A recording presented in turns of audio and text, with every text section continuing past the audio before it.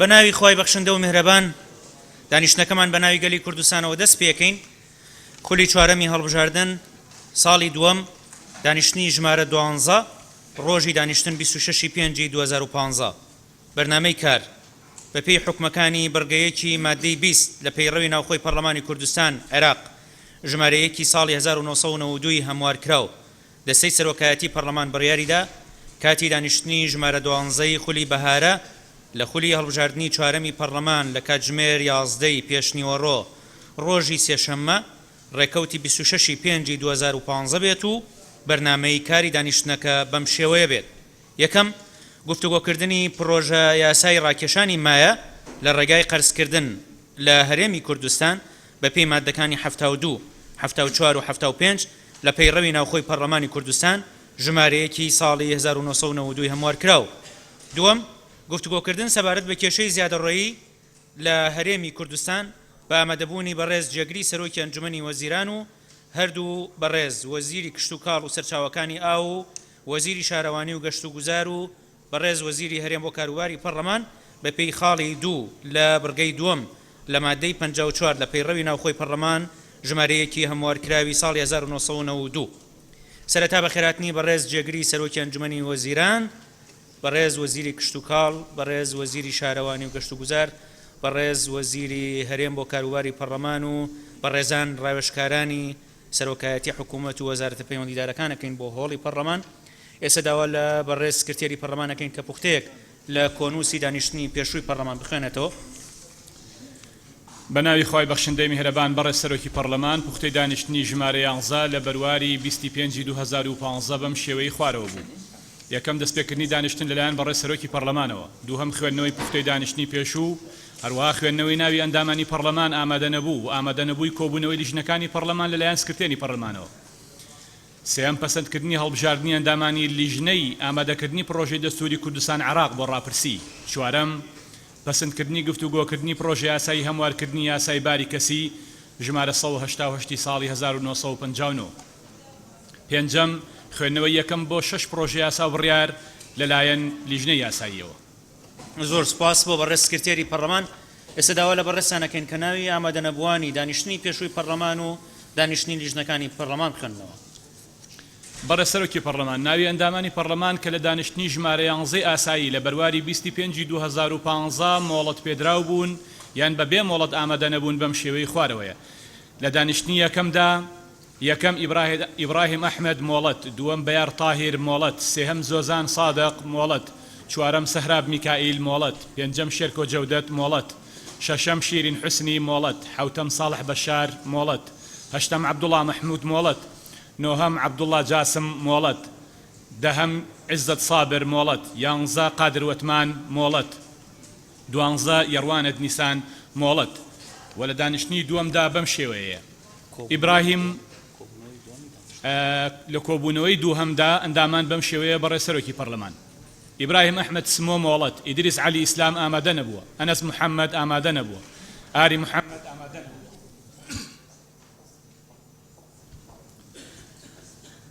بەیار تاهیر مۆڵەت، بەشار مشیر مۆڵەت، بێگەر دڵشات مۆڵەت، جەمال عوثمان مۆڵەت، جەودەت جەرجیس ئامادە نەبووە، خەڵەف ئەحمەد ئامادە نەبووە، دلێر مستەفا ئامادە نەبووە، ڕابوون تۆفیق ئامادە نەبووە، زۆزان سادق مۆڵەت،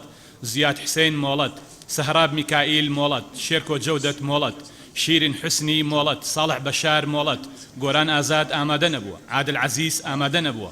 عەبدوڵڵا مەحموود مۆڵەت، عەبدوڵڵا جاسم مۆڵەت، عیززەت سابر مۆڵەت،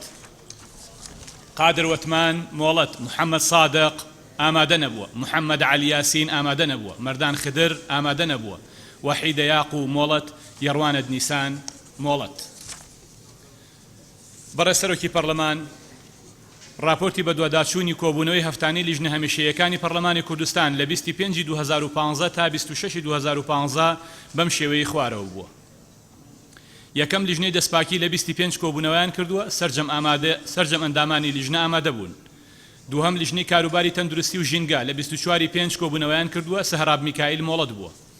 سێهەم لیژنەی دارایی و کاروباری ئابووری وەبەرهێنان لە 25 5 کۆبوونەوەیان کردووە، عیززەت سابر مۆڵەت بووە. چوارەم لیژنەی پیشەسازی وزە و سەرچاوە سروشتیەکان لە 25 کۆبوونەوەیان کردووە. ساڵح بەشار مۆڵەت بووە، عیزە سابر مۆڵەت بووە، فایق مستەفا مۆڵەت بووە، بەیار تاهیر مۆڵەت بووە. پێنجەم لیژنەی کۆمەڵایەتی و منداڵ و خێزان لە 25 کۆبوونەوەیان کردووە. سەرجەم ئەندامان ئامادەی کۆبوونەوەکە بوون. شەشەم لیژنەی ڕۆشنبیری و ڕاگەاندن و هونەر لە 25 کۆبوونەوەیان کردووە. زانە عەبدوڕەحمان مۆڵەت بووە. بەڕێسەرۆکی پەرلەمان لیژنەی کاروباری یاسایی بە شێوەی بەردەوام کۆبوونەوەکانی خۆی هەفتانە ئەنجام بگەێنێ. زۆر سپاس بۆ بەڕێز سکرتێری پەرلەمان. بەڕێزان پێشەوەی دەست بکەین بە بەرنامەی کار پێشنیارێک هەیە کە بڕگەی یەکەم و دووەم لە بەرنامەی کار ئاڵوگۆڕ پێ بکەین، واتە بڕگەی دووەم بێتە بڕگەی یەکەم و بڕگەی یەکەمە بێتە بڕگەی دووەمە خەینە دەنگەوە، کێ لەگەڵەوەیە کە بڕگەی یەکەم و دووەم لە بەرنامەی کار ئاڵوگۆڕ پێ بکەین پێش و پاشیکەین، کێ لەگەڵێتی؟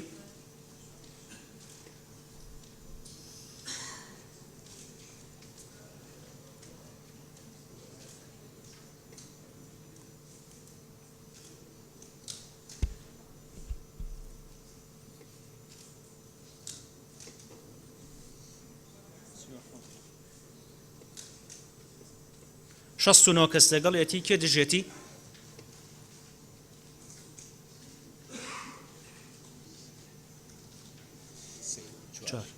چوار کەس دژێتی کەواتە پەسەند کرا. بۆیە دەسەکەین بە بەرنامەی کار. بەڕێزان بڕگەی یەکەم بریتە لە گفتوگۆکردن سەبارەت بە کێشەی زیادەڕۆیی لە هەرێمی کوردستان بە ئامادەبوونی بەڕێز جێگیری سەرۆکی ئەنجومەنی وەزیران و هەردوو بەڕێز وەزیری کشت و کاڵ و سەرچاوەکانی ئاو و وەزیری شارەوانی و گەشت و گوزار بە پێی خاڵی دوو لە بڕگەی دووەم لە مادەی 54 لە پەیڕەوی ناوخۆی پەرلەمانی کوردستان ژمارەیەکی ساڵی 1992 هەموار کراوە. بەڕێزان ئەندامانی پەرلەمان لەسەر داوای ژمارەی یاسایی ئەندامانی پەرلەمان یاداشتێک واژۆ کرابوو بۆ بانکردنی سەرۆکایەتی ئەنجومەنی وەزیران لەگەڵ وەزیری کشت و کاڵ و سەرچاوەکانی ئاو، وەزیری شارەوانی و گەشت و گوزار و سەرۆکی دەستەی وەبەرهێنان بۆ قسەکردن لەسەر بابەتی نیشتەجێبوون و زێدەڕۆیی لە دانیشتنێکی پەرلەمانی کوردستان. دوای قسەکردنمان لەگەڵ بەڕێز وەزیری هەرێم بۆ کاروباری پەرلەمان و سکرتێری ئەنجومەنی وەزیران، ئەوان پێیان ڕاگەیاندین کە ئەم بابەتە لە ئەنجومەنی وەزیران دوو مەلەفی لێک جیاوازن، بابەتی زێدەڕۆیی لیژنەیەک تایبەتمەندە پێی و بابەتی نیشتەجێبوونیش لیژنەیەکی تر لە ئەنجومەنی وەزیران تایبەتە پێی و ڕاستە لێک نزیکیەک لە نێوان ئەم دوو بابەتە هەیە، بەڵام لە ئەنجومەنی وەزیران لەلایەن دوو لیژنەی جیاوازەوە ئیش و کاری لەسەرەکرێ. بۆیە بڕیارماندا کە ئەمە بکەینە دوو کۆبوونەوەی پەرلەمان، کۆبوونەوەیەکیان بە ئامادەبوونی بەڕێز جێگری سەرۆکی ئەنجومەنی وەزیران کە سەرۆکی لیژنەی زێدەڕۆییە لە ئەنجومەنی وەزیران و وەزیرە پەیوەندیدارەکان و لە دانیشتنێکی تریشا بابەتی نیشتەجێبوونیش ئەخینە بەرنامەی کارەوە بە ئامادەبوونی سەرۆکی ئەنجومەنی وەزیران و وەزیر و دەستە پەیوەندیدارەکان کە پەیوەندیدارن بە بابەتی نیشتەجێبوونەوە. وەکو بڕیارمان لەسەرداوە ئەم بابەتە لە دانیشتنەکانی پەرلەمان کە بڕیارمان داوە ئەندامانی پەرلەمان هەریەکە و 3 دقە قسە بکەن، بەڵام پێم وابێت بەڕێز سەرۆکی لیژنەی شارەوانی و گەشت و گوزار خزمەت گوزاریەکانی شارەوانی و گەشت و گوزار راپۆرتێکی ئامادە کردووە لەسەر ئەم بابەتە کە بەڕێزیان راپۆرتەکە خوێننەوە، دواتر ئەگەر بەڕێز جێگری سەرۆکی ئەنجومەنی وەزیران قسەیەکی هەبێ ئەتوانێت بیکا و دوایی دەرگای گفتوگۆکەینەوە و ئەندامانی پەرلەمان کە هەریەکە و 3 خولەک قسەکانی خۆیان بکەن لەسەر ئەم بابەتە. بەڕێز کاک عومەر عینایەت سەرۆکی لیژنەی ئاسەوار و خزمەت گوزاریەکانی شارەوانی و گەشت و گوزار، فەرموو بخەنەوەی راپۆرتەکەت. بەڕێز سەرۆکی پەرلەمان لێرەوە یا بێم ئەتوانم بێمە؟ بەڵێ لێرەوە یان ئەتوانم بێمەوێ؟ ئەتوانی بیت ئێرە. بەڕێز جێگری سەرۆکی ئەنجومەنی وەزیران. بەڕێز سەرۆکی پەرلەمان، ئێمە وا تێگەیاندرا بووین کە ئێمە وەکو نوێنەرایەتی حکوومەتی هەرێمی کوردستان کورتەیەک پێشکەش بەم پەرلەمانی بەڕێز بکەین سەبارەت بە کارەکانی کابینەی هەشت لەسەر کێشەی زیادڕەوی پێشەوەی لیژنەی مختص راپۆرتی خۆی پێشکەشکە و سپاس. سپاس بۆ جەنابتان لەبەرەوەی ئەم بەڕێزانە داوایان کردووە خۆزگە پێشوەخت ئەوە بە ئێمە بوو تایە بەڕێز جێگری سەرۆکی ئەنجومەنی وەزیران، بەڵام ئەمەش دیسانەوە بابەتێکی ئەوتۆ نییە. دوای خوێندنەوەی راپۆرتەکەی لیژنەی پەیوەندیدار جەنابیشتان ئەتوان ئەگەر هەر بابەتێکتان هەیە لەمڕۆ بیخوێننەوە پێشکەشی بکەن. فەرموو. بەڕێز سەرۆکی پەرلەمان بەڕێز دەچەی سەرۆکایەتی بەڕێزان ئەندامانی پەرلەمان بە خێراتنی بەڕێز جەنابی کاخوباد و وەزیری کشتتوکاڵ و وەزیری شارەوانی و وەزیری هەرێم بۆ کاروباری پەرلەمان و شاندی ئەوارێک بەڕێزان ئێمە یادداشتەکەمان وا پێشکەش کردبوو کە نیشتەجێ و زیێدەڕۆیی دووشتی تیاڵکێشن یعنی لێکجیا ناکرێنەوە لەبەرەوە ئێمە داوامان کردبوو چی کەسێک کە زیێدەڕۆەکە کە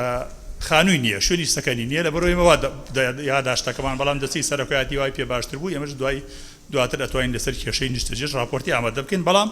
لەم راپۆرتەی منە هەر تیاڵکێش دروستە بێت چکە ناچاری بەڕێز سەرۆکی پەرلەمان بەڕێزان ئەندامانی پەرلەمان میوانە بەڕێزەکان کێشەی زیادەڕۆیی لە دوای ساڵی 1970 کەوە و ڕاپەڕینە بەزنەکەی خەڵکی کوردستان بە بەردەوامی ڕۆ لە زیادبوونە بەتایبەت لەو چەند ساڵەی دواییدا لە چەند حاڵەتێکەوە بووەتە دیاردە و بەهۆی زیادەڕۆیی لەسەر زەوی گشتی لە سنووری شارەوانەکان و لە دەرەوەی سنووری شارەوانەکان سیمای شار و دەرەوەی شارەکان تێکچووە ڕۆژ لە دوای ڕۆژ ئەم دیاردەیە ڕوو لە زیادبوونە و زۆر ئەوانەی بەهۆی داگیرکردنی زەویەوە بوونە ملیاردێر و زۆریشن یەک هۆدایان نییە شەوی تیا ڕۆژ بکەنەوە و لە ڕاستیدا داگیرکردنی زەوی هیچی کەمتر نییە لە قاچاقچێتی بەنەوت و پاڵاوگەی بێمۆڵەت پێم خۆشە جۆرەکانی زیادەڕۆیی لەم وڵاتە دیاری بۆ بەڕێستان ڕوونکەمەوە زیادەڕۆیەکان چین و چنەوەیەکن ئەو زیادەڕۆیانەی کە هاوڵاتیانی بێخانەولانە دەیکەنە سەر مورکی گشتی بۆ دروستکردنی خانوویە بۆ خۆیان ئەوە جۆرەکە ئەو زیادەڕۆیانەی خەڵکانی دەستڕۆیشت و بە سوود وەرگرتن لە پلە و پۆست و حیزبیان دەیکەنە سەر مورکی گشتی بۆ بازرگاریکردن بەو زەویانەوە و قۆڕغی دەکەن و بە خەڵکانی هەژار و کەم دەرامەتی دەفرۆشن ئەمە جۆرێکی کێ سێم زیادەڕۆیی لەسەر مورکی گشتی سنووری شارەوانەکان بۆ مەبەستی بازرگانی هەیەت بینا دروستەکە و مەخزن دروستەکە بۆ مەبەستی بازرگانی یعنی بۆ سەکەن نییە زیادەڕۆیی لەسەر مورکی گشتی بۆ سەر زەوی کشتتوکاڵ و بەردەڵان و لە وەرگا و دارستان بە مەبەستی دروستکردنی شوێنی حەوانەوە و سەیرانگای تایبەت ئەم جۆرەیان لەلایەن کەسانی خاوەنپارە و دەسەڵاتەوە دەکرێت بە سوود وەرگرتن لەو مافە عورفی کە دانیشتوانی گوندەکان هەیەە بە نایاسایی فرۆشتویانەتەوە بە سەرمایەدارەکان و ئەوانیش باخ و ڤیلایان لەسەر دروست کردووە زیادەڕۆیی لەسەر کەناری ڕووبارەکان و شوێنە گەشتیارەکان ئەوەی کە غەسالە و ئەو کارگەکانی لێ دروستەکرێت ئەوەی کە پەیوەندی بە چەو لم و کانزاکانەوە هەیە زیادەڕۆیی لە دەرەوەی سنووری شارەوانی بۆ دروستکردنی کارگە و پاڵاوگەی نەوت زیادەڕۆیی لەسەر ئەو زەویانەی کە مۆڵەتی وەبەرهێنانیان هەیە و سایت پلانی پەسەند کرا و وەبەرهێنەر زیادەڕۆیی سنووری ڕێپێدرا و بە پێی سایت پلانەکە پرۆژەکە ئەبەزێنێ و زەوی ڕوکن و خزمەتگوزاری بەویستی خۆی ئەفرۆشێ و تەنانەت مەتروکەکانیش کە مورکی شارەوانیە یان دەیان کات بە پرۆژەی بچووک یان دەیفرۆشێتەوە بە کڕیاری خانووەکان ینی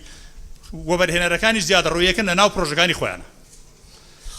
زیادەڕۆیی کاتی لەسەر شەقام و گۆڕەپان و شۆستە و پارکەکانی شار کە بووەتە دیاردەیەک لە شارەکانی کوردستان بە تایبەت پاش تەواوبوونی دەوامی فەرمی شەقامەکان سیمای شاربوون لەدەست دەدەن و نەک هاتوچۆی ئۆتۆمبیل بگرێت لە زۆر شەقامدا پیادەش ئەستەمە بتوانێت چۆ بکە زیادەڕۆیەکان لەسەر ئاستی پارێزگاکان و شار و شارەچەکان پارێزگای هەولێر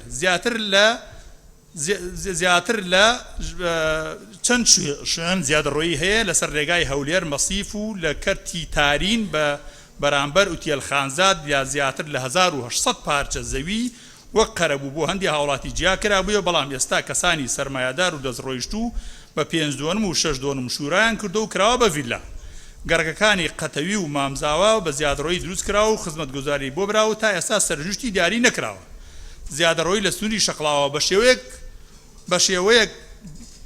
تەشەنەی سندۆ و لە پەرەسەندندایە لە ئەژمار نایەت و بە ئاراستەی هیران و نازەنین سەر پرد و قەنتەرەکانیش زیادەڕۆیی لەسەر دەکرێت لە خەباتیش بە شێوەیەکی بەرچاو زیادەڕۆیی هەیە لە کۆیە 7 پارچە زەوی بە 2.2 و زیاتر بە تەلبەند کراوە و 10 بینای بازرگانی و 35 خانوو بە زیادەڕۆیی دروست کراوە من هەندێک لە شارەکانم هەڵبژاردووە تەمان هەمووی فریان نەکەوتین هەموو شارەکان پارێزگای سلێمانی لە سنووری ماستەر پلاندا بە شوێنە جیاجەکانی ناو شارەوە نزیکەی 3000 خانووی زیادەڕۆیی هەیە زیاتر لە 500 ئەمبار و بینای بازرگانی کە ڕوبەری هەریەکان لە 10,000 متر دووجا کەمتر لە 1000 متر دووجا کەمتر نییە ئەم زیادەڕۆیانە تەنها زیادەڕۆیی ئەوە نییە لە خلالی خولی چوارەما کرابێ بۆ زانیاری بەڕێستان ئەمە دەرەنجامی زیادەڕۆییەکە بە تایبەتی لە دوای ڕوخانی ڕژەمی دیکتاتۆری بەعسەوە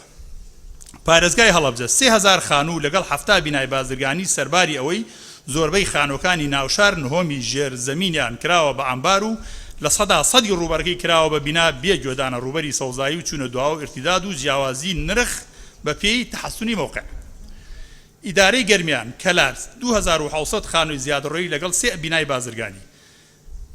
ئیدارەی ڕاپەڕین ڕانیە 300 خانوو لە شوێنی ناوچە خزمەتگوزاریە گشتیەکان کراوە لە قەڵاتزەش لە سنووری محەڕەماتی شاراوانی بە سەدان دۆنم زەوی شورا کراوە و لەسەر ڕوبەری 37 دۆنم زەوی 110 خانوو بە زیادەڕۆیی دروست کراوە. بەڕێز سەرۆکی پەرلەمان بەڕێز ئەندامانی پەرلەمان ئەمانە هەندێک زیادەڕۆیی بن، بەڵام هەندێک شاراوانی بەڕاستی توانیوانە سنوور بۆ زیادەڕۆیی دابنێن. من ئەمە ناوی هەندێکیان بێنم. ئەمانەی سەرەوە نمونە بوون لە خەرواری ئەو هەموو زیادەڕۆیی کە لە هەرێمی کوردستان دەکرێت، بەڵام هەندێک قەزا و ناحیەش هەیە کە جێگای دڵخۆشیە و سوپاسی بەرپرسەکان دەکەین کە تا ڕادێکی باش جڵەوی زیادەڕۆییان گرتووە و ڕێگەیان نەداوە زۆر تەشەنە بکات. لەوانە قەزای شارە زوور، قەزای دوکان، ناحیەی پیرەمەگرون، قەزای چۆمان، قەزای چەمچەماڵ تەنها 7 خانوو بە زیادەڕۆیی هەیە، دەربەندی خان تەنها 50 خانوو هەیە لەگەڵ 13 کارگە. ئەمە هەندێک لەو شارەوانیان کە توانیوانە سنوور بۆ زیادەڕۆیی دابنێن. ئێمە پرسیارەکەین ئایا بۆ هەندێک توانیوانە بۆ هەندێنیان توانیوە؟ ئەمە جێگەی پرسیارە پێویستە بە ڕێزان نوێنەرانی حکوومەت لێرە هەموڵامی ئێمە. بەڕێز سەرۆکی پەرلەمان، ئێمە چارەسەرمان دۆزیوەتەوە بۆ ئەم زیادەڕۆیەکە ئەکرێ وەکو لیژنەی شارەوانی ئەم راپۆرتە لەلایەن لیژنەی ئاسەوار و خزمەتگوزاری شارەوانیەوە ئامادەکراوە بە ئیتیفاقی هەموو لایەکمان گەشتینە ئەوەی ئێمە پێمان باشە ئەم چارەسەرانە بکرێت بۆ ئەوەی لەمەودا حکوومەت دیراسی بکە و سوودی لێوەربگرێ بۆ ئەوەی سنوور بۆ زیادەڕەوی دابرێت. یەکەم نەبوونی یاسایەک کە بێ پێچووپەنا سنوور بۆ زیادەڕۆ دابنێ و ڕەدعی بکات لە دەستدرێژیکردن بۆ سەر ماڵ و موڵکی گشتی و تا ئێستا بەپێی ئەم بڕیار و یاسایانە مامەڵە لەگەڵ زیادەڕۆیی دەگرێت کە بە هەمویانەوە ناتوانن سنوور بۆ زیادەڕۆیی دابنێن و دەستی سەرۆک شارەوانی و یەکەی ئیداری و داواکاری گشتی و دادوەرەکان بەم یاسا و بڕیارە ستۆکانە ئاوەڵان نابێت و کە سنوور بۆ زیادەڕۆیی دابنێن و ئەو یاسا و بڕیارانش ئەمانەن قەراری مجلسی خادەی سەورەی ڕقم 548 وی ساڵی 79 قەراری مجلسی قارەی 156 ساڵی 1970 ساڵی 82 398 ساڵی 87 و قانونی ڕقم 6 ساڵی 1992 بە بڕگەی مادەی 29 بڕگەی 3. ئەم یاسایانە ستۆک بوون، کارێکیان کردووە دەستی نە سەرۆک شارەوانی، نە سەرۆکی یەکەی ئیداری، نە داواکاری گشتی، نە دادوەرەکانیش ناتوانن وەک پێویست بتوانن بەرامبەر بۆ زیادەڕۆیی کەرانە بوەستنەوە و کارداوانەوەیان هەبێت. دووەم وەستانی دابەشکردنی زەوی لە 8 6 2006ەوە تا ئێستا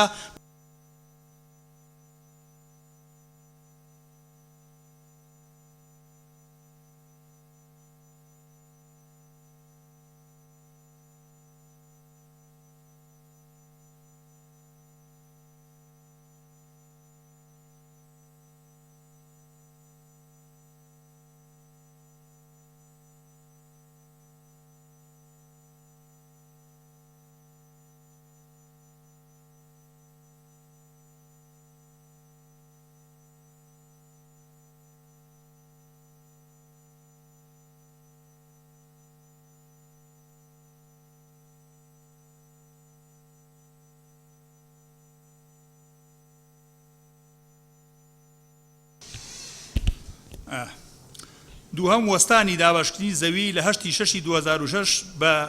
فەرمانی ئەنجومەنی وەزیران تا ئێستا بۆ هاوڵاتی ئاسایی و کارمەندانی حکوومەت لەلایەن ئەنجومەنی وەزیرانەوە هەرچەندە بە بەڵگە لامانە کە بۆ هەندێک کارمەندی نزیک لە بەرپرسەکان کراوە و بە فەرمیش ئاگاداری سەرۆکاتی پەرلەمانمان کردووە. بۆ هەندێک کەس ئەکرێت کە نزیکە لە بەرپرسەکان بەڵام هاوڵاتی ئاسایی لێ بێ بەشە، ئەمە زۆر جێگای داخە. سێم وەستانی دروستکردنی پرۆژەی نیشتەجێ بۆ کەم دەرامەت و هەژاران لە 28 6 2012ەوە بە نووسراوی ژمارە 106 لە ئەنجومەنی باڵای وەبەرهێنان. کاتێ زەوی دابەشناک کاتێکی شوقە دروست ناکرێت بۆ هاوڵاتی پەنا بۆ کوێ بەرێ؟ خۆ پرۆسی هاوسەرگیری بەردەوامە کەواتە بێ هاوڵاتی چی بکە بە ناچارێکی زیادەڕۆیی. وەستانی دروستکردنی پرۆژەی نیشتەجێ بۆ کەم دەرامەتەکان. چوارم دروستکردنی ڤێلا و شوقەی گرانبەها لەلایەن هەندێک لەوە بەرهێنەران کە لە توانای خەڵکی هەژاردا نەبوو بتوانێت ئەم شوقە و ڤیلانە بکڕێت هەمووی فرۆشرا بە سەرمایه‌دار و بەرپرسەکان ئەوانەی خانووی کۆنیان هەبوو لە شارەکاندا و لە ناوچە گرانبەهاکانی شاردا خانوەکانیان فرۆشت و شوقە و ڤیلایان پێکردی و پارەی زیادەشیان بۆ مایەوە. پێنجەم لێسەندنەوەی دەسەڵاتی حەبسکردن نی زیادە ڕۆکار لە سەرۆکی یەکەی ئیداری و ڕوبەڕووکردنەوەی سەرپێچیکار بە دادگای لێکۆڵینەوە و ڕۆتینیات و دادگا و کەمی دەسەڵات و دادوەر بە سزادانی سەرپێچیکار بەهۆی نەبوونی یاسایەکی بنووکرد. ینی ئەبەم شێوەیە ئەوەنە ڕۆتین دروست بوو بۆ ڕێگرێت لە سەرپێچیکار لە زیادە ڕۆکار و کوسەرۆکی شارەوانی سلێمانیوتی تا ئێمە خانۆکار ڕوخێنین لەوانەیە ئەوان مناڵێکیشان. شەشەم نەبوونی نەخشەی بنەڕەتی بۆ هەندێک لە شارۆچکەکان. حوتەم تەسوێنەکردنی و نەکوژاندنەوەی ڕوبەرێکی یعنی ئیتفا ڕوبەرێکی زۆر لەو زەویانەی دەکەونە سنووری شارەوانی و بەمەش خاوەندارێتی زەویەکە بە تەواوی ساغ نابێتەوە لەلایەک بەناوی وەزارەتی داراییە یان بەرگری و یان وەزارەتی بەرگری و گرێبەستی کشتتوکاڵی لەسرە لەلایەک دەکەوێتە سنووری شارەوانی و شارەوانی ناتوانێت ڕێکاری یاسایی بەرامبەر زیادەڕۆکار بگرێتە بەر بەهۆی ئەوەی زەویەکە بەناوی نییە و وەزارەتەکانی دیش خۆیان ناکەن بە خاوەنی چونکە لە سنووری شارەوانیدایە و دایە. هەشتم دیاری نەکردنی سنووری شارەوانی و سنووری محەڕەمات و شارەوانی بەدانانی هێمای ئاشکرا لەسەر نەخشە و لەسەر زەوی بە هەر چوادەوری شاردا.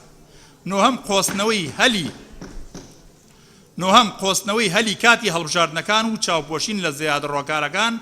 یەکێکە لە هەرە فاکتەرە کاریگەرەکانی زۆربوونی زیادەڕۆیی بەداخەوە لە سەربەری هەڵبژاردنەکان و دوای کۆتایی ماوەی هەڵبژاردنەکان کاربەدەستانی شارەوانی و ئیدارەی شارەکان هەندێک تەبعاً من هەمووی ناڵێم لەژێر کاریگەری بەرپرسی ئەمنی و هەندێک لە حیزبیەکان نەک هەر چاوپۆشی لە زیادەڕۆکار دەکەن بەڵکو هانیان ئەدەن کە زیادەڕۆیی بکەن بە مەرجی دەنگدان زۆر جاریش زیادەڕۆکەر لەگەڵ زیادەڕۆکە ئەکەن و دەنگیشان نادەنێ و سەرباری ئەمەش گەندەڵی هەندێک لە بەرپرسان بەرامبەر زیێڕادوەکان و چاوساغیکردن بۆیان و خۆرەی سەرەکی زەویە لە کوردستان. دەهەم نادادبەروەری دابەشکردنی زەوی و بە پشتبەستن بە خاڵ و حسابکردنی کارمەندبوونی دەوڵەت وەک یەکەم مەرج بۆ ئەوەی ببیتە خاوەن زەوی کە ئەمە هەڵەیەکی کوشندەیە بۆ نمونە لە شارەوانی وایە 14 پارچە زەوی دابەش کراوە لە کاتێکدا 300 کەس لەوانە لە خانووی خۆیاندا بوون و ئەوان لەولاشەوە هەزاران کوڕ و کە تازە بوونەتە هاوسەر لە کرێچیدان. ئاوڕنەدانەوە لە گوندەکان و ڕەوی بەرچاوی گوندنیشتان بۆ شارەکان بە شێوەیە ئێستا ڕێژەی گوندنشین لە چاو شارنشین لە 11 بۆ لە 1970 لە کوردستانە ئەمە ژوای کردووە خەڵکی گوندەکان بە لێشاو ڕوو لە شارەکان بکەن و ئەگەر بۆیان لووە زیادەڕۆی بکەن. 12 دروستکردنی جادەی قیر بۆ هەندێک ناوچەی گەشتیاری بێ ئەوەی پێشوەخت حساب بۆەوە بکرێت کە ئەو ناوچانە جادەکەی بۆ دروست دەکرێت بەر بنەمای تەحەسونی مووقع دەکەوێت و دەبایە پێشوەخت دەسەڵاتە خۆجیەکان خۆیان بۆ ئەم جۆرە زیادەڕۆیانە ئامادە کردبە بۆ نمونە ناوچەی سیتەک هۆکاری سەرەکی زیادەڕۆیەکانی دروستکردنی تونێلی ئەزمەر بوو، ناوچەی مێرگەپان دروستکردنی جادەی قیر بوو، ناوچەی سماقوڵی دروستکردنی جادەی هیزۆب گۆمەسپان بوو، هەروەها دروستکردنی بەنداوەکانیش کاریگەریان لەسەر زیادەڕۆییکردن هەیە بەهای ئەو زەویانە زیاد دەکەن و کە دەکەونە سەر بەنداوەکە یان نزیک بەنداوەکە. 12 ساغ نەبوونەوەی مڵکداری زەویە کشتتوکاڵەکان و دەستا و دەستکردنی گرێبەستە کشتتوکاڵەکان لە باوکەوە بۆ کوڕ و هاوسەر لە کاتێکا باوک جوتیار بووە کاتێک کۆچی دوایی کردووە گرێبەستەکە کراوە بە ناوی خێزان و یان کوڕەکانی بێ ئەوەی جوتیار بن ئەمەش هانی داون بیفرۆشن بە سەرمایەدار و دەستڕۆیشتەوە. 14 هەرزانی لێدانی بیری قوڵ و هاتنی بە لێشاوی ئامێری هەڵکەندنی نیمچە میکانیشی کە بە ئامێری سووری ناسراوە لە سەروبەندی ڕوخانی ڕژێمدا هۆکاری سەرەکی بوون بۆ زیادەڕۆیی لەسەر زەوی لە دەوروبەری سنووری شارەوانی و دەرەوەی شارەوانی و شوراکردنی زەویەکان. 15 کرێکاری بندیوار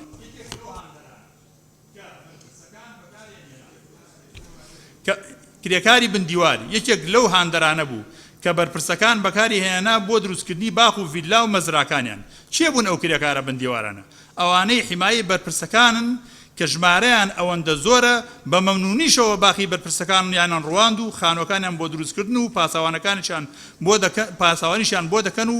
ئاوی دارەکانیشان بۆ دەدەن. ئەمە چ لۆجیشێکە بەرپرسێک نەماوە فەوتی کردووە ژنەکەی 10 کەس خزمەتی بکات و بەرپرسێک خانشین بووە بە پلەی وەزیریان وەکیل وەزیر 2 شۆفێر و 4 حیمایە هەبێ و لە بێئشیدا ئەیان کاتە باخەوان. من ئەمانە هەموو ئەتوانم بسەرمێنم بۆتان چێن بەڵام ئێستا پێویست ناکە ناوەکانیان بێن. گەڕان بە دوای نەوتدا و چانسی بوونی نەوت لە زەویەکاندا لە زەویەکانی کوردستانە هۆکارێکن بۆ داگیرکردنی زەویەکانی میری و شوراکردنیان بە ئومێدی قەرەبووی قەبە. حەڤە خەرجنەکردنی دەرماڵەی پێویست و کاری سەرەڕایی بۆ کارمەندانی شارەوانی بەشی زیادەڕۆیی و خەرجنەکردنی دەرماڵەی پێویست بۆ کارمەندانی سەرەڕایی بۆ کارمەندانی شارەوانی بەشی زیادەڕۆیی و کەمی ستافی ئەم بەشە دوورەپەرێزی کارمەندان لەم بەشە بەهۆی هەڕەشە و گوڕەشەی هەندێک لە بەرپرسان و دەسەڵاتدارانی ئەمنی و سەربازی. چارەسەرەکان دانانی نەخشەی بەنەڕەتی هەموو شار و شارەچکان و ڕووپێوکردنی و تەسویەکردنی هەموو زەویەکان بە تایبەتی ئەو زەویانەی نزیک لە سنووری شارەکان و ساختکردنەوەی خاوێندارەتیش زەویەکان. دووهەم وازهێنان لە دابەشکردنی زەوی لەسەر وازهێنان هیوادارم گوێ لەم خاڵە بگرن. وازهێنان لە دابەشکردنی زەوی بەڕێز سەرۆکی پەرلەمان ئەمە زۆر گرنگە. کەسێک کارمەندی دەوڵەتە موچەرە دەوڵەت وەرەگەیە مافی هەیە زەوی وەربگرێ بەڵام کەسێک عەرەبانەیەکی پێ مافی نییە زەوی هەبێت. ئەمە چ لۆجیکێکە چ مەنتیقێکە؟ ئەو هاوڵاتیە مش هاوڵاتیە. وازهێنان لە دابەشکردنی زەوی لەسەر بنەمای خاڵ و خاڵبەندی و کارمەند بوون هەموو هاوڵاتی کوردستان لەم قۆناغەدا بە کارمەند و ناکارمەندەوە مافی ئەویان هەیە. بەسەر چاو بەڕێز سەرۆکی پەرلەمان زۆرم نەماوە. باش هەمووی باش وازهێنان لە دابەشکردنی زەوی لەسەر بنەمای خاڵ و خاڵبەندی و کارمەندبوون و هەموو هاوڵاتیانی کوردستان لەم قۆناغەدا بە کارمەند و ناکارمەندەوە مافی ئەویان هەبێت ببنە خاوەنی یەکەیەکی نیشتەجێ لە ناوەندی قەزا و پارێزگاکاندا ئەگەر پرۆسەی هاوسەرگیریان کردبوو بە مەرجێ هیچ جۆرە شوێنێکی نیشتەجێیان نەبێت. لە ئایندەدا پلان بۆ ئەودا بڕێژێت بۆ دابینکردنی یەکەی نیشتەجێ بۆ هەر هاوڵاتیەکی کوردستان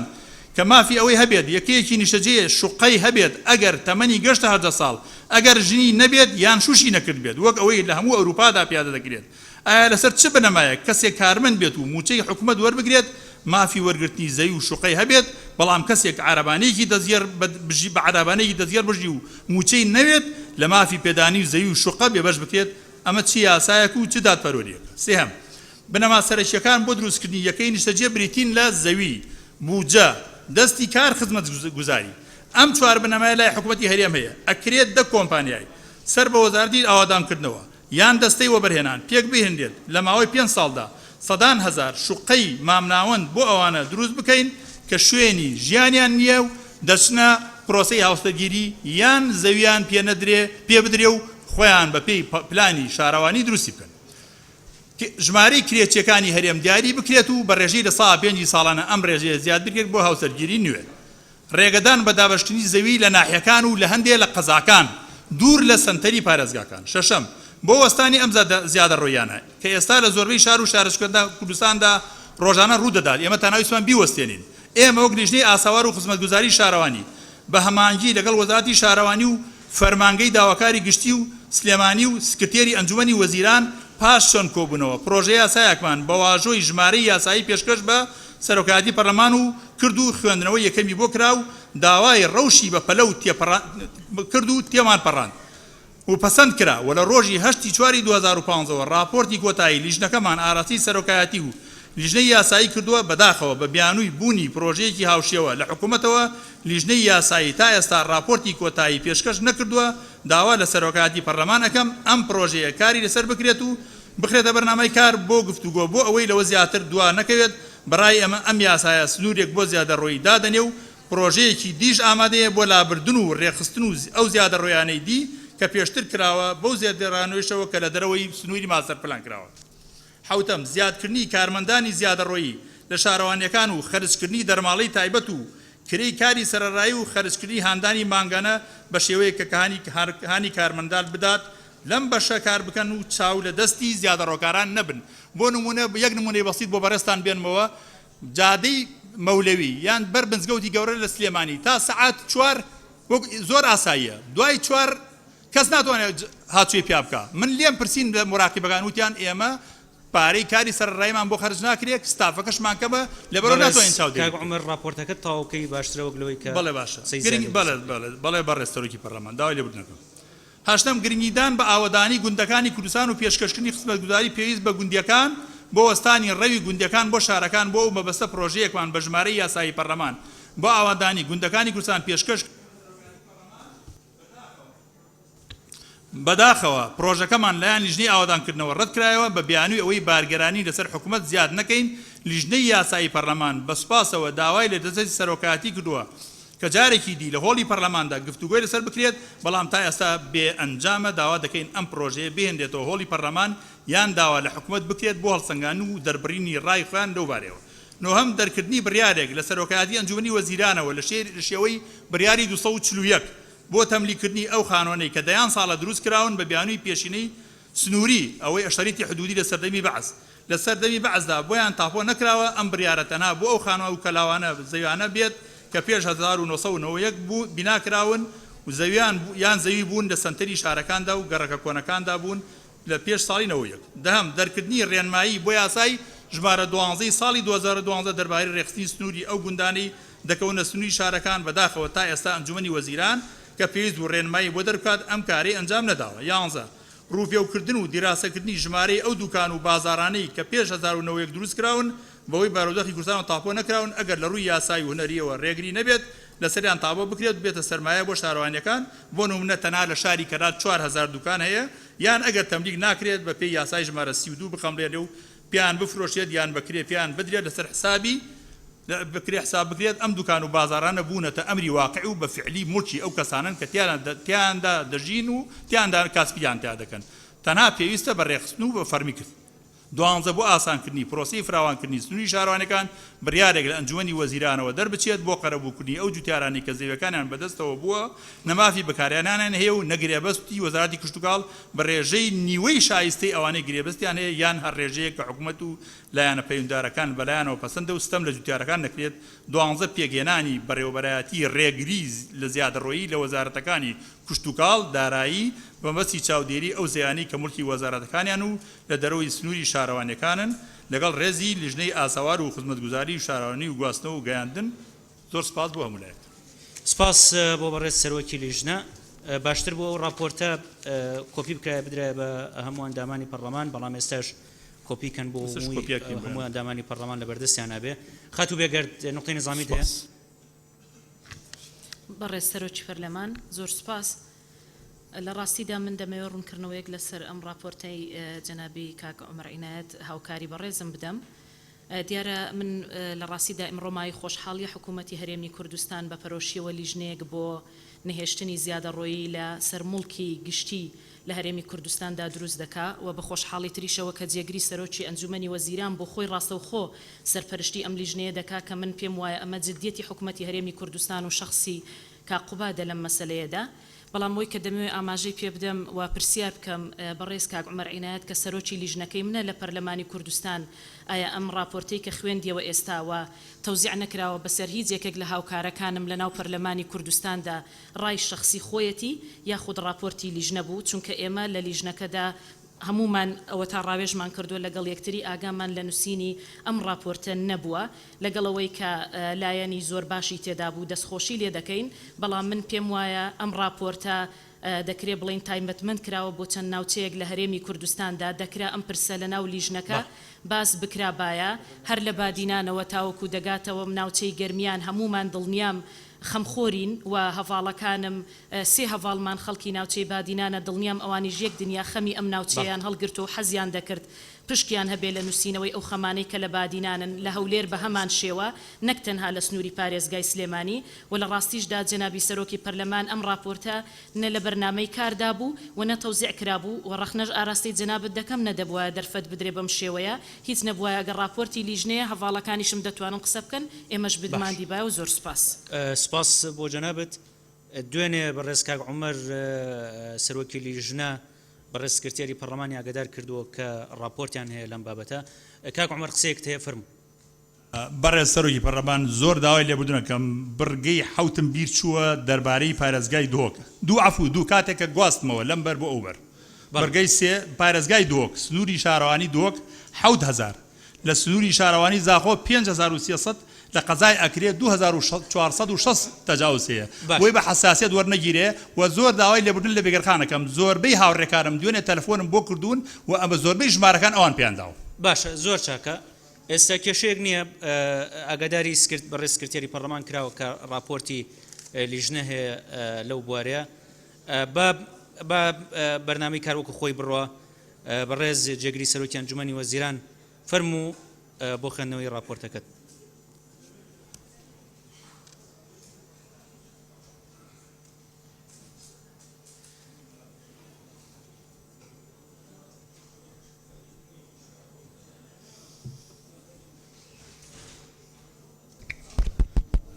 ئەگەرەوەش ئیش ناکات دەتوانی بەیدا بنووشی کاکوات مشکلە نییە. ئەگەر دانیشتم من لاپەڕەکانم لێ تێک ناچێت. بەڕێز سەرۆکی پەرلەمان، بەڕێزانی ئەندام پارلەمانی کوردستان، زۆر سوپاستان دەکەم بۆ دەرخستنی خەمخۆریتان دەربارەی کێشەیەک کە ئێمە لە کابینەی هەشتی حکوومەتی هەرێمی کوردستان بە یەکێک لە ئەولەویەتەکانی حکوومەتی هەرێمی کوردستانمان داناوە، ئەویش کێشەی زیادەڕەویە لە هەرێمی کوردستان. بۆ بەرچاوڕوونی بەڕێزتان، ئێمە لە مانگی 11 2014ەوە یەکەم کۆبوونەوەی خۆمانمان ئەنجامدا سەبارەت بەم پرسە گرنگەیە و لەو کات و تاک و ئێستا چەندین کۆبوونەوەی ترمان ئەنجام داوە بە ئامادەبوونی وەزیرە پەیوەندیدارەکان و کەی پێویستی کردووە بە ئامادەبوونی بەڕێز سەرۆکی ئەنجومەنی وەزیران و لەبەرەوەی کە ئەم کێشەیە تەنها پەیوەندی بە دەسەڵاتی جێبەجێکاریش نییە، بە خۆشحاڵیەوە سپاسی سەرۆکی ئەنجومەنی دادوەریشەکەین کە جەنابی حزوری هێناوە و بەشداریش بووە لە کۆبوونەوەکەمان لە لیژنەکەشمان بەشدارە، لەگەڵ محافظە بەڕێزەکانیش کە بەشێکن لەو لیژنە باڵایی کە پێکهێنراوە بۆ بەدواداچوونی ئەم کێشەیە، بۆ ڕێگرتن لەم کێشەیە و بۆ دۆزینەوەی چارەسەر بۆ ئەم کێشەیە. ئەم کێشەیە کێشەیەکی گرنگە، کێشەیەکی مەترسیدارە و کێشەیەکیشە کە هی ئەمڕۆ و دوێنێ نییە. کێشەی زێدەڕەوی لە کوردستان کێشەیەکە کە چەندین ساڵە بەردەوام بووە و هەموو حکوومەتێکیش کە تاکو ئێستا هاتووەتە سەرکارە بە گرنگی زانیوە. بەس من ئەتوانم بڵێم بە شاهدی هاوکارانم لە ئەنجومەنی وەزیران ئەم کابینەیە ئەتوانم بڵێم لە کابینەکانی تر بە جددیتر ئەم مەلەفەی وەرگرتووە و کاری جددیشمان لەسەری کردووە و ئیجراعاتیشمان کردووە لەسەر ئەم بابەتە. هەر ئەمڕۆ لەسەر خەت بووم لەگەڵ قایمقامێک لە کوردستان، ناوی شوێنەکە نایم، بەڵام لەسەر مەسەلەی زێدەڕەوی کە کێشەیەکی گرنگی هەبووە و ئێمە بە هاوکارانی لایەنە پەیوەندیدارەکان توانی ومانە تەجاوزاکە ڕابگرین. ئێمە چەندین جۆر تەجاوزات هەیە. من بەڕێز کاک عومەر ئاماژەی بە تەفاسیلێکی زۆری دا. اینجا من نایم لێرە خاڵ بە خاڵ وەڵامی راپۆرتەکەی بەڕێزی بدەمەوە. ئەگەر ئەمە فعلی راپۆرتی لیژنەیە ئەو راپۆرتە پێشکەش بە حکوومەت بکرێ بە فەرمی و ئێمە شەتوانین وەڵام بدەینەوە. بەڵام ئەگەر ڕێی بەڕێزیشی بێت ئێمە ئامادەشین گفتوگۆی لەسەرکەین و پێم وایە ئەگەر دەرفەتێکیش بدەین بە هاوکارانم، وەزیری کشتتوکاڵ و وەزیری شارەوانی، ئەوانیش ڕەنگ بێ هەندێ ملاحەزەیان هەبێت لەسەر بابەتەکان. بەڵام چەند جۆرێک تەجاوزات هەیە لە کوردستان و چارەسەرکردنیشیان پێویستی بە بڕیاری جۆرا و جۆرە. خانوو هەیە لەسەر عەرزی شارەوانی بیناکراوە. هەندێک گەڕەک هەیە کە ئێستا دروست بوونە کە 20-30 ساڵ کۆنن، بوونە بە ئەمرێکی واقع، خەڵکی تیا ئەژی، مناڵی تیا لەدایک بووە. ئەمە چارەسەری ئەم کێشانە ئاسان نابێت. تۆ ناتوانانی بچی بڵدۆزەر بنێری گەڕک بڕوخێنی. پێویستی بە چارەسەرێکی ئیداریە، پێویستی بە چارەسەرێکی یاساییە. هەندێ منطقەی تازە دروست بووە لە گوندەکانە. ئێستا بۆ نمونە لە مێرگەپان و لە سیتەک چارەسەری ئەمە چۆنەکەین؟ ئەمە تەجاوزاتە، ناقانونیە. ئەگەر بیت بە حقیقت بە قانون تەماشایکەی ئەمە ناقانونیە. بەڵام چارەسەری ئەم جۆرە کێشانە کە یەک خان و دوو خان و ڤیلەیەک و مەزرعەیەک نین، پێویستیان بە هەماهەنگی هەموو لایەنە پەیوەندیدارەکانە. بۆیە ئێمە لێرە دیسان بە ناوی حکوومەتی هەرێمی کوردستانەوە دەستخۆشی لە پەرلەمانەکەین کە ئەم بابەتەی بە هەند وەرگرتووە و ئێمە تەواوی یەکەیەکەی ئێوەی بەڕێز دڵنیا ئەکەینەوە کە ئێمەش وەکو دەسەڵاتی جێبەجێکار کەمتەر خەم نابین لە ڕوبەڕووبوونەوەی ئەم خەتەرە. هەندێک تەجاوزاتی تریش هەیە کە یان باخە یان ڤیلایەکە دروست کراوە لەسەر عەرزی زراعی کە ئەمە هەر نەکەر نعەدالەتیەکە بەڵکو کاریگەری ڕاستۆخۆی هەیە لەسەر پلانی حکوومەت بۆ گەشە پێدانی کوردستان تەسیری ڕاستۆخۆی هەیە لەسەر ماستەر پلانەکانی محافزەکانی سلەیمانی و دهۆک و هەولێر و گەرمیان و هەڵەبجە و شوێنەکانی تریش بۆیە ئەمانەش ئەبێ بە هەند وەربگرین و بە هەند وەرمانگرتووە و لە حکوومەتی هەرێمی کوردستان نەک هەر لیژنەی باڵامان پێکێناوە بەڵکو لیژنەی لاوەکیشمان پێکێناوە لەسەر ئاستی شارەوانیەکان لەسەر ئاستی وەزارەتەکان بۆ دیراسەکردنی ئەم کێشەیە بۆ پێشکەشکردنی پێشنیارەکانیان و بۆ موافقەتدان بە هەندێک ئیجراعات بەرامبەر بەم کێشانە هەندێک تەجاوزاتیش هەیە کە بڵێن لەسەر کەناری ڕووبارەکانە ئەنجامەدرێن چە غەسالەیە چە هەندێک جۆرە کارگەی ترن کە ڕاستەوخۆ تەسیریان هەیە لەسەر ڕێڕەوی ڕووبارەکە یان خراپتر تەسیری ڕاستەوخۆی هەیە لەسەر ژینگەی کوردستان کە ئەبێ بە خەتەرێکی تر لەسەر کوردستانەکەمان کە ئەمەش پێویستی بە هاوکاری و هەماهەنگی هەموو لایەنەکانە بۆ چارەسەرکردنیان وەکو لە بیدایەتی قسەکانم ئاماژەم پێە بەڕێز سەرۆکی پەرلەمانان دەمانی بەڕێز ئەمە ئەولەویەتێکی حکوومەتی هەرێمی کوردستانە و ئەولەویەتی کابینەکەشمانە و ئێمە وەکو سەرڕای ئەو کۆمیتانەی و لژنانەی کە پێکێنراون ئەوەی کە پێمان وابوو کە نوقسان بوو لە بیدایەتە داتا بوو چکە ئێمە ناتوانین بە میزاج ئیشکەین و ناتوانین لەبەرەوەی کە ئەمە شخصێک لێرەیە بەدڵمان نییە ئیجراعاتی بەرامبەر بکەین و کەسانێکی تر لێرە ڕەنگ بێت دۆستمان بێ ئیهمالی بکەین بۆی ئێمە لە یەکەم کۆبوونەوە و لە کۆبوونەوەکانی دواتریشە داوامان لە وەزیرە بەڕێزەکان کردووە کە پەیوەندیدارن بەم بابەتە داتا کۆبکەنەوە کە داتامان کۆ کردوێتەوە ئێمە ئێستا لە پرۆسەی تەصنیفکردنی ئەم داتاین لەکوێن چۆنن کەی کراون بە موافقەتی کێ کراوە بە هیچ ئیجراعاتێک کراوە بەرامبەریان یان نا چکە دووبارە ئێمە ناتوانین غەڵەتێک بە غەڵەتێکی تر چارەسەرکەینەوە مادەم ئەم کێشانە هەن ئێمە ئەمانەوێ بە دیراست بە علم و بە سیاست و پشت بە یاسایە چارەسەریان کەین بۆیە هەنگاوی یەکەمان کۆکردنەوەی داتایە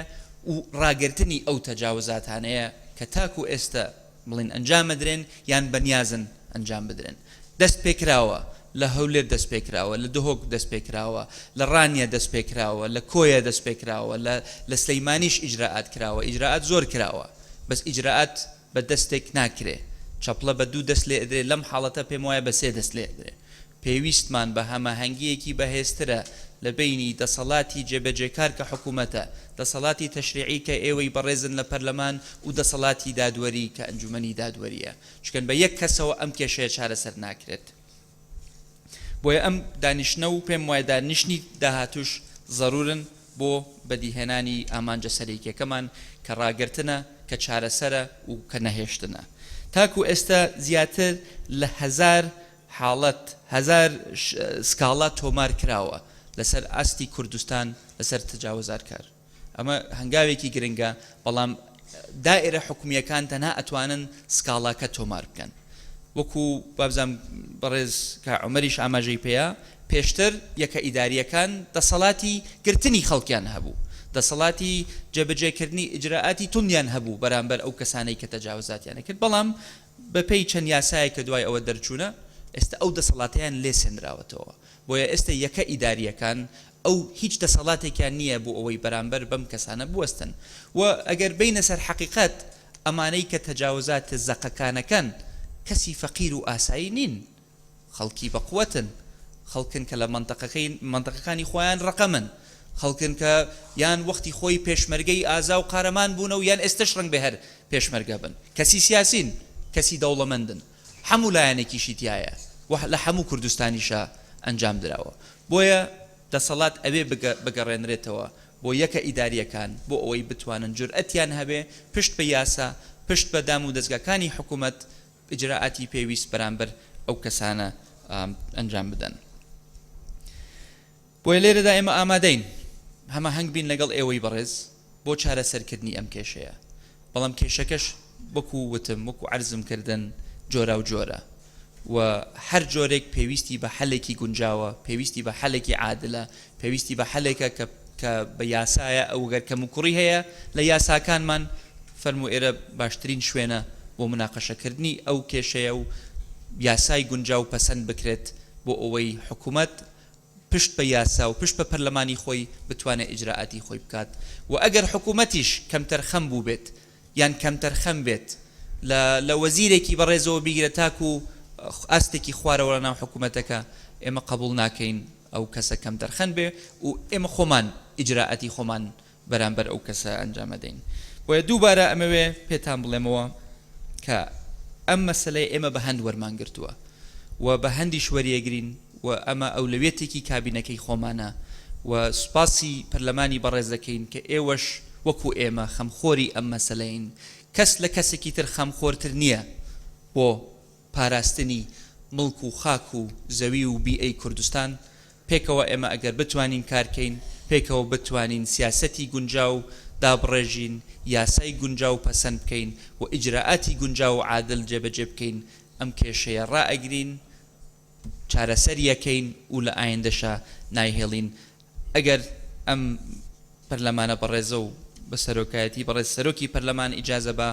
بەڕێزان وەزیری کشت و کاڵ و وەزیری شارەوانی کورتەیەک پێشکەشکەن لەسەر ئەو بەشەی کە پەیوەندی ڕاستۆخۆی بە خۆیانەوە هەیە وەلو دوو وەزارەتی تریش هەیە کە پێم وایە دەبوایە نوێنەرایەتیان هەبوایە لە مەجلیسە یەکێکیان بەڕێز وەزیری ناوخۆیە کە مختصە لە ئیجراعات و وەزیری سامانە سروشتیەکانیش کە دیسان مختصە بەم ئێشە بەڵام ئێمە خۆمان نوێنەرایەتی هەمویانەکەین بە ئیجازەی بەڕێزتان ئەگەر ئەم وەزیرە بەڕێزانەش هەندێک قسەی خۆیان پێشکەشکەن مەمنونە بین و زۆر سپاس زۆر سپاس بۆ بەڕێز جێگری سەرۆکی ئەنجومەنی وەزیران فەرموون وەزیری کشت و کاڵ فەرموو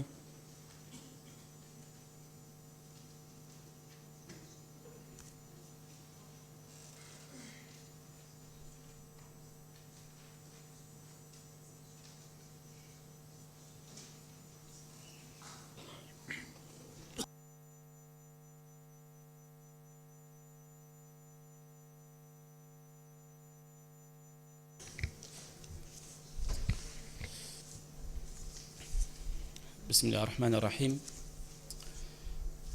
برز سەرۆکی پەرلەمان بەڕێزان خۆشەویستان ئێمەش خۆشحاڵین کە لێرە بەدیداری بەڕێزتان دەگەین و بەڕاستی سوپاسیش بۆ بەڕێز کاعومەر و خوشکان و برانی تر کە بەخەمەوە دەڕوانە کشت و کاڵ و وەزارەتی کشت و کاڵ یا شارەوانی کە زێدەڕۆیی نەخرێتە سەر زەویەکانیان و ئەو زەویانە بە تایبەتی ئەوەی کە مەبەستمە زەوی کشت و کاڵی بەزایە نەبرێ چونکە بەڕاستی کشت و کاڵ و کە دەکات زەویەکەی بە تایبەتی سامانێکی گرنگە و بەشدارێک دەکرێت بەشدارێکی گرنگ بێ لە پێکێنانی ژێرخانی ئابووری و پێکێنانی بەڕێژەیەکی زۆر لە بودجێ هەرێمی کوردستان بەڵام بەداخەوە دیارە ڕژێمە یەک لە دوایەکانی حکومەتی عراقی شوێنەوار و ئاساری کشت و کاڵی زۆر بە توندی لەبەین بردووە بە وێرانکردنی زیاتر لە 4000 گوند ڕاگواستنی جوتیار و بۆ ئۆردوگا زۆرە ملێکان و دامەزاندنیان بە شێوەی لە شێوەکان و بەگەشتداکردنەوەی شەوش و پێشمەرگایەتیش نەکرد دامەزاندنیان ئەم پێم وایە ئێستا ئەم کابینەیە هەشت یەکێک لە خەمەکانی بریتی بووە لە چۆنیەتی گرنجیدان بە کشت و کاڵ و جێڕانەوەی جوتیار بۆ کشت و کاڵکردن و ڕێگریکردن لە هەر زۆرە زێدەڕۆییە کە دەکرێتە سەر زەوی کشت و کاڵ حەقی خۆیەتی بەڕاستی سوپاسی حکومەتی هەرێمی کوردستان بکرێ کە دوای ئەوەی ئێمە راپۆرتێکمان پێشکەش کرد و باسی ئەومان کرد کە زەوی کشت و کاڵی چۆن پارچە دەکرێ و دەفرۆشرێ و ئەم سامانە گرنگە زۆر بە ئاساین لەبەین دەبرێ لە کاتێکدا کە وڵاتانی تر یعنی زۆر بە زەحمەت بە ئارەق و بە ینی جۆدێکی زۆرەوە هەوڵیان داوە زەویان پەیدا کردووە ئێمە لە وڵاتی بیلاڕوسیا بووین 9 میلیۆن هێکتار زەویان هەیە 3 میلیۆن هێکتاری زەوی کشتتوکاڵیان هەبووە شەشیان بە زەحمەت و بە ئارەق و بە پڕکردنەوەی ئاو لابنی زۆنگا و تەختکردنی پەیدا کردووە بەداخۆ ئێمە باشترین زەوی لە ڕۆژهەڵاتی ناوەڕاست دوای سوودان زەوی کشتتوکاڵ هەرێمی کوردستانە بەڵام بەداخۆ ینی چۆن ینی ئاوا چ ئەوەی کە زێدەڕۆیی دەکات چ ئێمە ئەگەر لێ بگەڕین لێ بگەن ئەم زەویە ئەم داهاتە بەڕاستی ئەم سەرمایە بە نرخ و گرنگە بەزایە ببرێ ئەم سوپاسی بەڕاستی بە تایبەتی بەڕێز کاقوباس جێگری سەرۆکی حکومەت و سەرۆکی حکومەتیش بۆ خۆشی لە کۆبوونەکان بەشدار بووە کە گرنگیان بەم قەزیە داوە و تاڕادەیەکی باش ئێستا خەریکین کە ڕێگری لەوە دەکەین کە زەوی کشتتوکاڵی زیاتر زێدەڕۆی بخێتە سەر قۆناغبەندی کراوە تەمان دیارە زێدەڕۆیەکان ئەوانەی کە دەکرێن زەوی کشتتوکاڵی بەگشتی ئەمانن تەبان زەوی کشتتوکاڵیە زەوی بەردەڵانە و زەوی پاوان و دارستانە لێدانی بیری بە پایلی سووری کە ئەوی شەر زێدەڕۆی بۆ سەر زەوی کشتتوکاڵیەکە بێزگە لە زەرەری ترکە هەیەتی دامەزانی پاڵاوگەیە و لە هەمان کادا کانگاکانی چەو و لم و بەردەکە مەقالعی پێدەگوترێ ئێمە لەم ڕۆوە دەستمان پێکردووە هەنگاوی یەکەممان بریتی بۆ لە ڕاگررتنی ئەو زێدەڕۆیە کە ئێستا دەکرێت و وەکو کاقوبادیش ئاماژەی پێکرد لەم ڕۆوە بەڕاستی زۆر ئیش کراوە و زۆر کێشەش دروست بووە و خەڵکی گیراوە و خەڵک بریندار بووە و خانوو کارگا شوێنی شەیە تێک دراوە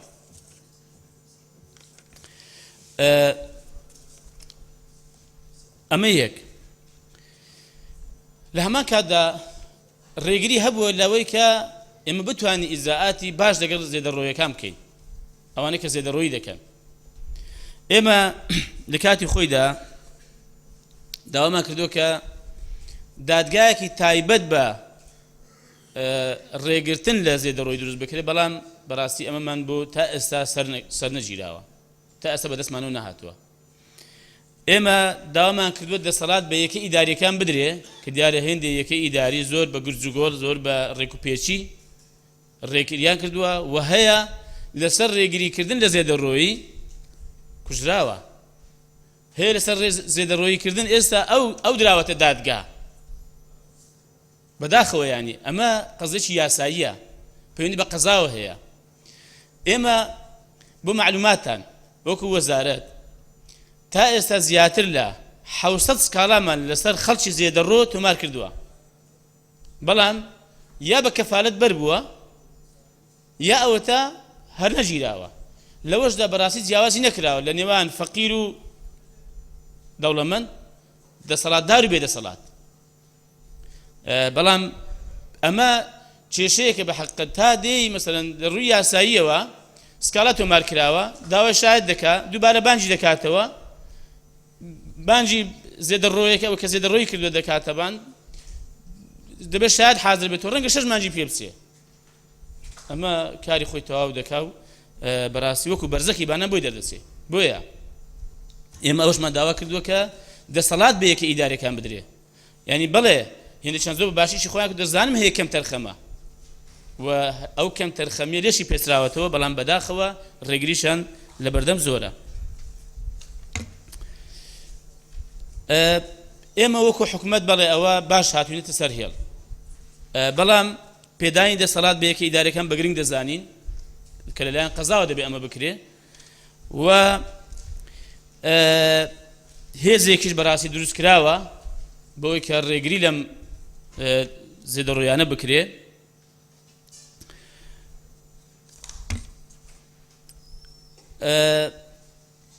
هێندێک کێشەش هەیە بەڕاستی کە پێویستی بە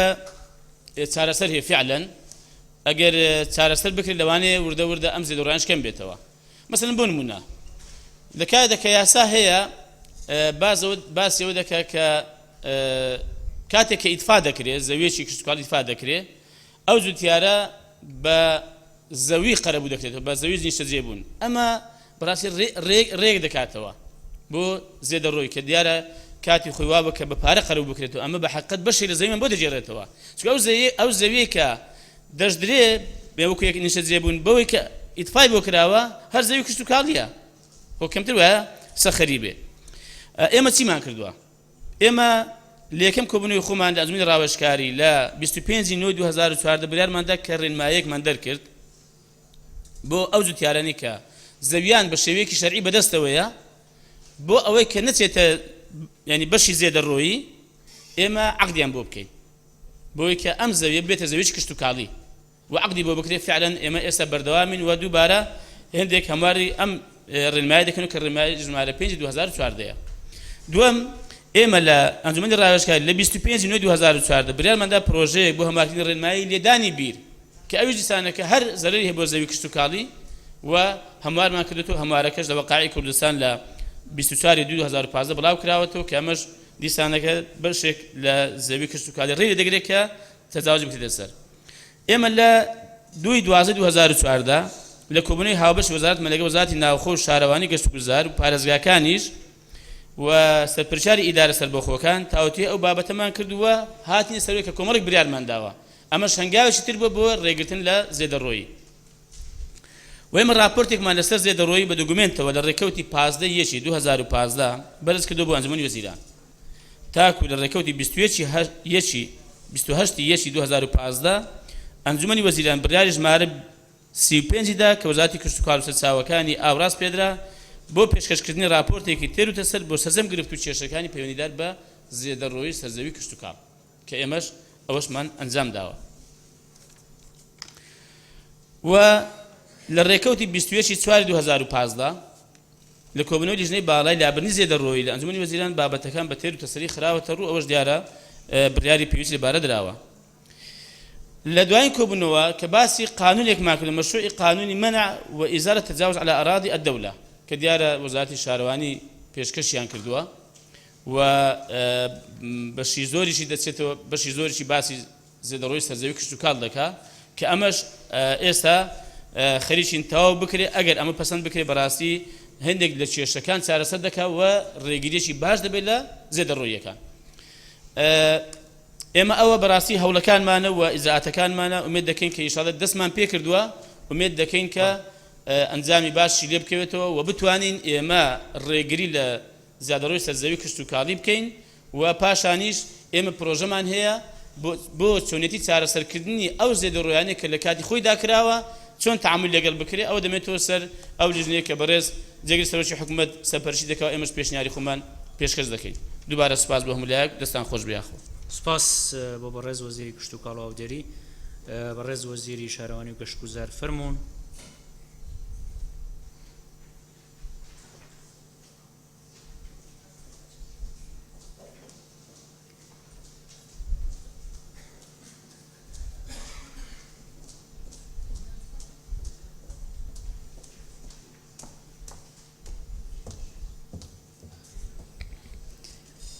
زۆر سپاس بەڕێزان سەرۆکی پەرلەمان و جێگرە بەڕێزەکان و ئەندام پەرلەمانەکان بەڕێزان جێگری سەرۆکی حکوومەت و وەزیرە بەڕێزەکان زۆر سپاسی ئەم خەمخۆری دەکەین کەوا تایبەتە بە سەرپێچەکانی هەرێمی کوردستان کە ئەمڕۆ نییە ئەم سەرپێچە هەیە دەمانێکە هەیە بەڵام ئەوەی ئێمە کە مەسئولین تێدا وەکو کابینەی هەشت و وەکو بەرپرسیارەتی وەزارەتەکەی خۆمان بە سوپاسەوە ئەرکەکەیان تۆزێک سوک کردن بەڕێز جێگری سەرۆکی حکوومەت و وەزیری کشت و کاڵ کە باسی ئەو کۆبوونەوانەیان کردکەوە حکوومەت بە خەمخۆریەوە ئەم دۆسیەی بەدەستەوە گرتیان لەگەڵ راپۆرتەکەی بەڕێز کاک عومەر عنایەت کە زۆر شتی تێدا هەبوو کە ئێمەش لە گەرەوان بە هەمان هەنجی زۆر شتمان کردیا من کارەکانی وەزارەت و ئەنجومەنی وەزیران ئەوانی کە کراوە بۆ ڕێگرتن لە سەرپێچەکانە کابینەی هەشت بە کورتی باسییان دەکەم بۆ ئەوەی کەوا بزانن حکوومەت بە پەرۆشەوە ئەم ئەرکەی کردیتە ئەستۆی خۆی و بە تایبەتی وەزارەتەکە ئێمە یاسای تەجاوزات کە پێشوو هەبوو لە سەردەمانی پێش و قەراری مەجلیسکادەی سەورەمان هەبوو زۆر یاسامان هەیە ئەمانە تا ڕادێک تا ساڵی 2005 ئەمانە کاری خۆیان کردبوو دەسەڵاتیاندا بۆ یەکەی داریەکان کە حەقی گرتنی هەر متەجاوزێکیان هەبی و غەرامەکردن و عقوبەدانیشیان بەڵام دوای ئەوەی کە دەستور گۆڕا و هەمومان ئاگادان کە سوڵتەی قەزایی جیا کراوە و دەسەڵاتی گرتن و ئیجراعاتی یاسایی لە سەرۆک یەکەی دارەکان وەرگیراوە ئەوە بۆ هۆی ئەوەی کەوا سەرپێچی لەوانەیە بە زیاد بۆ هۆی زیادبوونی بۆ ئەم بابەتە ڕەشنووسێکی یاسامان ئامادە کردیە لەگەڵ وەزارەی کشت و کاڵ و وەزارەتە پەیوەندیدارانەوە بە هەماهەنگی لەگەڵ ئەنجومەنی وەزیران و بە دەستخۆشیەوە لەگەڵ بەڕێزانی دەستی پیا بنیتەوە تکایە لەگەڵ بەڕێزان لێژنەی شارەوانی هەموو ئەندامانی لێژنەی شارەوانی پەرلەمان ڕەشنووسە یاساکە ئەم ئیجراعاتانەی هەموو لەخۆ گرتووە کە دادگایەکی تایبەت دابدرێ بۆ ئیجراعاتکردن لەگەر سەرپێچی کاران هەروەها ئێمە وەختی خۆی طبعاً دوو یاسا هەبووە بەڵام یاسایەکیان بۆ تەملیکردنی متەجاوزەکان بووە یاسایەکیش بۆ منع و ئیزالەت تەجاوزەکانە ئێمە وەکو ئەنجومەنی وەزیران پێمان باش بووکەوە بڕیار لە ئەنجومەنی وەزیران دراکەوە پێشتر منع و ئیزالەکە بکرێ اینجا بچنە سەر ئەوەی کەوا پێشوو کراوە و تەملیکیان بۆ بکرێ ئێستا خۆشبەختانە یاساکەی منع و ئیزالی تەجاوز لە ئەنجومەنی وەزیرانەوە پەسەند کراوە ناردرا بۆ مەجلیسی شورا لە مەجلیسی شورا تەواو بێ دێتە بەردەم ئەندامی پەرلەمان و پەسەند بکرێ ئەم کێشانەی کەوا زۆربەی باسی دەکەن و دەتوانێت بڵێن هەمووی هەڵ دەکرێت دووەم خاڵکە ئەمە بە بەردەوامی لەگەر شارەوانیە پەیوەندیدارەکان لەسەر خەتین کەوا چەندین نووسراومان کردیە هەر سەرپێچی کارێک بدرێتە دادگا تا ئێستا سەرووی 1000 داواکارمان هەیە لەسەر سەرپێچی کاران لە ئیدیا عامەکان و لە محکەمە لە دادگا پەیوەندیدارەکانەوە تایبەت بە ئەو خاڵانەی کە کاک عومەر لە راپۆرتەکەی هاتبوو سەبارەت بۆی مخەسەساتی فعلەن ئەو برادرانەی کەوا دەچن تەجاوز هەڵدەگرن بەڵام کەس ناتوانێت حمایان بکات تووشی کێشە دەبنەوە لەگەر ئەوانەی کە سەرپێچەکان ئەنجام دەدەن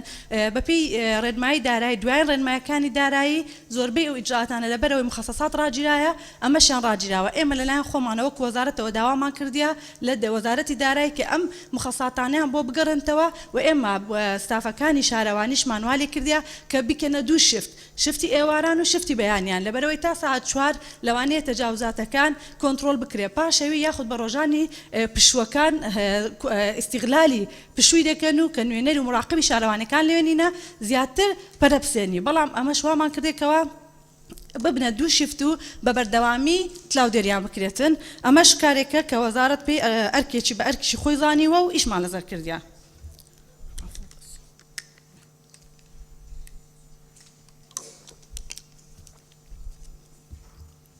ئامادەسازیشمان کردووە بۆ کردنەوەی بەڕێوەبەرایەتی سەرپێچەکان کە سەر بە خودی وەزیر بێتن لەبەرەوەی ئێمە دەزانین سەرپێچەکان لە زۆر شار و شارگەکان و زۆر پەرەیسەندووە بەڵام کە مباشر دایرێکت کە مراقبەی دایرەکت نەبی لەوانەیە تەلەکو هەبی یاخود هەندێک لە بەرپرسەکان کاری خۆیان ئەنجام نەدەن وامان کردووە کەوا دائیرەیەک تاب ئێمە وەکو وەزارەت پێشنیارمان کرد کە بەڕێوەبەرایەتی گشتی بی بەڵام بەڕێوەبەرایەتی گشتی پێویستی بە یاساگۆڕینەوە پێویستی بە موافقەی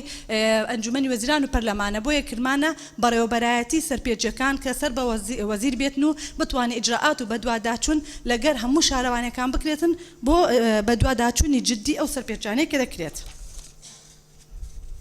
بابەتێکی تر وابزانم کە زۆر گرنگ بوو کاک عومەر ئاماژەی پێدا ئەوەی کە هۆی ڕاگررتنی پرۆژەی نیشتەجێبوون بوو دابشکردنی زەوی نیشتەجێبوون بوو بۆ هاوڵاتیان کە ئەمەیە بوویتە هۆیەکی سەرەکی بۆ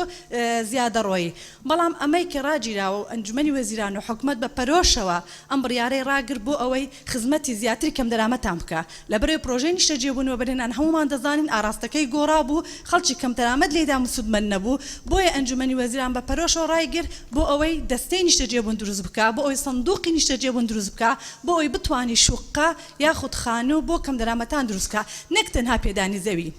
هەمومان دەزانین پێدانی زەوی هیچ جارە کێشەی هاوڵاتی چارەسەر ناکە لەبەرەوەی زەویەکەی کە وەرگرت و یا دەفرۆشی بەبێ خزمەت گوزاری هیچ سوودی لێ وەرنەگرتیا ئێمە بەپێی تەجروبەی ڕابردووی حکومەتەکانی پێشوو حکومەتی هەرێمی کوردستان و کابینەکانی یەک لە دوای یەک کێشەی نیشتەجێبوون بۆ حەل نەبوو لەبەرەوەی زەوی کە دابەش دەکەی زەوی خەدەماتی نییە حکومەت ناتوانێت خزمەت گوزاری بۆ بگەێنی هاوڵاتی دەفرۆشیتەوە و ئیسفادەی لێ ناکە بەڵام حکومەت بەرنامەی گۆڕی کەوابی کاتە شوقە یاخود خانوو دروستی بکە بە خزمەت گوزاریەکان بەرزەکانەوە بۆ هاوڵاتی کەم دەرامەت زەوی حکومەت لەدا هاتوو بە فیرۆ نەچیتن بۆ ئەوانەی کەوا بۆ سەروی مامناوەندی و مامناوەندی و سەروی مامناوەندەکەم با بڵێن بۆ دەوڵەمەندەکان دروست دەکرێت پێویستە حکومەت زەویان پێ بفرۆشێت نەک بە خۆڕای بیان داتێ کە ئێستا وامان لێ هاتێکەوە دەلێن زەوی حکومەت نەمایە هەمووی بە فیرۆ چووە فەوە بەرنامەکانی حکومەتەوە بەرنامەکانی وەزارەتەوە بە پەرۆشەوە وامان کردی ئەم دیاردەیە ئیشاءالله بتوانین چارەسەری بکەین زۆر سپاس بۆ سپاس بۆ وەزیری شارەوانی و گەشت و گوزەر ئێستا ئەندامانی پەرلەمان ئەتوان ناوی خۆیان بنووسن هەندێک لە ئەندامانی پەرلەمان ناوی خۆیان نووسیوە کە بەڕێز سکرتێری پەرلەمانی خوێنێتەوە دوایی ئەوانی تریش مافی قسەکردنیان هەیە بەڵێ هەر لە ڕیزی ئەوان بەڵێ بەڕێسەرۆکی پەرلەمان وە گفتوگۆکردن لەسەر کێشەی زیادە ڕۆیی لە هەرێمی کوردستانە بەڕێزانە پێشتر ناوی خۆیان تۆمار کردووە مامۆستا ئەبوبەکر هەڵەدنی سۆران عومەر عەبدوڕەحمان عەلی ماجد عوثمان گۆران ئازاد بەهزاد دەروێش فرسەت سۆفی حەیات مەجید عەلی حەمە ساڵح سرود سەلیم مامۆستا مەروان گەڵاڵی باپیر کامەلە ئەندامانی تریش ناوی خۆیان بنووسن هەریەکە و 3 دقە بە پێی ئەو دەنگدانی کە پێشتر لە پەرلەمانە کرا ئەتوان قسە بکەن ئەو لەوێتی شەدرێ بە جگە لەو ناوانەی کە ناوی خۆیان نووسی ئەوێتە درێ بە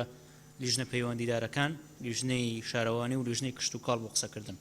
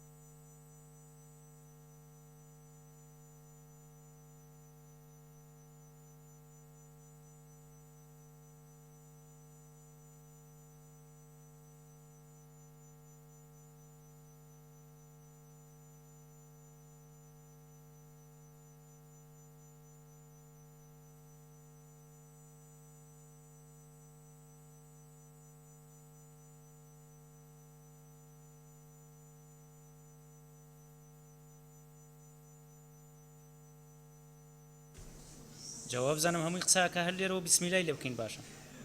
ئەگەر ئەوە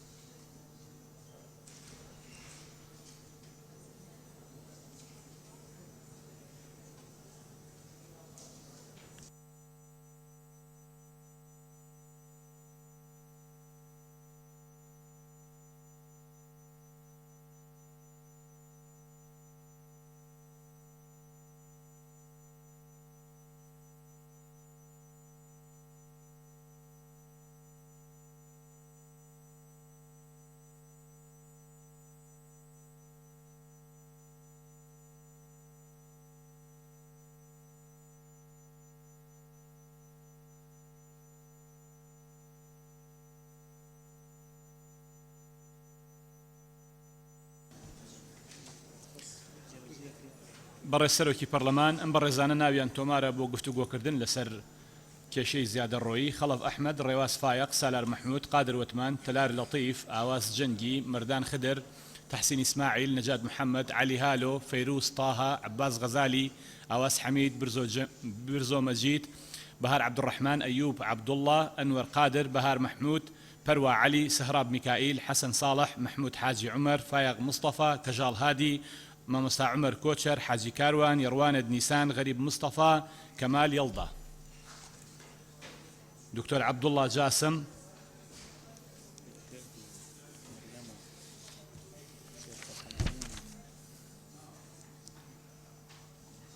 نقطەی نظامی بێگەر خان.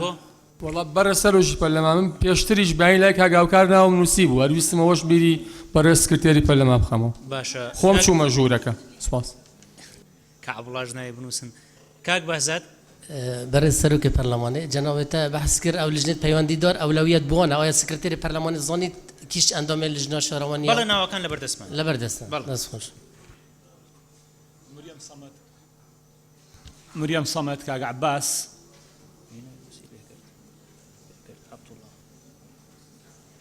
عەبدوڵڵا مەحموود، بەڵێ بێگەر خان، شێرکۆ حەمامین،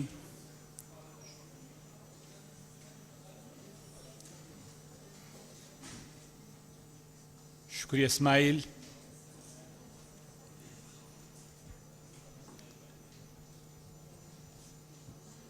زولفا محمود،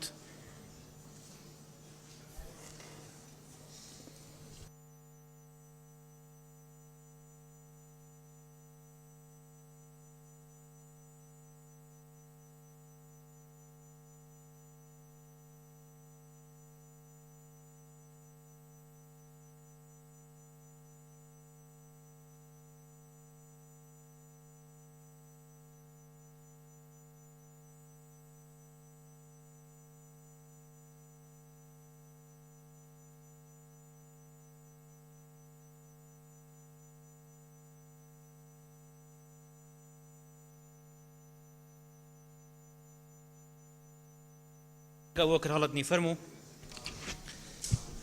بەڕێز سەرۆکی پەرلەمان ئەبوبەکر هەڵەتنی من سەرەتا پشتگیری تەواوی ڕاپۆرتەکەی بەڕێز سەرۆکی لیژنەی شارەوانی دەکەم.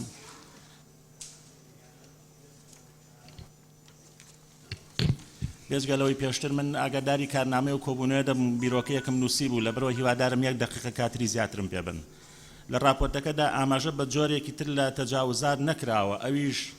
دەستدرێژی و تەجاوزی حیزبە بۆ سەر موڵکی گشتی کە دەیان موڵکی گشتی لەلایەن حیزب و دام و دەستگاکانی حیزبەوە داگیر کراون. دووەم ئایا ئیجراعات چیە بەرامبەر بەو حیزبانی کە هۆکارێکن بۆ تەجاوزات و زیادەڕەوی کە بۆ چنینەوەی کۆمەڵە دەنجی ناڕەوا دەنجی ناحەق لە کاتی هەڵبژاردنەکان چاوپۆشی ئەکەن، ئەمە هۆکارێکی سەرەکی تەجاوزاتەکانە. بە جەنابی وەزیری کشتتوکاڵ ڕائەگەێنم کە تاوەکو ئەم ساتە وەختە لێدانی بیری سووری هەر بەردەوامە لە مێرگەپان و سیتەک تاوەکو دوێنێش و هەندێک لێ بەرپرسی یەکە ئیدارەکان تەواتوئیان هەیە لەگەڵ ئەو خاوەن بیرانە و لەبەرەوە ئیجراعاتەکان هیچ ڕانەگیراوە. سێم لە راپۆرتی بەڕێز جێگری سەرۆکی حکوومەت و هەردوو وەزیری پەیوەندیدار ئەوان هەر ئەڵێن دیراسە ئەکەین یاسادا ئەنین، بەڵام بە هەندیان وەرگتووە بەڵام ئاماژیان نەدا کە چەند ئیجراعاتیان کردووە بە داتا و بە ژمارە بە پەرلەمانی بەڕێزی بڵێن کە چەندێک توانیویانە دیاردەی زیادەڕەوی ڕابگرن. بیرۆکەکەمە خەمەڕووکە بەڕێز سەرۆکی پەرلەمان ئەم دیارە شارستانیە لە شار و شارۆچکەکانی کوردستان سەری هەڵداوە کە بریتێ لە دەستگرتن بەسەر زەویە کشتتوکاڵیەکان لایەن کەسانی دەستڕۆیشت و فرسەتهێن و کڕین و فرۆشتنی پێوە دەکرێت بۆ بەرژەوەندی تایبەت بەکارێنرێ. بە تایبەتی لە ناوچەی سلێمانی کە من خۆم خەڵکی ئەو منتیقەیەم لە هەردوو ناوچەی سیتەن و مێرگەپا بە شێوەیەکی ناڕەوا هەر هەمووی داگیر کراوە.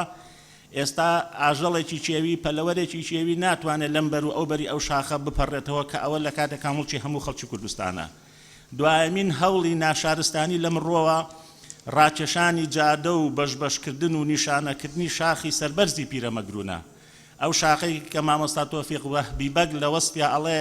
1000 تۆپ و کلاشینکۆف نادەم بە شاخی پڕ لە لۆف چونکە پشت و پەنای کووردا ملی دوژمنی تیاوردا. پێشمەرگە دێرینەکان لێرن کاک لێرماوەتی و کاک ئاری هەرسین و کاک فەراس سەنگاوی و کاک محمودی حاجی عومەر بەحسە عەفلیقەکان دەنگیان دەستیان نەگەیشتە ئەو شاخە سەر بڵندە، بەڵام ئێستا کۆمەڵێک بەرپرس و دەوڵەمەندی هەڵتۆقی و کە خوا نەبێ کەس نازانێ ئەو سامانیان لەکوێوە هێناوە دەستیان گەیشتۆتە ئەو چیا سەرگەشە. بۆیە پێویستە وەزارەتەکانی ناوخۆ و کشتتوکاڵ سنوورە بۆم یاساشتێنی و داگیرکردنی موڵکی گشتیە دابنێن و بە پەلە ڕێکار بگرنە بەر چونکە ئەمیش بە مەرەدی سیتەک و مێرگەپانە چێ و زۆر زۆر سپاس. زۆر سپاس بەڕێز کاک سۆران عومەر. بەڕێز سەرۆکی پەرلەمان بە خێراتنی شاندی حکوومەت دەکەم، بەڵام ومێ دەکەم پەرلەمانی کوردستان تەنها گفتوگۆ نەکات، چونکە گفتوگۆ لە هۆڵەکان و زانکۆکان و شوێنە پەیوەندیدارەکان هەیە. دەبێت لەسەر ئەم پرسەی کە حکوومەت و پەرلەمان بە گرنگی دەزانن بە بڕیار دەرچین، و ئەگەر تەنها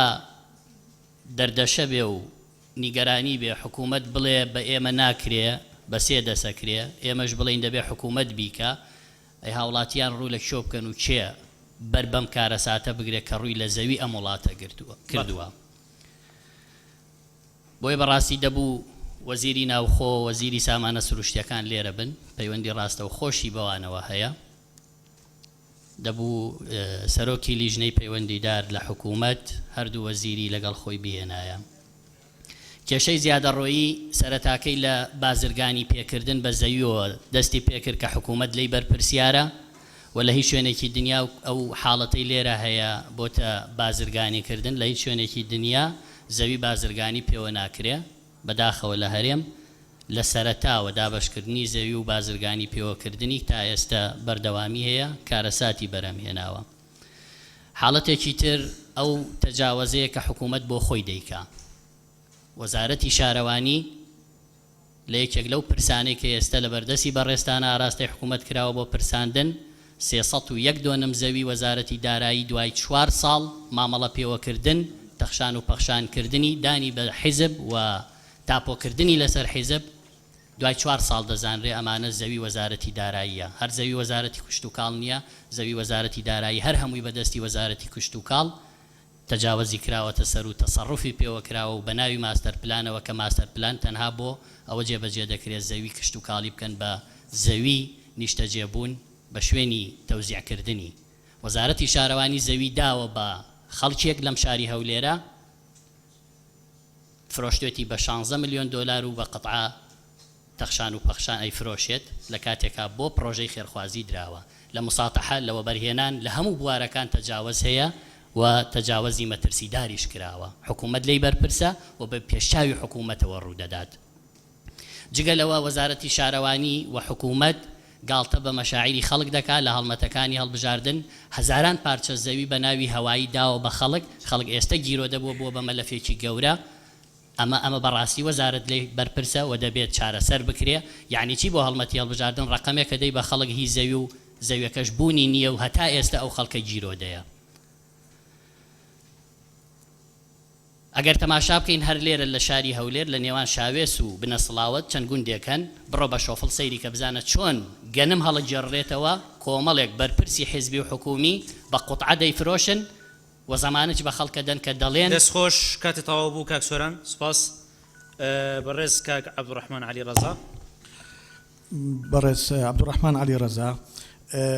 بەڕێز سەرۆکی پەرلەمان، وەڵام من یەکم لە حەزا بە حکمەوەی ئێمە لیژنەی کشت و کاڵی نۆک و راپۆرتمان نەبووە کاتی ئێمە ئەگەر دقیقەکەمان بنێ ڕەنگە هەموویشمان ئەوەندە قسە نەکەین. سپاسانەکەم بە خێراتنی ئەو میوانە ئاجیزانە ئەکەین. بەداخەوە زیادەڕۆیی لە ئێستادا لە هەرێمی کوردستاندا لە ڕاستیدا لە حاڵەت تێپەڕیوەوە بۆتە دیاردە و دیاردەیەکی ترسناکیش دروست بووە. جاران لە سەردەمی ڕژێمی بەعزدا ئەگەر هەنێ ناوچیان ناو نابوو ناوچەی قەدەغەکراواتە منطقەی محەڕەمە کەس بۆی نەبوو بچێ، بەڵام ئێستا دەچیت بەڵام بۆ نییە هەرەتوانی لە دوورەوە سەیریکەی لەبەر سیاج و تەلبەندی جۆراجۆر کە کراوە. من تەنها داتاکانی ئەو دوو وەزارەتی کە ئێستا وەزیرەکانیان لێرن، وەزارەتی شارەوانی وەزارەتی کشت و کاڵ بۆ خۆیان کە بەڕەسمی ڕایان گەیاندووە و دڵنیاشم زۆر لەوانە زیاترە. لە شارەکانی هەرێمی کوردستاندا بە پێی داتاکانی وەزارەتی شارەوانی 48894 حاڵەتی زیادەڕۆیی کراوەتە سەر زەوی شارەوانیەکان کە ئەمە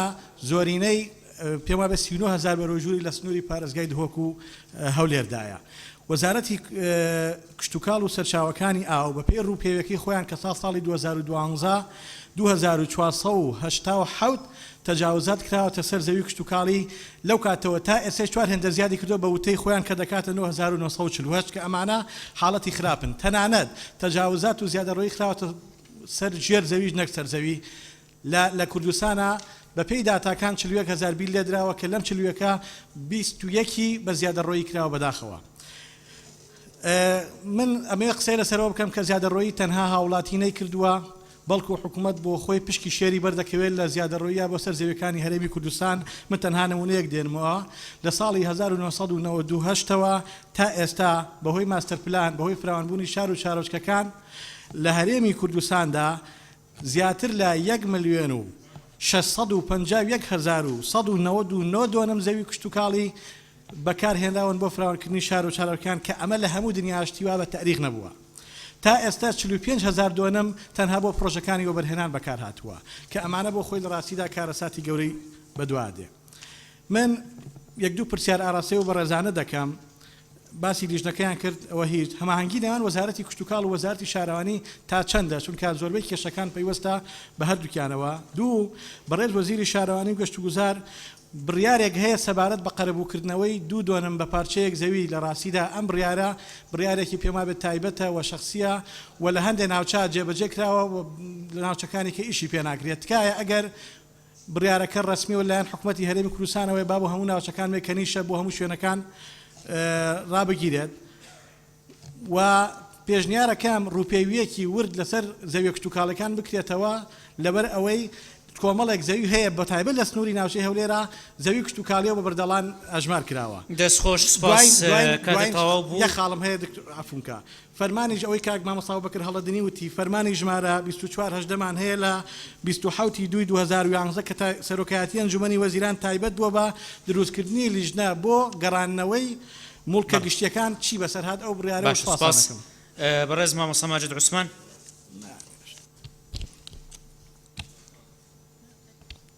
زۆر سپاس بەڕێز سەرۆک پەرلەمان بەڕێزان ئەندامانی پەرلەمان پێشەچی بە خێراتنی بەڕێز یەکگری سەرۆک حکوومەت و وەزیرە بەڕێزەکان و میوانە بەڕێزەکان دەکەم.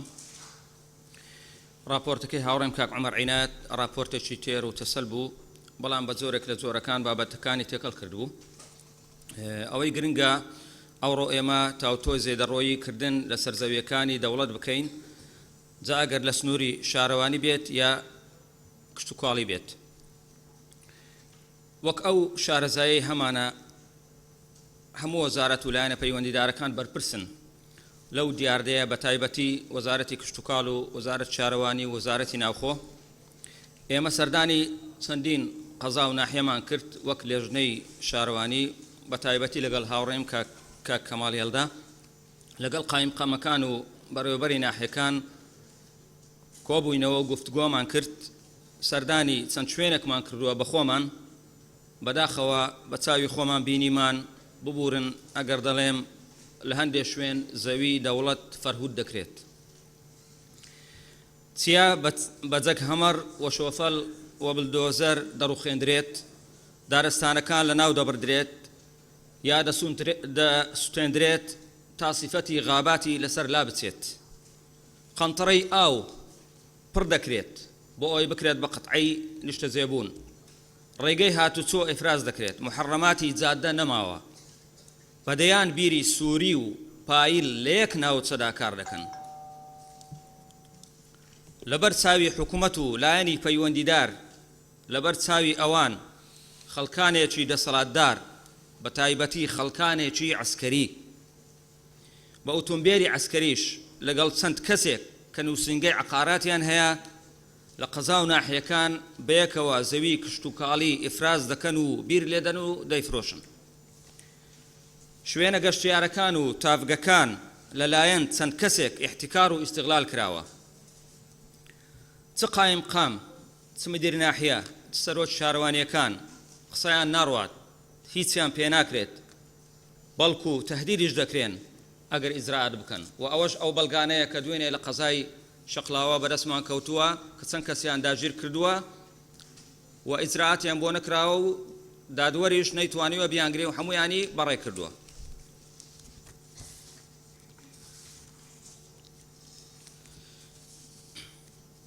بەدەیان خەڵک گیراون بەڵام لەلایەن حاکم وەکو گوتم بەردەدرێن و ناگیرێن بۆیە من پێم وایە پێویستە دادگایەکی تایبەت هەبێت بۆ ڕێگریکردن لەو زێدەڕۆیانە دەستخۆش کاتەکە تەواو بوو بوو لەبەرەوەی لە دژنەوە ئەگەر مەزانم پێ بدەی یەک نیو دقەیتر ئەوە پێم وایە دووبارە شاو بابەتە باس کرا بابەتی چارەسەرەکە من ڕگەم پێ بڵێ تا ئەو بڕیارە دەردێتە داوا دەکەم سەرۆکایەتی ئەنجومەنی وەزیران بۆ ئەوەی زوو بە زوو ئیجراعات وەربگرێت پێویست دەکات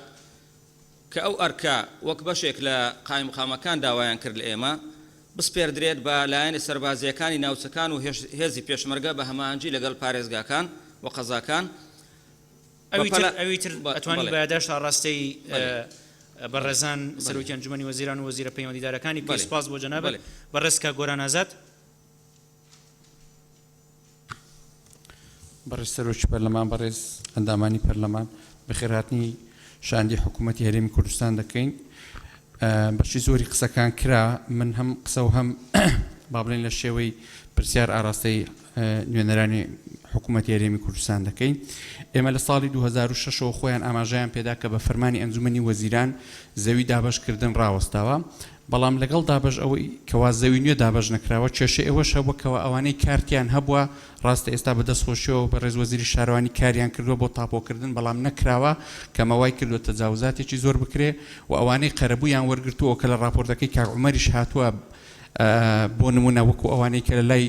تارین هاتووە تەجاوزی کراوەتە سەرێت تاوەکو ئێستا عەقدی موساتەحەیان بۆ نەکراوە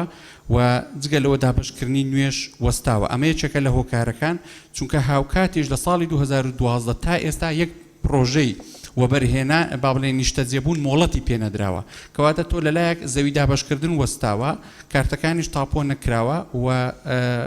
پرۆژەی نیشتەجێبوونی تازەش ناکرێ کەواتە ئەی هاوڵاتیان لەکوێ نیشتەجێبن وای کردووەکەوە حالەتی تەجاوز زیاد بکاتن و ئەوەی گرفتە لە حالەتی تەجاوز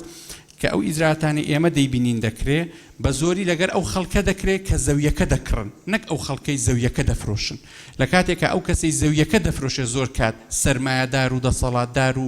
وەک ئەوەی گوترا کەسانێکی با بڵێن خاوەن پشتن نەک ئەو هاوڵاتی زەویەکە دەکڕێ بۆیە لە ئیجراعاتە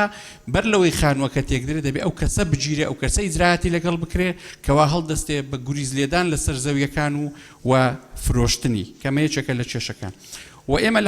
لە پەرلەمانی کوردستان ساڵی 2011 قانونێکمان دەرکرد بە ناوی دروستکردنی یەکەی نیشتەجێبوون بۆ خەڵکی کەم دەرامەت و لەم یاسایەدا هەڵمەتێکرا بۆ دروستکردنی یەکەی نیشتەجێبوون بەڵام بۆ نمونە لەو کاتە تا ئێستا ئەگەر باسی کۆی بکەین 107 یەکەی نیشتەجێبوون دروستکراوە بەڵام تا ئێستا تەواو نەکراوە جگە لەوەی لە زۆربەی شارەکان ئەم پرۆسەیە هەر نەچووە بۆ ئەگەر ئەم پلانە ڕەبتی بە حکوومەتەوە بێ لەبەرەوەی بودجەنیە بە تەئکید ئەم پلانە لە ئایندەشدا سەرکەوتوو نابێ بۆیە دەبێت بیر لە پلانی چکە بکەینەوە حکوومەت هاوکاری جێبەجێکردنی پلانەوە کە بێت نەک ئەرکەداراییەکە بکەوێتە سەر حکوومەت چونکە لەم حالەتەدا ئێمە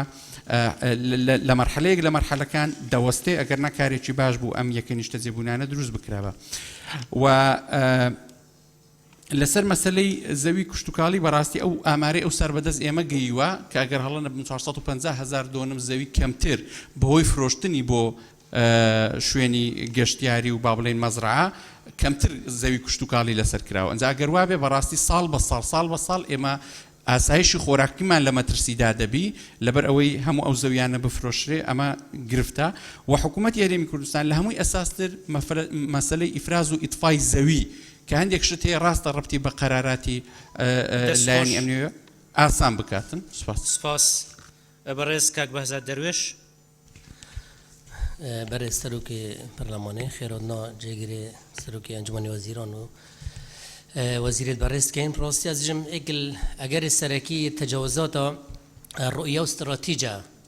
برای سروک حکومت یعنی جگری سروک حکومت لیرت ریکا سروک پارلمانی داد پرسم آیا چه پلان هیا بو پرپیدان و گندان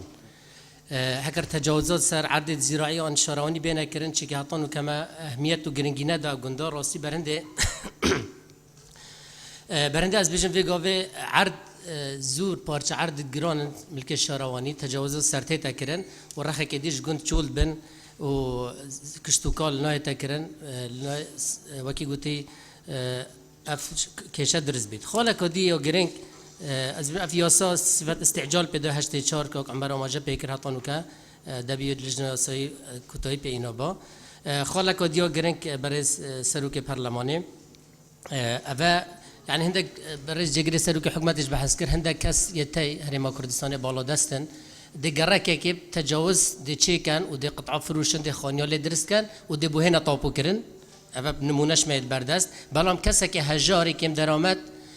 دی پارچه زاویه که احتمال تجاوزك الديرش سركتن بناه تطابقرن أبا جوازيك وزور زور يا چنده ده هي ضفت كرنا بينات الدولة أويش إيك نوع تجاوزها بحثات كرن خالك ودي بيجن محرمات الريكا حكم أمل لجنة أبدان كرنش چندين بروجيت حكومات راستا يان ريفانوتشن بر تجاوزات سر محرمات الريكا كو طيبات الريكا سركي 5 متر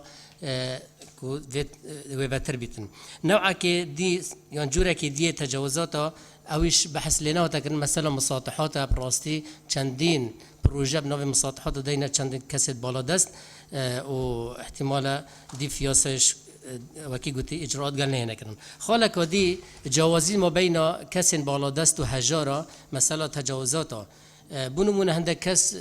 علني وبجلكة عسكري وحتى قشتوي درجة قنبلة هويت يا آليات الشارواني آليات الشارواني خراب كنا و نمونهش البردسمه جناب وزیرش زانیتن خانه کدی از بیشم او کسی کو ضررمند بن بر پروژه حکومی وقت پروژه تینا انجام دان هندک تینا قرابو کرن هندک دیش اوید به واسطه نهنا اوید هجار نهنا قرابو کرن خانه کدیو گرینگ ام بحث کین برای سروک پارلمانه دیف بریار انجمن وزیران او 5-4 درچوی نسخه بولجنا مشهوتیه جماره 2601 حتی وگاوه تویر دا بریار دا انجمن وزیران که ماه 14 روزا همی داتا بگن سرگاتی انجمن وزیران اول 35 روز سر بچون افروکه چه داتا دست من نکفتن خاله کدی که ام بحث کین کو یا گرنگ هندک جوتیار وقت عردوات هتا اتفاق کرن بناه سلسله بناه نقربو کرن بلام هندک دیگه بمناتی دست خوش کتی طاو آخر برای سرک پرنگوانه یک نیف دقیقه کر وقت اندام لجنه شروانی کر رخصت بید اگر قصيكي بس كرته وبحث نكره نسبة سزان يعني سزادان هكا نبيتن اكيد تجاوزات بردام بن برند من دخول ديمايك از بيجن تصنيف وتجاوزات بيتكرن ابد كم درامات وهجار بين تمليكرن ابد مستفيدش اجراءات قلبنا كن اجراءاتش راستي بريكا بونمونه مدو مادهتي ماده عقوبات سزادان عراقي ماده 457 يري بولجنا بو وزير فيوني دار سپاس برز دكتور فلسا صوفي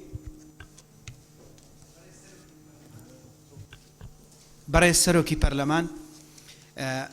ئەم بابەتە بابەتێکی زۆر گرنگە و زۆریش حساسە بەڕاستی زۆریش تەشەنەی سندووە بۆیە ئەوەی گرنگە بەلای من ئەوەیە کە لە ئێستاوە هەنگاوی جدی بنین ڕای بگرین بەلایەنی کەم لە ئێستاوە چونکە بە تەواوی تەشەنەی کردووە بە تایبەتی دوای ئەو قەیرانەی لەگەڵ داعش دەرفەتێک دروست بووە زیاتر پەرەی سندووە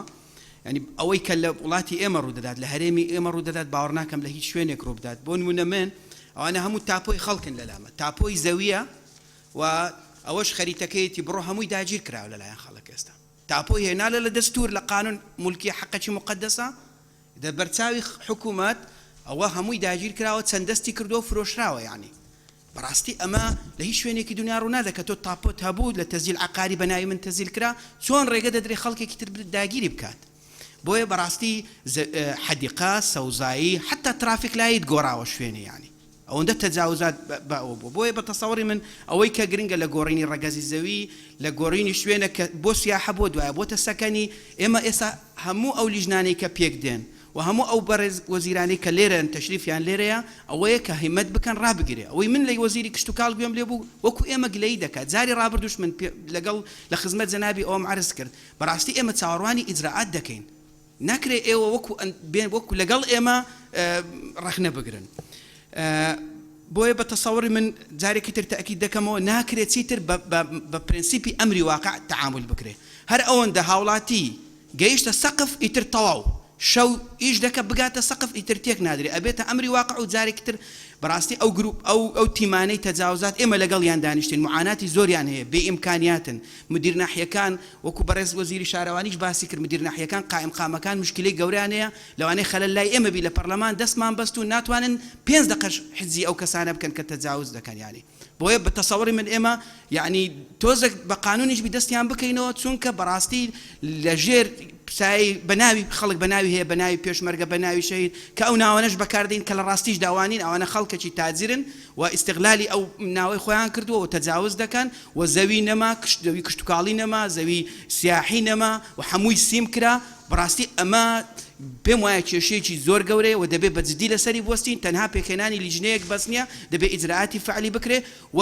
کێشەی گەورەی ئێمەش ئەوەیە ئیجراعاتەکانمان هەموو کەس ناگرێتەوە تەنهاش جارێکی تاکید دەکەمەوە مەشمولە بە خەڵکی فەقیر و خەڵکی تری دەسڕۆیشت و ناگرێتەوە ئاخر قسەشم ئەوەیە من پشگیری بەشێکی زۆری راپۆرتەکەی بەڕێز کاک عومەر عنایەت دەکەم بەڵام بەڕێز کاک عومەر عنایەت ناکرێت ئێمە بە هیچ شێوێک شەرعیەت بدەینە تەجاوزات کە جەنابی دەڵێ مادام زەوی نادرێتە فەقیر ئەی چ بکە دەبێت تەجاوزات کە ناکرێت ئێمە لە پەرلەمان قسەیەکی وا بکەین بەڕاستی ئەمە دەبێت پێداچوونەوەی پێ بکرێت چۆن دەکرێت ئێمە شەرعیەت لەژێر هیچ ناوێک بدەینە تەجاوزات تەجاوزات فەقیر بیکە دەوڵەمەند بیکە هەر تەجاوزە دەبێت ڕێگەی لێ بگیرێ و زۆر سپاس زۆر سپاس خاتو حیات مەجید بەڕێز سەرۆکی پەرلەمان حیات مەجید بە خێراتنی بەڕێزانی شاندی حکومەت ئەەکەم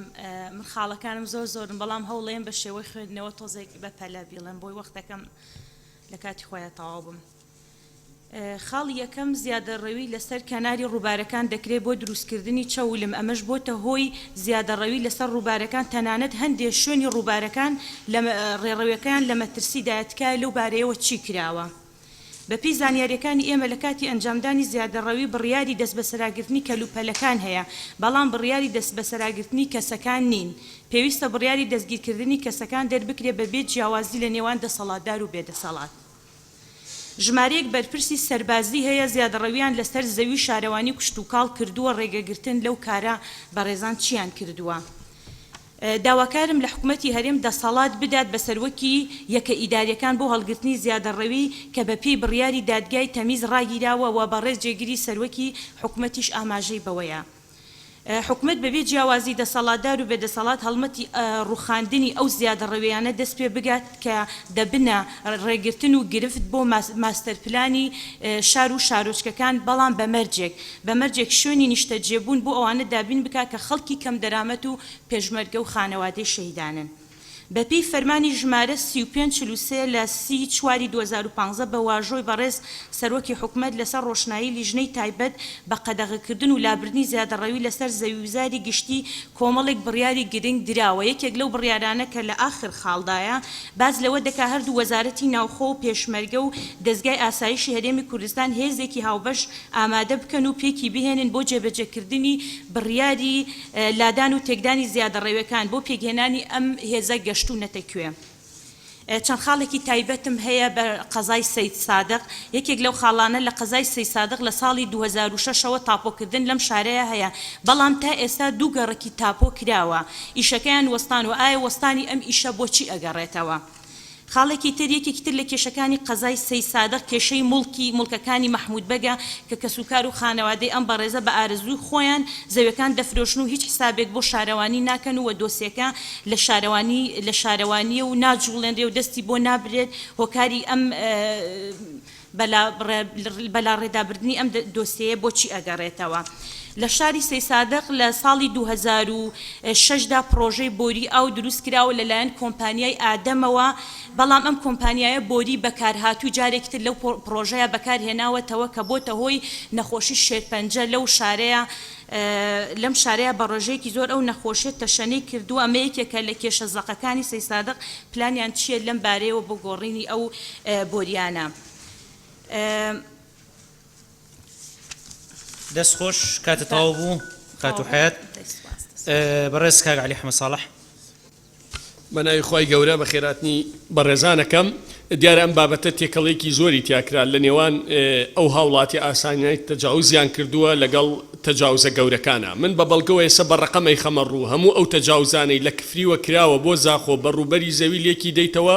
بەقەدەر کۆمەڵێت تەجاوزی گەورە نییە کە سێ کەس کردویانە سێکەس زەوی کشتتوکاڵی زۆریان داگیر کردووە 500 دۆنم بە مەتر ئێستا دەیفرۆشنەوە بۆ نمونە بەڕێز سەرۆکی پەرلەمان لە پشتی قەڵاتی نوێ لە نێوان بنەسڵاو و کەس نەزانە زیاتر لە 100 دۆنم زەوی کشتتوکاڵی داگیر کراوە بە مەترکاری 1000 مەتر 500 مەتر ئەفرۆشێت بە خەڵک تەنانەت بیریش بۆ خەڵک لێدەن بە خەڵکەکەشیان وتووە کارە باشت بۆ ڕاکێشن من بەڕێز وەزیری شارەوانیم لەمە ئاگادار کردەوە وتی بەڵێ ڕاستە بەڵام پەیوەندی بە ئێمە نیە وەزارەتی کشت و کاڵم پەیوەندی باندێ برادریانە کوتیان کاکە کتابمان کردووە چی بکەین خۆ ئێمە پۆلیسمان نییە قایم قام و محافظات و وەزارەتی ناوخۆ ئیجراءات ناکات بۆ نمونە لای تەوسکەوە بۆ قەراسنج کە لە بناری مەسیفەوە لەوێ یەیتە خوارەوە زیاتر لە 1200 زەویە بێت ئێستا ئەمە کاتی خۆی 30 ساڵە بێ ئەمە غاباتە دارەکان بە شۆفڵ و حەفارە تەختەکرێت بە 2,000 متر بە 1,2 ئەفرۆشێ بە پارەیەکی زۆر کە زەوی کشتتوکاڵین ئەمانە حکوومەت زۆر لە من باشتر ئاگای لێیە وەزارەتی ناوخۆ زۆر لە من باشتر ئاگای لێە وەزارەتی کشتتوکاڵ ئاگای لێ ئێستا من قسە لەگەڵ ئێواکەم ئەم حاڵەتە بەردەوامەوەتە ڕێگەی لێ نەگیراوە ئەبێت دەست بخرێتە سەر گرفتەکە بڵێن ئەم گرفتەکە یەک نمونەی بەسیتان بۆ باسەکەم بۆ ئەوەی لای قەراسنج و تەوسکە جارێک هێزێکی زێرەڤانی ڕۆشت ڕێی لێ بگرێت هێزەکە نەیتوانی ڕێی لێ بگرێت هێزەکان بە زۆر گەڕاندەوە و ئەوان بەردەوامن لە تەجاوزاتی خۆیان گەورەترین تەجاوز لە کوردستانە لەم ئەمەی کە باسیەکەم بە 10,000 دۆنمە لە منتیقەی شەقلاوە ڕووبەرێکی زۆرە لەسەر ڕێگای مەسیف لە نێوان بنەسڵاو و کەس نەزانە لە بەحرکە لە خەبات لە سیتەک و مێرگەپان ئەمانە چەند کەسێکی دیاریکراوەیکەن خەڵکی ئاسایی نییە هاوڵاتیەکی ئاسایی پشت و پەنای نەماوە دەفتەرێکی کۆکردوێتەوە ئەڕوا 400 متر زەویە کرێت لەمانە دیارە چەند کەسێکی دیاریکراون ڕێگان پێمەدەن ئەم زەویان داگیرکەن و بیفرۆشتەوە زۆرتر لەمەی تێپەڕاندووە من کاتم یێنە ناوی هەموو گوندەکانم تۆمار کردووە لەکوێ زیادە بۆ نمونە غاباتەکان نەوتەکەنە بن دارەکان ئەیسووتێنن دوای ئەڵەن چی بکەن شۆفڵی لێدەن تەختێکەن بە مەتر و بە مەترکاری ئەفرۆشێتەوە بۆیە ئەم بابەتە یعنی وەزیرە بەڕێزەکان بەداخەوە من ڕخنەی جدیم لیان ئەوەیە نەیانوت با وەزیری شارەوانی بڵێت وەزیری کشتتوکاڵ بڵێت ئێمە فلان کتابمان کرد محافظە وەزارەتی ناوخۆ ئیجراءات ناکەن لەبەرەوەی فلان و فلان پشتیوانیانەکەن بۆیە ینی ئەمە نەخرێ بەسەر هاوڵاتیە کە لە بەحرکە چووە 200 متر زەوی کڕیوە خانوەکەی بەسەر ڕوخێنەوە بەڵام ئەم هاوڵاتیە دوو دەفتەری داوە بە کەسێکی تر کە دەسەڵاتدارە کابرا دوو دەفتەرەکەی داوە دوو دەفتەرەکەی خۆش کاک عەلی کاتەکە تەواو بوو بۆیە ئێمەش ناچین وەڵا لە ئەعلام قسە بکەین باشە سپاس بەڕێز دکتۆر سرود سەلیم بەڵانەوە لیناخانیش ناوی نووسی بوو کاتەکەی خۆی یاوە بە دکتۆر سرود زۆر سپاس بەڕێز سەرۆکی پەرلەمان پێشەکی بە خێراتنی بەڕێز جێگەری سەرۆکی ئەنجومەنی وەزیران و وەفدی یاوەری دەکەم و داوا دەکەم بە سنگی فراوان قسەکانم قبول بکرێ بابەتی زیادەڕۆیی بابەتێکی گرنگ و حساسە بە تایبەت بۆ ئێمە وەک پێکهاتەی کلد و ئاشووری و بە تایبەتیش لە پارێزگای دهۆک ئەم بابەتە لە ماوەی 20 ساڵی ڕابردوو باس کراوە بەڵام بێ چارەسەر ماوتەوە تاکو ئێستا بەڵکو زیاتر ئالۆز کراوە و تا ئێستاش بەردەوامە ئێمە لەم خۆڵەخۆڵی چوارەمی پەرلەمان ئێمە وەک نوێنەرانی پێکهاتەی کلد و ئاشووری مەلفێکی تەقدیممان کرد و زیاتر لە 1000 دۆکیومنت و مەلف دەربارەی زیادەڕۆیی لەسەر 53 مووقع یان گوند لە گوندەکانی کلد و ئاشووری لە دهۆک ئەم مەلفات تەقدیمی سەرۆکایەتی پەرلەمانمان کرد و بە سوپاسەوە سەرۆکایەتی پەرلەمان ڕەوانەی سەرۆکایەتی ئەنجومەنی وەزیرانی کرد ئەمە هەنگاوێکی مهم بوو بۆ ئێمە لە هەنگاوی دیکە پێمان کرا و بە هاوکاری گشت ئەندامانی پەرلەمان پێمان کرا بابەتی چارەسەرکردنی زیادەڕۆیی بیکەین بە خاڵێکی گرنگ لە یاسای ژمارە 5 لە ساڵی 2015 ئەوەش کە یاسای پاراستنی مافی پێکهاتەکانە لە هەرێمی کوردستان کە لە مادەی سێەم هاتووە معالجة التجاوزات الحاصلة على مناطق أي مكون وإعادة الحال إلى ما كان عليه قبل حصول التجاوز إلى آخره وباش أمهم قاوانا بەرپرسیارەتەکە دەکەوێتە ئەستۆی ئەنجومەنی وەزیران زۆر پێویستە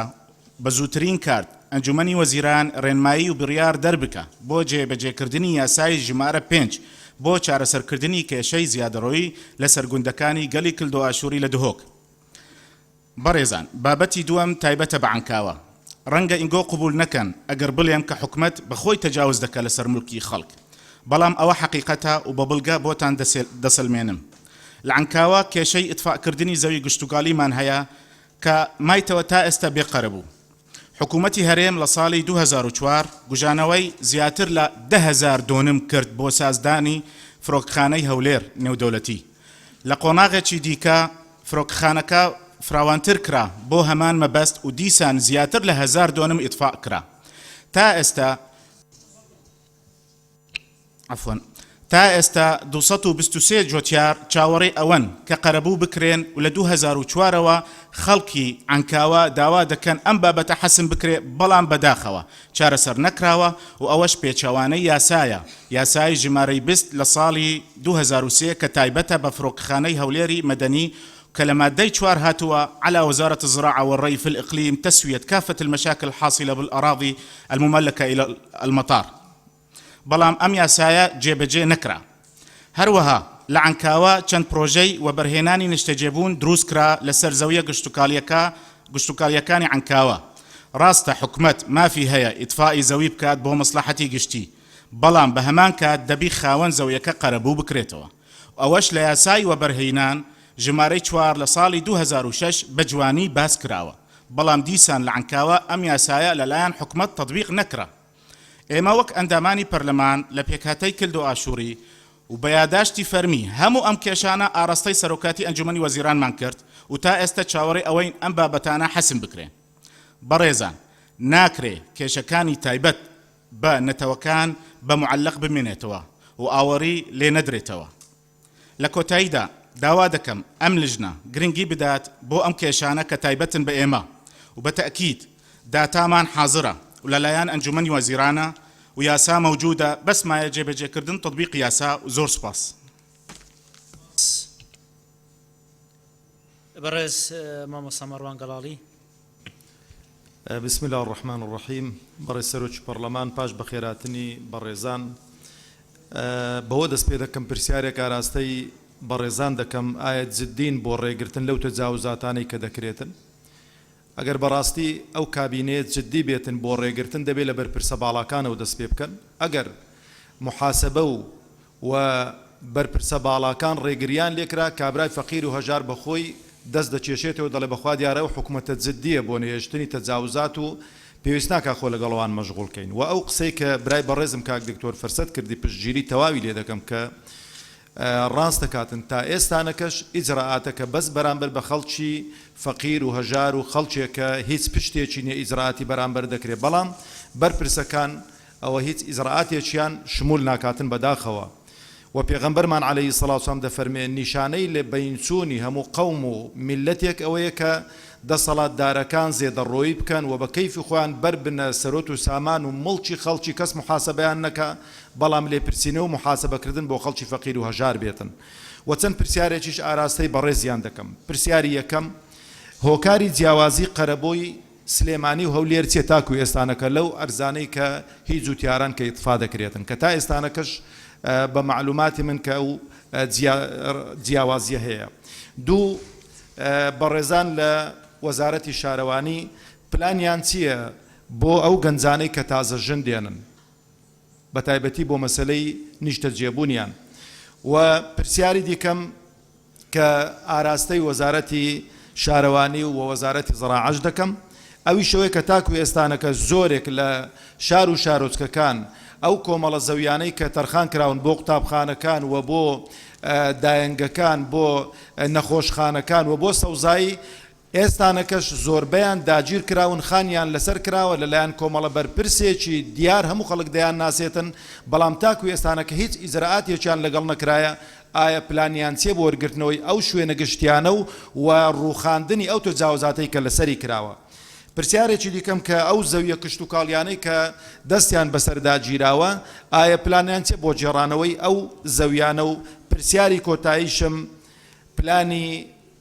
حکومەتی هەرێم چییە بۆ ڕێگرتن لە ئەو تەجاوزاتەی لە کاتی حملەی هەڵبژاردندا دەکرێتن وەڕێی پێدەدرێتن و زۆر سوپاس زۆر سپاس بەڕێز کاکبا پیرکامەلە سەرەتا بە خێراتنی شاندی حکومەت دەکەم من وەکو برادرەکانم دیارە زۆر ئاماژەیان پێکرد لەسەر ئەو گرفت و کێشانەی کە لەسەر زەوی زاری کوشت و کاڵی و زەوی زاری شارەوانی ئەگە بین پۆلێنی زەوی زارکەین چ لە ڕووی جۆریەوە چ لە ڕووی پەیوەندداریەوە ئەو زەویانەی کە باسی لێ دەکرێت زۆربەی پەیوەندی بە وەزارەتی کوشت و کاڵ هەیە بەشێکی پەیوەندی بە وەزارەتی شارەوانیوە لە ڕووی پەیوەندیەوە لە ڕووی جۆریشەوە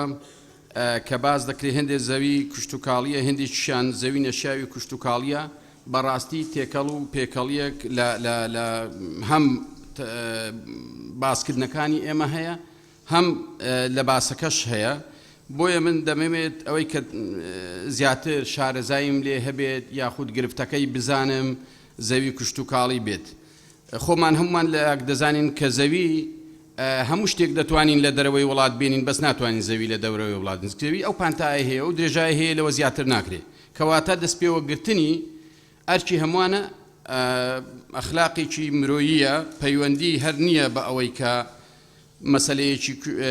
ئابووری بێت ئەوەی من دەیبینم کێشەکە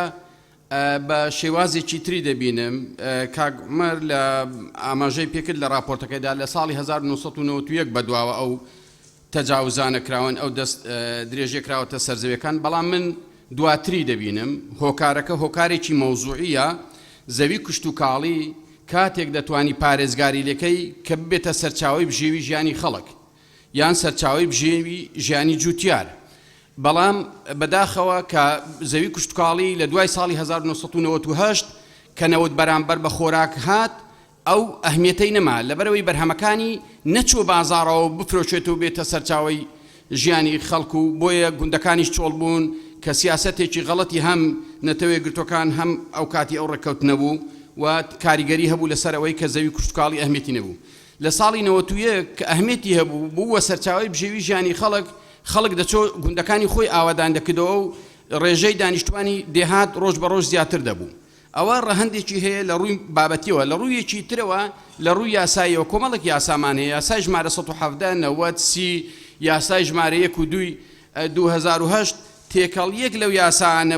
دروستبووە تعاڕوزیشی تێدا لە هەمان کاتدا فەوزاچ لە ڕووی یاساوە ئێستا گەبەی یاسایەکی تریش دەرکەین من پێم وایە بە تایبەتی یاسا تایبەتیەکان کە دەردەکەین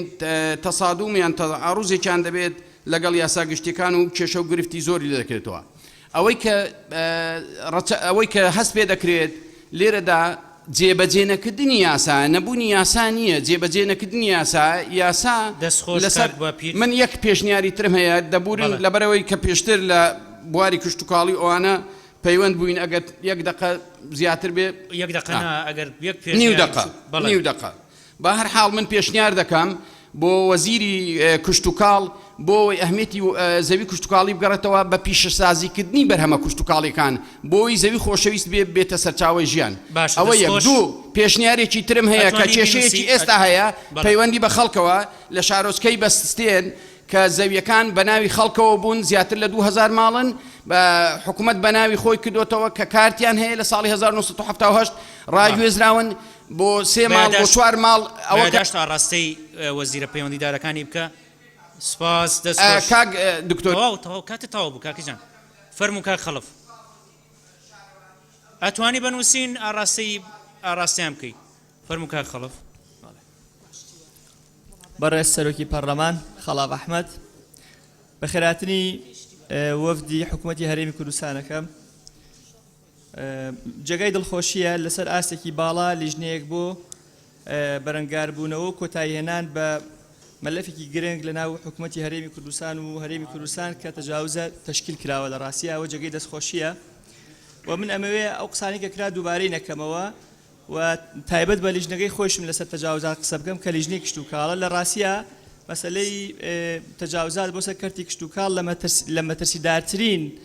تەجاوزاتەکانە کە لە هەرێمی کوردستان ئەنجام دراوە و لەناو ئەم تەجاوزاتە جگە لەوەی لەلایەن شخصەوە کە بە تەفسیلی باسکرا من ناچمە سەر ئەوە تەجاوز کراوە سەر کەرتی کشت و کاڵ لەلایەن وەزارەتەکانی ناو حکوومەتی هەرێمی کوردستانیشەوە دیسان تەجاوزات کراوەتە سەر زەویە کشت و کاڵیەکان بۆ نمونە وەزارەتی شارەوانی لە کاتی پێدانی زەوی نیشتەجێبوون کە پێویستە ئیتر بۆ ئایندە ئێمە لە بری بۆ ئاسۆیی دابینکردنی زەوی شوێنی نیشتەجێبوون بۆ هاوڵەتیان پشت بە ستونی ببەچین و لای تر وەزارەتی ئاوادانکردنەوە و ڕێگاوبان بۆ لە کاتی لێدانی ڕێگاوبانەکان جادەکان تەجاوزێکی زۆر ئەکات سەر کەرتی کشت و کاڵی کە بەدیلی ئەمانەش هەیە من نمونەم لە بەردەست تا 37 بۆ 38 کیلۆمەتر جادە لێ دراوە ئەکرا ئەم ڕێگایە لە شوێنێکی ترەوە بڕوا کە کەمترین زیانی بەر کەرتی کشت و کاڵ بکەوێ تەجاوزاتەکان بۆ سەر کەرتی کشت و کاڵ زیاتر لە 10,000 تەجاوزات لە هەرێمی کوردستان هەیە کە ناچمە سەر ئەو بابەتە بۆی کاتەکە بگێڕمەوە و مادام حکوومەتی هەرێمی کوردستان بۆ چارەسەرکردنی ئەم کەیسە لەسەر ئاستی ئەنجومەنی وەزیران لیژنەی تشکیل کردووە زۆر گرنگە هەر ئەو لیژنەیە بە ناوی ئەنجومەنی وەزیرانەوە ئەگەر تعدیل پێویستەواتە پرۆژەیەکی هەموار پێویستە لەلایەن حکوومەتەوە بگاتە پەرلەمان مادام ئیشکالەکان ئیشکالی یاساییە ئیشکالی ئیجراعاتکردن و نەبوون یاسایە پێویستە پرۆژێکی تعدیل لە یاساکان تایبەت بە تەجاوزات بنێریە و ئەگەرنا پرۆژە یاسایەک ئامادە بکرێ و بێتە پەرلەمان بۆی ئێمە بتوانین ئەو فەراغە یاساییە کۆتایی پێبێنین و گرنگە لە ڕووی یاساییەوە جگە لەوەی کە سەلاحەت بدرێتە مدیری ناحیە و قایم قامەتەکان جگە لەمە زۆر گرنگە لە پرۆژە یاساکەیان لە پرۆژەی تعدیلەکە ئەوەی جێ بکرێتەوە دوای ئەوەی کە سەلاحەت درایە ئەو یەکە ئیداریانە لە هەر جێگایەک تەجاوزات دروست بوو ئیجراعات لەگەڵ یەکە ئیداریەکانیش بکرێت لەگەڵ بەرپرسی یەکەمی یەکە ئیداریەکان بکرێت چونکە ڕاستە لە ڕووی بەرتیل وەرگرتن و ئەوانەوە کۆمەڵێ حاڵەت ڕوویداوە ئێمە ناتوانین هەندێجار هەیە بەرتیل بسەلمێنرێت بەڵام خۆ ئەتوانین حاڵەتەکە بە بەرچاو ئەبیدرێت کە تەجاوزات کراوە دیارە ئەمە شتێکی تری لە پشتەوە بۆیە گرنگە لە یاساکە ئەوە یەکلا بکرێتەوە منجایەکی دەستخۆشی لە حکوومەتەکەم و ئەوەم لەلا ڕوون نەبوو لە کێوە یعنی لەو تاریخێکەوە ئەو لیژنەیە تشکیل کراوە سپاس بەڕێز خەت و ئاواز جەنگی بەڕێز سەرۆکی پەرلەمان پێشەچی بە خێراتنی وەفدی حکوومەت دەکەم لە ڕاستیدا من دەمەوێ باز لەوە بکەم ئایا حکوومەتی هەرێمی کوردستان پلانی هەیە بۆ دابینکردنی ئاسایشی خۆراک لە هەرێمی کوردستان چونکە بەڕاستی دەستدرێژیکردنە زەوی کوشت و کاڵی لە هەرێمی کوردستان ینی زۆر گەیشتۆتە ڕادەیەکی مەترسیدار و ئەگەر وا بەردەوام بێ و حکوومەت پلانی نەبێ بۆ ڕاگررتنی ئەو دەستدرێژیە بەڕاستی ئاسایشی خۆراکی هەرێم دەکەوێتە مەترسیەوە و نەوەکانی داهاتوش بێ بەش دەبن لە سوود وەرگرتن لەو زەویانە. بەڕێز سەرۆکی پەرلەمان من دەمەوێت چەند پێشنیارێک بخەمە بەردەمی وەزیری بەڕێز وەزیری کوشتتوکاڵ کە پێویستە زەویە کوشتتوکاڵەکانی هەرێمی کوردستان بە یاسایەک ڕێک بخرێتەوە چونکە تاکو ئێستا ناڕوونیەک هەیە لە خاوەنداریەتی زەوی لە هەرێمی کوردستان. زەوی بەشێک لەو زەویانە کە موڵکی سرفە تاپۆیان هەیە بەشێکی گرێبەستی کوشتتوکاڵی هەیە و بەداخەوە بەشێک لەو زەویانەی کە گرێبەستی کوشتتوکاڵیان هەیە بەدەست خەڵکانێکەوەن کە پێویستیان بۆ زەویانە نییە دانیشتووی لادێکان نین بەکاری نایەنن بەڵام بەکرەی دەدەنەوە بە خەڵکانی تر کەواتە پێویستیان بە زەویەکە نیە پێویست ناکە گرێبەستەکانیان بۆ تازە بکرێتەوە. بابەتێکی تر کە دەمەوێت باسی بکەم دارستانەکانە بەداخەوە دارستانەکانیش کەوتونەتە بەر هێرش و زیادەڕەوی بەشێکی زۆر لەو دارە بە تەمەنانەی کوردستان ئێستا دەبڕدرێتەوە و زەویەکە تەخت دەکرێت بۆ دروستکردنی خانوو لە ناویاندا و لەلایەکی تریشەوە ڕەئی جائرمان هەیە کە لە ناو دارستانەکان ئەوانیش چۆن دەڵێت دەستدرێژێکی تر دەکەنە سەر دارستانەکانمان. خاڵێکی تر کەناری ڕووبار و ئاوەکانی کوردستانە بەداخەوە ئاوی ژێرزەویش کەوتۆتە ژێر زیادەڕەوی و بەنایاسایی دەردەهێنرێ و بیری سووری لێ دەدرێ کە دەبێتە هۆکاری ئەوەی کە کەمبوونەوەی ئاوی ژێرزەوی لە هەرێمی کوردستان دەبێ حکوومەت بەجددی کار لەسەر ئەو بابەتە بکات چونکە زەنجی ئاو لە هەرێمی کوردستان زەنجێکی خەتەرە لێی داوە و حکوومەت وەکو پێویست کاری بۆ نەکردووە. بابەتێکی تر کە دەمەوێت باسی بکەم لە قەراخی دەریاچەی دووکان کۆمەڵێک خەڵک تەجاوزیان کردوتە سەر موڵکی دەوڵەت و ئەم زەویانە پێیان دەوترێت زەوی مەخمورە کەواتە حکوومەت کە بەنداو دروستکراوە پارچەیەک زەوی لە بینی ئەرزەکانی کە ئێستا هەیە و لەژێر ئاوە پێی دەوترێ مەخمورە لە ساڵانی زۆر باران بارین ئەو زەویانە دەچنەوە ژێر دەریاچەکە بەڵام کۆمەڵێک خەڵک دەستدرێژیان کردوتە سەر ئەو زەویانە و بەکاری دێنن و حکوومەت چۆن دەڵێ هیچ خۆی لێ ناکا بەسەر دەستخۆش بمبورە لە بینی ئەم زەویانە و زەویەکانی تر زەوی هەیە پێی دەوترێ ئیستیملاک کراوە لەلایەن دەوڵەت ئەوەش کۆمەڵێک خەڵکی باڵا دەست دەستڕۆیشت و تەجاوزی کردوتە سەری و بە موڵکی خۆی دادەنێ هیوادارم وەزیری کوشتتوکاڵ بەرچاوڕوونی هەبێلەوە و لە داڕشتنەوەی ئەو یاسایە ئەم بابەتە بگرێتە بەڕێزان ئەندامانی پەرلەمان بۆیە پێداگرین لەسەرەوەی کە سێدەقەکە تەجاوز نەکەن چونکە ئێستا 37 کەس ماوە قسە بکە بەم پێودانگە بێ نزیکی 2 سعاتمان پێچێ بۆیە داواتان لێ یەکەم پابەندون بکاتەوە نقطەی نظامی کاک حاجی کاروان بەڕێز سەرۆکی پەرلەمان زۆر جار وەزیرە بەڕێزەکان دێنە ئێرە لە نەتیجەی ئەو هەموو قسەیە لە ئاخیرا 5-6 دقەیان بەر ئەکەوێ زۆربەی هەرە زۆری جوابەکانمان دەست ناکەوێت بۆیە من وەکو پێشنیارەکەم یعنی علە لەقەل لە نیوەی ئەم دانیشتنەیە جوابی ئەو پرسیارانە بدرێتەوە یان هەر پەرلەمانتارێکی بەڕێز پرسیارێکەکە با وەزارەتی پەیوەندیدار ئەو دقەیە جواب بداتەوە لەوانەیە کاتیشمان زۆر لێ بگەڕێتەوە جوابەکانمان دەسەکەوێت دنیای جواب هەیە لە ئاخیرا بزرێ بێ ئەتوانین دوای پشوو وەزیرە پەیوەندیدارەکان هەندێک لە وەڵامی ئەندامانی پەرلەمان بنەوە کە ڕەنگە وەڵامی پرسیاری ئەندامانی تریش بێ بەڕێز کاک عەباس غەزالی بەڕێز سەرۆکی پارلەمان بەخێرهاتنی میوانە نوێنەری حکوومەتی هەرێمی کوردستان دەکەم ئەمن هاوڕام لەگە برای بەڕێزم کاک فەرسەد سۆفی بەڵام من ناچمە سەر ئەو بابەتەی چ ئەو بابەتانەی زیادە ڕەوی دەکەن چ ئەوانەی بەناوی یاسایی ڕەش دەکرێنەوە هەمووی لەسەر کەرتی کشت و کاڵە لێدانی جادە فڕۆکەخانە دروستکردنی یاریگا کە نمونەی شارستانێتین لەسەر کەرتی کشت و کاڵن کە ئەمانە زیان بە کەرتی کشت و کاڵ دەگەینێ ئەمن ناچمە سەر ئەو بابەتانە بابەتێکی تر هەیە بۆ ئاسایشی خۆراک کە باز دەکەن یەکێک لەوانە ڕەوەندەکانن کە ئاسایشی خۆراکمان دابین دەکەن بەڵام بەداخەوە ئەم ڕەوەندانە کە دەبینین لەسەر جادەکان تا دەڕۆن بۆ کوێستانەکان هیچ ڕێگایەکیان نیە داوا لە وەزارەتی کشت و کار دەکەین ڕێگایەکیان بۆ بکەنەوە و ئەم ڕەوەندانەش خەریکی لە ناوچوونن بەهۆی ئەوەی نەڕێگان هەنە لە وەرگەکان بۆ نمونە باسی سیدەکان دەکەین ئێستا کە ڕەوەندەکان لە کوێستانەکانن بەهۆی ئەو شەڕ و پێکدادانە خەریکن بگەڕێنەوە و تەماتە و خەیار و شیناتیش لەم دەبەرە ناکرێ بەرەو قەلاچۆڵان دەچێ ئەگەر ڕێگایەک و چارەسەرێکی گونجاو نەکەن هەر بۆیە پێشنیار دەکەم یەک هیچ زەویەکی تری کشت و کاڵی تاپۆیەکەی نەگۆڕێت بۆ تاپۆی شارەوانی یا ڕێگاوبان دوو لە کاتی یەکەی نیشتەجێن تاییدی برای بەڕێزم کاک خەلەف دەکەم نیشتەجێبوون بە خانوو نەکرێ بە شێوەیەکی عەمودی و بە شێوەی شوقەیی بکرێ بۆ ئەوەی کەمترین عەرز بچێتن و هەروەها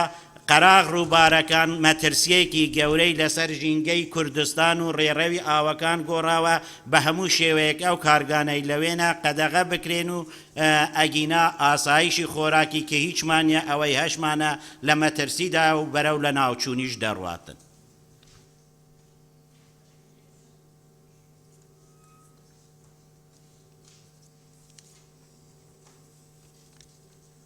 تاوبووی کاک عباس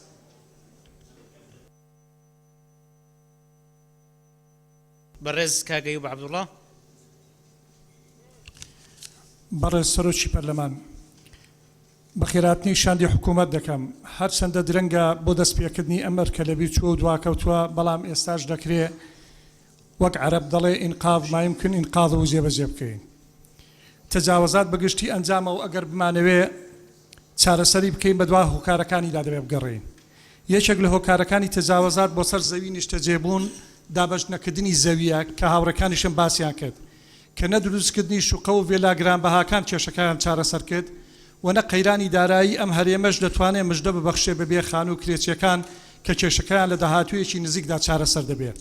بۆیە هەرچەندە دابەشکردنی زەوی بە چارەسەرێکی علمی نازانم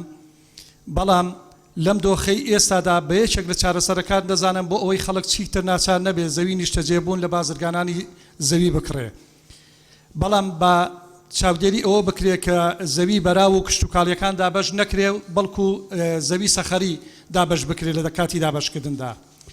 خاڵێکێکە ئەو شوێنانەی کە جێگای نیشتەجێبوون بوون پێشتر کە کەلکی کشت و کاڵیان نەماوە وەکو ئۆردوگای بەستەستێن کە کاتی خۆی لە پێش ڕاپەڕین ئۆردوگایەک بووە و زیاتر لە 3000 خێزان تێیدا نیشتەجێ بووە دەکرێت ئەوانە بگەڕێنرێتەوە بۆ خاوەنەکانیان وەکو چۆن حکوومەت شوێنەکانی تری جێراوەتەوە بۆ نمونە ئۆردوگای بنگردی جێراوەتەوە یعنی حکوومەت بەڕاستی دەبێت بە یەکسانی و بە عەدالەت بڕیار بدا ناکرێت لە منتیقەیەک شوێنێکی نیشتەجێبوون بگەڕێنرێتەوە بۆ خاوەنەکانیان و لە منتیقەکانی تر نەگەڕێنرێتەوە زۆر سپاس زۆر سپاس بەڕێز مامۆستا حەسەن ساڵح.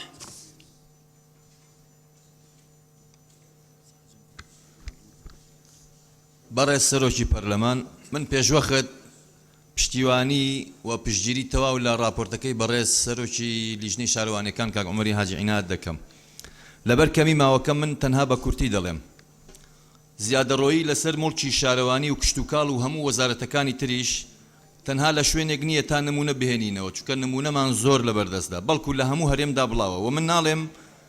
لە حاڵەتەوە بۆتە دیاردە بەڕێز سەرۆکی پەرلەمان بەڵکو لە دیاردە شتێپەڕی کردووە بۆتە عورفێک و مۆدێلێک بەڕاستی تەجاوزکردن لەسەر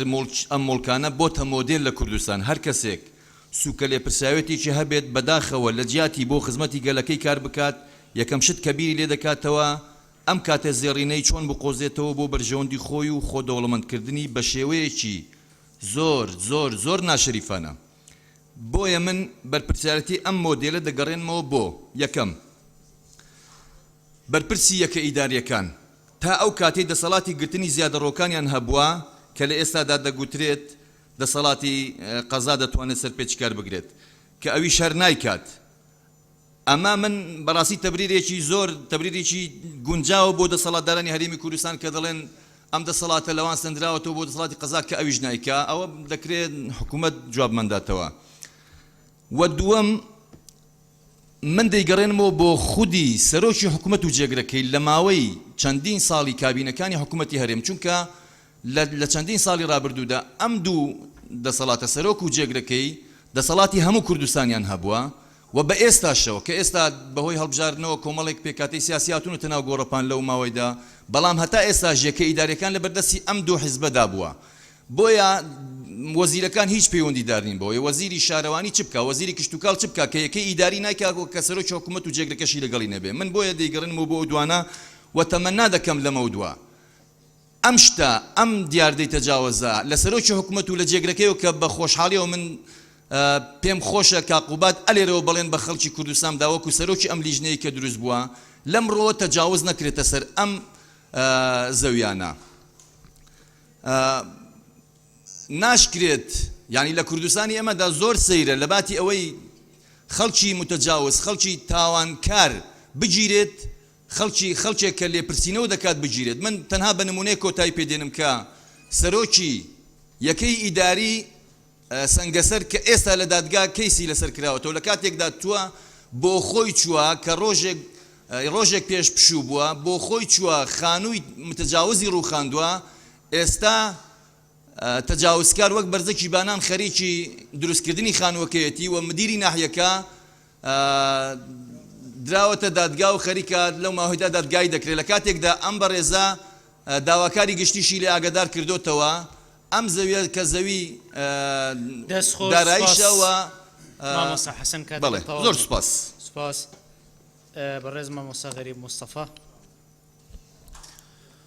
بەڕێز سەرۆکی پەرلەمان بەناوی خۆی بەخشندەی میهرەبان بابەتی زیادەڕۆیی ئەو خەمە گەورە و کارەساتە کە نازانم لەکوێوە دەست پێکەم تەنها ئەوەندە ئەڵێم بابەتی زیادەڕەوی گەورە ئاوی ڕشتۆ بۆیە بچووک پێی تێخات چونکە ئەگەر حیزبە سیاسەکان و ئەگەر کەسە دەسەڵاتدارەکان زیادەڕۆیی نەکەن یا دەست کۆتاکەن مڵکی گشتی بگێڕنەوە بەڕاستی ئەوە ڕوونادات. لەگەڵ مامۆستا عەبدوڕەحمان چوینە ناحیەیەکی پارێزگای سلێمانی لایەنێکی سیاسی خەریک بوو خەسەخانەیەکی نۆژە نەکردەوە بۆی بیکاتە بارەگای حیزبە سیاسەکەی خۆی کاتێ پێمانوتن بۆ ئەکەن وتی سێری ئەو بەرکەن ئەو قوتابخانەی ئاڵایەک بەسەری ئەو ئەشەکێتەوە هەر کاتێ ئەوەتان لەوان سندەوە ئێمەش ئەمە ئەگەڕینەوە. ئەم بابەتە ئەوەندە ترسناکە وەکو ئاگر بەر بوو بێتە پوشی وشک کوردستان بە شوڕی شەکرێت. من ئەپرسم حکومەت لەکوێ لەم دۆخەیە؟ ئەمە جگە لەوەی سەرۆکیەکە ئیدارەکان دەستیان بە جۆرە شەتەک دراوە قایمقامەیە کە ئیجراعاتی کردووە 10 ملیۆن دینار غەرامی بۆ هاتۆتۆ لە دادگاوە. تەنانەت فەرمانبەری شارەوانی لەلایە زیادەڕۆکار هەڕەشەی لێ ئەکات لەلایەکی تر پۆلیس دێ بە شوێنی دادگا ئەیهێنێ و ئەیبات. ئەمە واقعەکەیە. ئالەم ساتە وەختەی کە ئێمە قسەی لەسەرەکەین لە هەموو کوردستان بە تایبەتی لە دەربەندی گۆمەسپان کاوە چەند ڕۆژە سکاڵایان دێتە لیژنەی کشتتوکاڵ لە دۆڵی سماقوڵی لە چیای پیرەمەگرون هەمووی بە شوڕی شەکرێت. من دوو خاڵ بە خێرایی بۆ چارەسەر پێشنیازەکەم. خاڵی یەکەم داوا بکرێت لەلایەن وەزارەتی ئەوقافەوە داوا بکرێت لە لیژنەی فتوای مامۆسایانی ئاینی کە بە بێد و دڵی فتوایەکی یەکلاکەرەوە بدەن لە گشت منبەری مزگەوتەکان و میدیاکان و بخوێنرێتەوە کە تایە نووسرابێ زیادەڕۆیی لەسەر مڵکی گشتی حرامە و غەسبە و نوێشکردن تایە حرامە.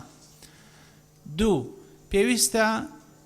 دەسی بەو پرۆژە یاسایە نەکرێت کە بە ژمارەی یاسایی ئەندامانی پەرلەمان پێشکەش کرا لە پەرلەمانە و سیفەتی ئیستیعجالی پێدرا نێرا بۆ ئەنجومەنی وەزیران وەکو باسەکەن بە ڕێزیان ئاوا دوا کەوتووە. تکایە بە ئەنجومەنی وەزیران و وەزارەتەکانی شارەوانی وەزارەتی کشتتوکاڵ وەزارەتی دارایی ڕێ لە پەرلەمان نەگرن و ئەو ڕۆتینە بەس بێت دەستکراوەمانکەن با یاساکە یاسای زیادەڕۆییکردن بە تاوان ئەژمار بکات و زیادەڕۆکار وەکو تاوانبار لە دادگاکانە مامەڵەی لەگەڵا بکرێت ئەو دادگایی کە ئومێ دەکەین بە دەرچوونی یاساکە دروست بکرێت. سپاس. زۆر سپاس. بەڕێز کا کەمالیەڵڵا. بەرێز سەرۆکی پەرلەمان بەڕێزان جێگەری سەرۆکی ئەنجومەنی وەزیران و شاندەکەی زۆر بەخێر بێنەوە. ڕاستەم هۆیەکی زۆر گرنگە. خەڵکە چاوی لەسەر بڕیاری حکوومەتی و بە شێوەیەکی دایمی لە ڕووی لە حکوومەت و پەرلەمانی ئەکاتن بەڵام تا ئێستای چارەسەری زێدەوەری نەکراوە بە شێوەیەکی فعلی ڕۆژ بە ڕۆژ وا زیاد دەبێتەوە زیاتر ئەبێتەوە بەبێ ئەوەی کە هیچ چارەسەر بکرێتەوە. ئێمە وەکو لجنەی شارەوانی و گەشت و گوزاری لەگەڵ مامۆستا مەلەماجد سەردانی زۆر جێگای ئەوەمان کردەوە لە دهۆک و لە هەولێر و لە سۆران و لە چۆمان و عەنکاوە و خەبات کە ئەوەی پێمان زانیوە نە قای مەقام نە مودیر ناحیە نە مودیر شارەوانی کە هیچ سەلاحەتیان نییە بۆ ئەوەی کە ئیجرعاتەکەی وەربگرن. وەکو جەنابی وەزیری کشتتوکالی گوتووە کە سکاڵی 700 سکاڵە هەیە لە سەروانی کە تەجاوزیان کردووە کە دەجێرێ حاکم دەردەینی بە کەفالەت دووەمی ڕۆژ 6 مانگ 7 مانگی کەس لێ ناپرسی سکاڵکە بزر دەبیتن و کێشەکەش هەر ماوە. ئەوەی کە دکتۆر سورود ئاماژەی پێکردووە پشتگیری یەکەم لەسەر کێشەی شار و گوندەکانی پێکهاتنەکانی کلدانی سریانی ئاشووری لە خولی سێم دەستمان پێکردووە هەزاران سکاڵە و هەزاران کۆمیتمان نووسیوە تا ئێستا هیچ ئیجرعاتێکی وەرنەگرتیە. ئێستا مەسەلەکی بەسیطتان پێ دەڵێم کە لە عەنکاوە هەیە وەختی خۆی عاردەکی زراعی بوو ئەو عاردە ئیتفاقرایە بەناو شوانەکی لە ناو دانیشت بوو شوانەکە ئێستا برای و مامی و نازان چێ هینایەتی دەرناچی پازدا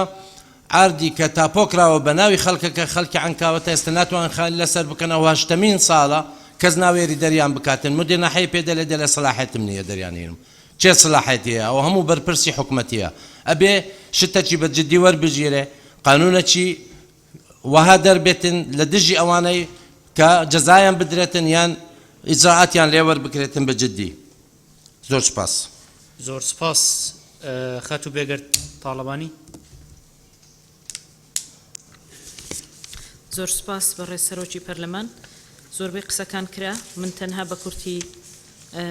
چەند خاڵێک دەڵم من پێم وایە تەشکیلکردنی ئەم لیژنە باڵایە لە ئەنجومەنی وەزیران بۆ خۆی دەستپێکێکی باشە بەڵام گرنگ ئەوەیە حکوومەتی هەرێمی کوردستان بەر لە هەموو کەسێک ئەوانەی کە زیادەڕۆی دەکەن دەستی بەرپرسە باڵاکان بگرێ هەر کاتێک ئێمە توانیمان دەستی ئەو بەرپرسانە لە هەموو ناوچە جیاجیەکانی کوردستان بە شێوازێک دەستیان بگرین لە مەسلەی زیادەڕۆی و ئەوەی کردوشیانە لە ڕاستیدا بەپێی یاسایەک ئیجرعاتیان لەگەڵدا بکرێ من پێم وایە وردە هەنگاو بەرەو ئەوە دەنێن کە خەڵکی سادە و فەقیریش ڕێگری لێ بکرێ. لەلایەکی ترەوە بەشێک لەو تەجاوزانەی کە دەکرا ئەوە زۆربەی برادەران هەواڵەکانم باسییان کرد من دەمەوێت لێرە یەکشت بڵێم زۆر جار وەزارەتی شارەوانی بۆ کارێکی خزمەت گوزاری کە ئەنجامی دەدا لە ناوچە جیاجیەکان ئەویش لەوانەیە تەجاوز بکاتە سەر مافی گشتی خەڵک ینی خەڵکی ئاسایی و لەو نێوەندەشدا بەشێکی زۆر لە خەڵک دەتوانم بڵێم زەرمەند دەبێ و لە هەمان کاتیشدا کەمتر هەنگاوی قەرەبووکردنەوە دەنرێ بۆ ئەو خەڵکانە هیوادارین وەزارەتی شارەوانی بۆ ناوچە جیاجیەکان ئەو هەنگاوە خێراتر بکە و بە تایبەتیش من کێشەیەکێ لێرە دەتوانم ینی دەمەوێت بیگەێنم ئەویش ئەوەیە بەڕاستی دەڤەری ڕاپەڕین یەکێکە لەو ناوچانەی کە گرفتێکی زۆری هەیە لەسەر مەسلەی تاپۆ ئومێدەوارم لە ڕێگەی وەزیری شارەوانیەوە بتوانن کارێک بۆ ئەو ناوچەیە بکەن و ئیجرعاتەکان بە زووی بکرێتە بواری جێبەجێکردنەوە. سوپاس. زۆر سپاس. بەڕێز کاک عەباس فەتاح. بەڕێز سەرۆکی پەرلەمان عەباس فەتاح بەخێرهاتنی بە ڕێزان جێگری سەرۆکی حکوومەت و وەفدی یاوەری دەکەن زۆر بەخێر بن. دیارە زۆر لە بابەتەکان لەلایەن ئەندامانی بەڕێزەوە باس کرا ئەوەی کە من هەمە پرسیارەکەم زیاتر خاڵی یەکەم بۆ وەزارەتی کشتتوکاڵە کاری باشیان کردو بە ڕێگری لە لێدانی بیر بەڵام لە بەرامبەر ئەوە بۆ خزمەتکردنی خرچی لادێنشین و ئەوانەی کە پێیان دەگوترێ کاری مەرداری ئەکەن بێگومان پێویستە بەرامبەرێکی بۆیان هەبێ ئەویش بە ڕێگەی بەراوکردنی لادەکان و گەیاندنی ئاو بۆ جێگایانە چکە ناکرێت و ڕێگری لە شتێک بکەی و بەڵام بەرامبەرەکەیت نەبێ. پێویستە بیرێک لە چارەسەرکردنی ئەو زەویانە بکەینەوە کە بەکار دابشکراون دیارە ئەمەشیان دوای ئەو بڕیارانەی کە زەوی ڕاگرتن ڕاوەستاوە بێکومان زیاتر لە 150,000 زەوی بە ژمارە دراوە بە خەڵک ئەم زەویانە مامەلەیان پێوەکراوە پێم وایە لە نەتیجەی کۆتایی لەوانەیە زۆر کێشەی کۆمەڵایەتیش دروست بکە هەرچەندە وەزارەتی شارەوانی جەنابی وەزیر باسی لەوەی کرد کە بەرنامەیان هەیە بۆ تاپۆکردنی و دەستیان پێکردو بەڵام ئەمە زۆرە و پێم وایە زیاتر لە 2 ساڵی دەوێت. لەسەر راپۆرتەکەی کاک عومەر من زۆر دەستخۆشی لێ دەکەم راپۆرتێکی زۆر چڕوپڕ و هەمەلایانی نووسی بوو هەرچەندە پرسشی پێمان نەکرد بۆ وەکو لیژنەی شارەوانیەکان لەوانەیە ئەگەر پرس پێمان بکردایە بۆ ئاودانکردنەوە کارێکی باش بوو و باسی لەوە کردبوو کە پرۆژەیەکیان وەکو لیژنەی ئاوەدانکردنەوە من بە حکمی لە لیژنەی ئاوەدانکردنەوەشم ئێمە ڕەتی و پرۆژەیەمان نەکردوتەوە بۆ ئاوەدانکردنەوەی لادێیەکان بەڵکو ڕێگە چارەی ترماندانا و لەگەر وەزارەتش قسەمان کردووە بۆ ئەوەی کە بتوانین خێراتر خزمەتی خەڵک بکەین. ئەگەر ئێمە دیاریکردنی سنووری شارەوانیەکان لەلایەن وەزارەتی شارەوانی و پەلەی لێ بکرێ پێم وایە خۆی کێشەی تەزاوز کەم دەکاتەوە زیادە ڕۆی کەم دەبێتەوە. خاڵشتر پێویستی ێزانم دابشکردنی یەکەی نیشتە جێبوون و دابشکردنی زەوی بەڕاستی ئێمە زۆر گرنگجیمان بە تایبەتی بە ناحیەکان ئەنجا قەزایەکان نەداوە ئەگەر لە ناحیەکان زۆر کەم لە ناحیەکان زەوی دابشکراوە ئەگەر زەوی دابش نەکرێ خەڵک چ بکە ینی نە یەکەی نیشتە جێبوونمان وەک پێویست دروست کردو هەر دروستمان نەکردو لە زۆر ناحیەکان و یەکەی وە زەویش دابش ناکەین و من خاڵێکی ترم هەیە لەسەر ئەوەی کە زەوی دابشکردن ڕایگیراوە بەڕاستی ئەمە هەموو لایەک و بە تایبەتی حکوومەتی هەرێمی کوردستان من بۆ خۆم یاداشتێکشم بۆ ئەنجومەنی وەزیران ناردووە لەسەر ئەم بابەتە ناکرێ بەڕاستی زەوی ڕاگرتن لەسەر پێشمەرگە ڕابگرین پێویستە من یاداشتێک بە 3 خاڵ بۆکو پێشنیار داومە بە بەڕێزیان پێویستە هەرچۆنێک بێ ئێمە بیر لەوە بکەینەوە چکە هێزی پێشمەرگە موچەی بۆ زیاد نەکەین و موچەی کەم بێت و زەویشی پێ نەدەین و پێم وایە ئەمە یعنی وەکو لێرەوە بە جەنابی جێگری سەرۆکی حکوومەت دەرێن بۆی یاداشتەکە کاری پێ بکرێ. باسی ئەوە کرا تەجاوز لە ساڵی 91 دەست پێ کردووە بێگومان زۆر لە پێش ساڵی 91 لە زۆر شارەکان و لە هەولێرەوە دەست پێ بکە سیر دەکەین زۆر لە گەڕەکان هەتا ئێستا ژەم کاتە شەر بە تەجاوز دروست کراوە ئێمە بیرمان لەوە نەکردەوە ڕێگری لێو بکەین بۆ هێشتا شەنەی کردووە وڵا من لە لیژنەکەمە پێویست بوو ینی 2 دقەم زیاتر بدەیت چکە سەرەتا جەنابی شت دوای گوت و بڕیاری سەرەتاشمان من آخر وڵای ئەندامانی لیژنەکەش هەمووی خۆی لە سەرەتاوە پێشنیارت کرد سوپاس دەکەم باشە قسەکەشم تەواو نەکرد ئەتوانی بەیاداش ئاڕاستەمان کەی بۆی ئاڕاستەی وەزیرە پەیوەندیدارەکانی بکەین بەڵێ بەڕێز کاک ساڵح بەشار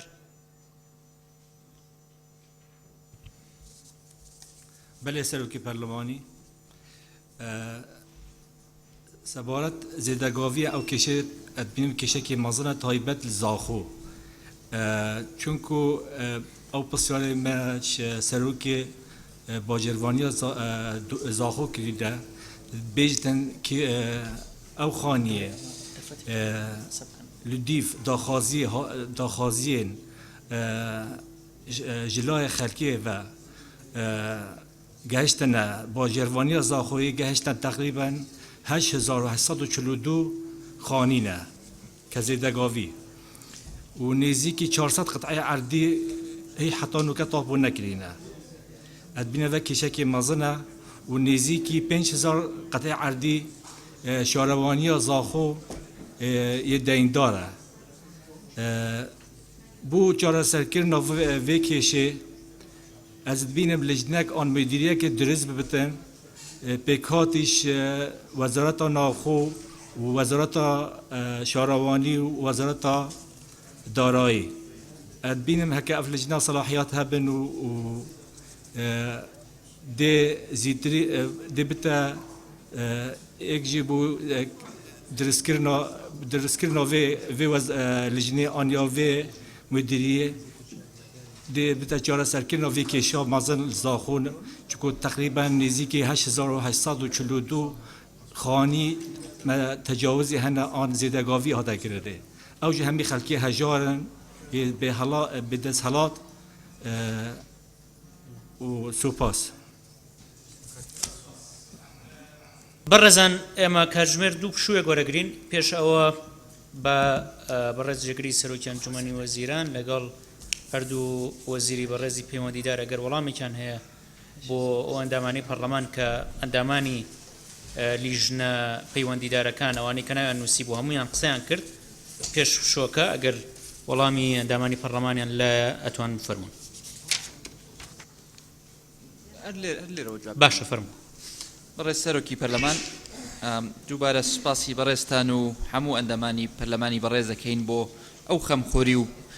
پەرۆشیەی کە نیشانیان داوە بەرامبەر ئەم پرسە گرنگە من وەڵامی چەند پرسیارێکە دەمەوە پرسیارەکانی تر بۆ هاوکارانم بەجێ ئەهێڵم بەڕێزێک دووسێک بەڕێز وڵات جەختیان کردەوەی سەرەوەی کە فەرق و جیاوازی نەکرێ بەرامبەر بە ئیجراعاتەکان ینی خەڵکی فەقیر و هەژار و خەڵکی باڵا دەست و بەرپرس هەر بۆ زانینی ئەم ئەنجومەنە بەڕێزە ئێمە تەنها ئیجراعاتمان بەرامبەر بە خەڵکی فەقیر و هەژار نەکردەوە بە پێچەوانەوە لە سەرۆکایەتی ئەنجومەنی وەزیرانەوە و بە بەشداربوونی و سەرپەرشتی بەندەی مخلستان ئێمە لە چەند شوێنێک کە خەڵکی باڵا دەست چە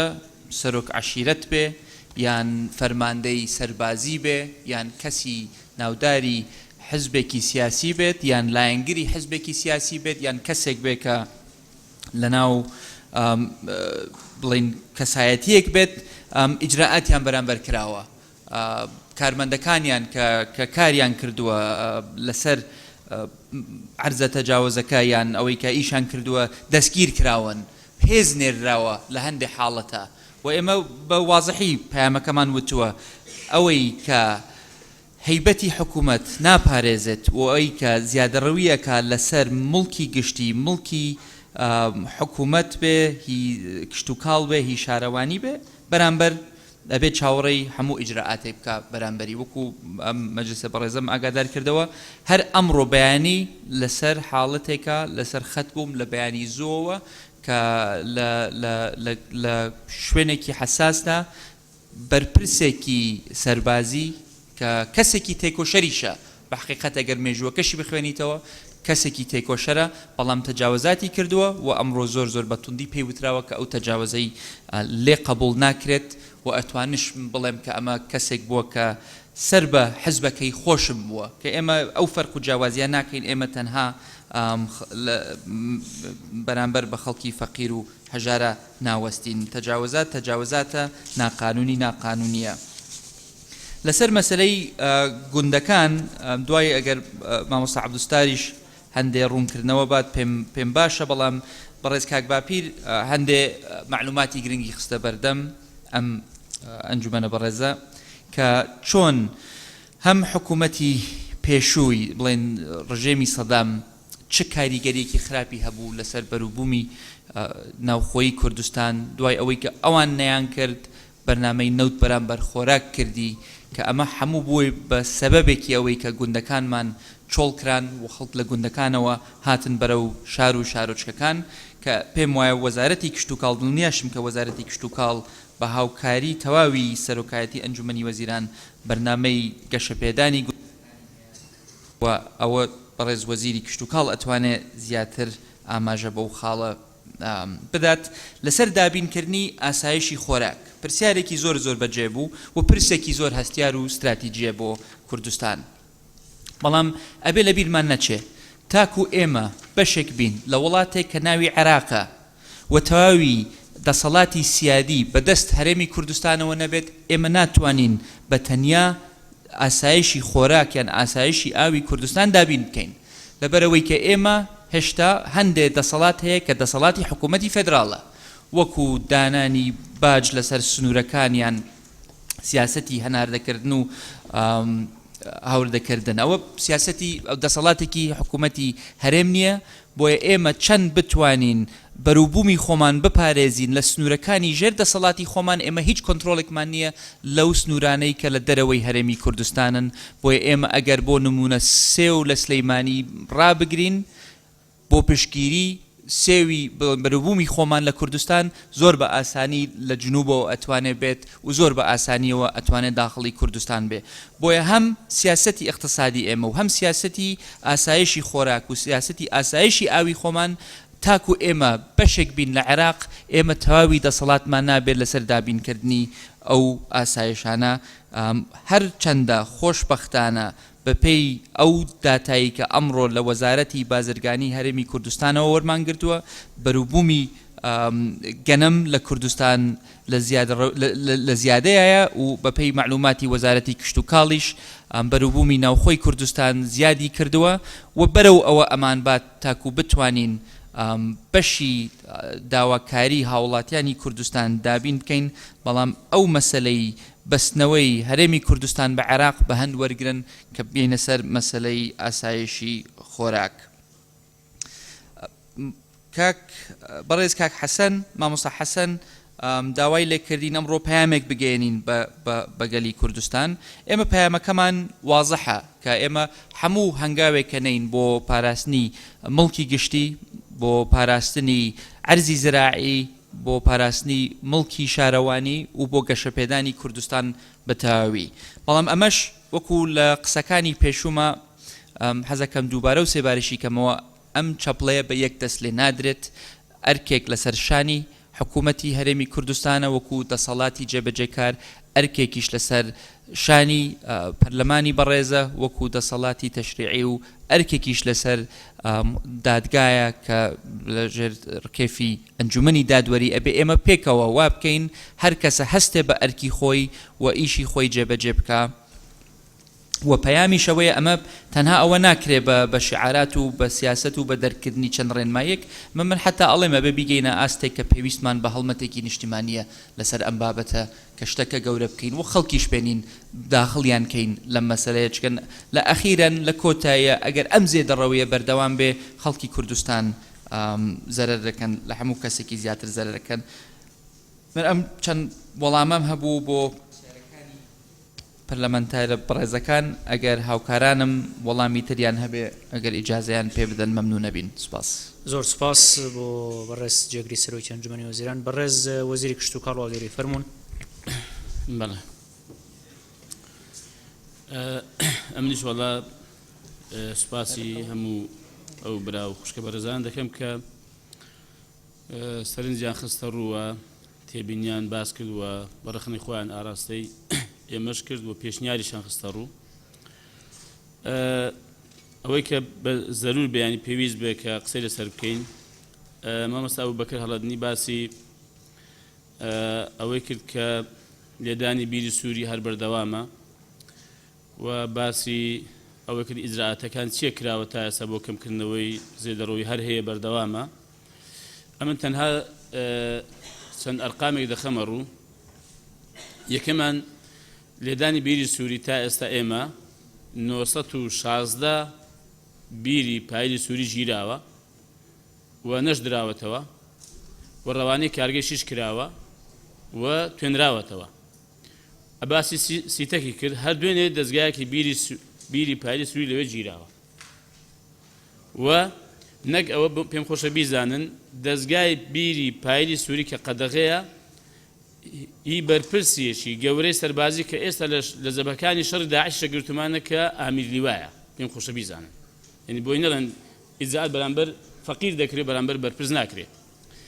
و پێم خۆشە بیزانن ئێمە تا ئێستا زیاتر لە 700 سکاڵا تۆمار کراوە و هێندێکی ئیجزاعاتشی لەگەڵ کراوە وەکو باسم کرد ئەمەش ینی هەنگاوە ینی ئایا ئەمە ئیجزاعات نیە ئەمە و ئێمە لە وەزارەت فەرمانمان دەرکردووە کە دەسەڵاتمان بە فەرمانبەرەکانی خۆمانمان داوە هەمویان مافی ئەوان هەیە بچن لە دادگاکان سکاڵات دژی زێدەڕۆیان تۆمار بکەن وە کراویشە و ئێمە لە پارێزگاکان لیژنە دروست کراوە بە دوای ئەو کۆبوونانە کە بەڕێز جێگری سەرۆکی حکوومەت سەرپەرشتی کردووە بڕیار دراوە و لە پارێزگاکان لیژنەی باڵا دروست کراوە و دەست کراویشە بە هەنگاونان و بە ڕاگرتنی تەجاوزات و بە ئیجزاءاتی یاسایی بەرامبەر بە زێدەڕۆیان. هەدەمێ لێرەوە وەڵامێکی کاک فرسەت سۆفیش بدەمەوە کە دەڵێ وەزارەتی کشت و کاڵ دەڵێ جاری کەس گوتومانە فڵان کەس گلەیی هەیە ئارە گلەییم هەیە بەڵام پێم خۆشە بیزانن ینی ئیجزاءات عادی وەزارەتی کشت و کاڵ نییە وەزارەتی کشت و کاڵ پۆلیسی نییە وەزارەتی کشت و کاڵ ئاسایشی بەدەست نییە ئەمن ئەوەی کە پێویستە ئەوە جنابی کاقوبات جێگری سەرۆکی حکوومەت لەو مەترسی ئاگادار کراوەتەوە و سوپاسیشی دەکەم باش هاتوتە سەر خەت و پاڵپشتی باشی کردوین بەڵام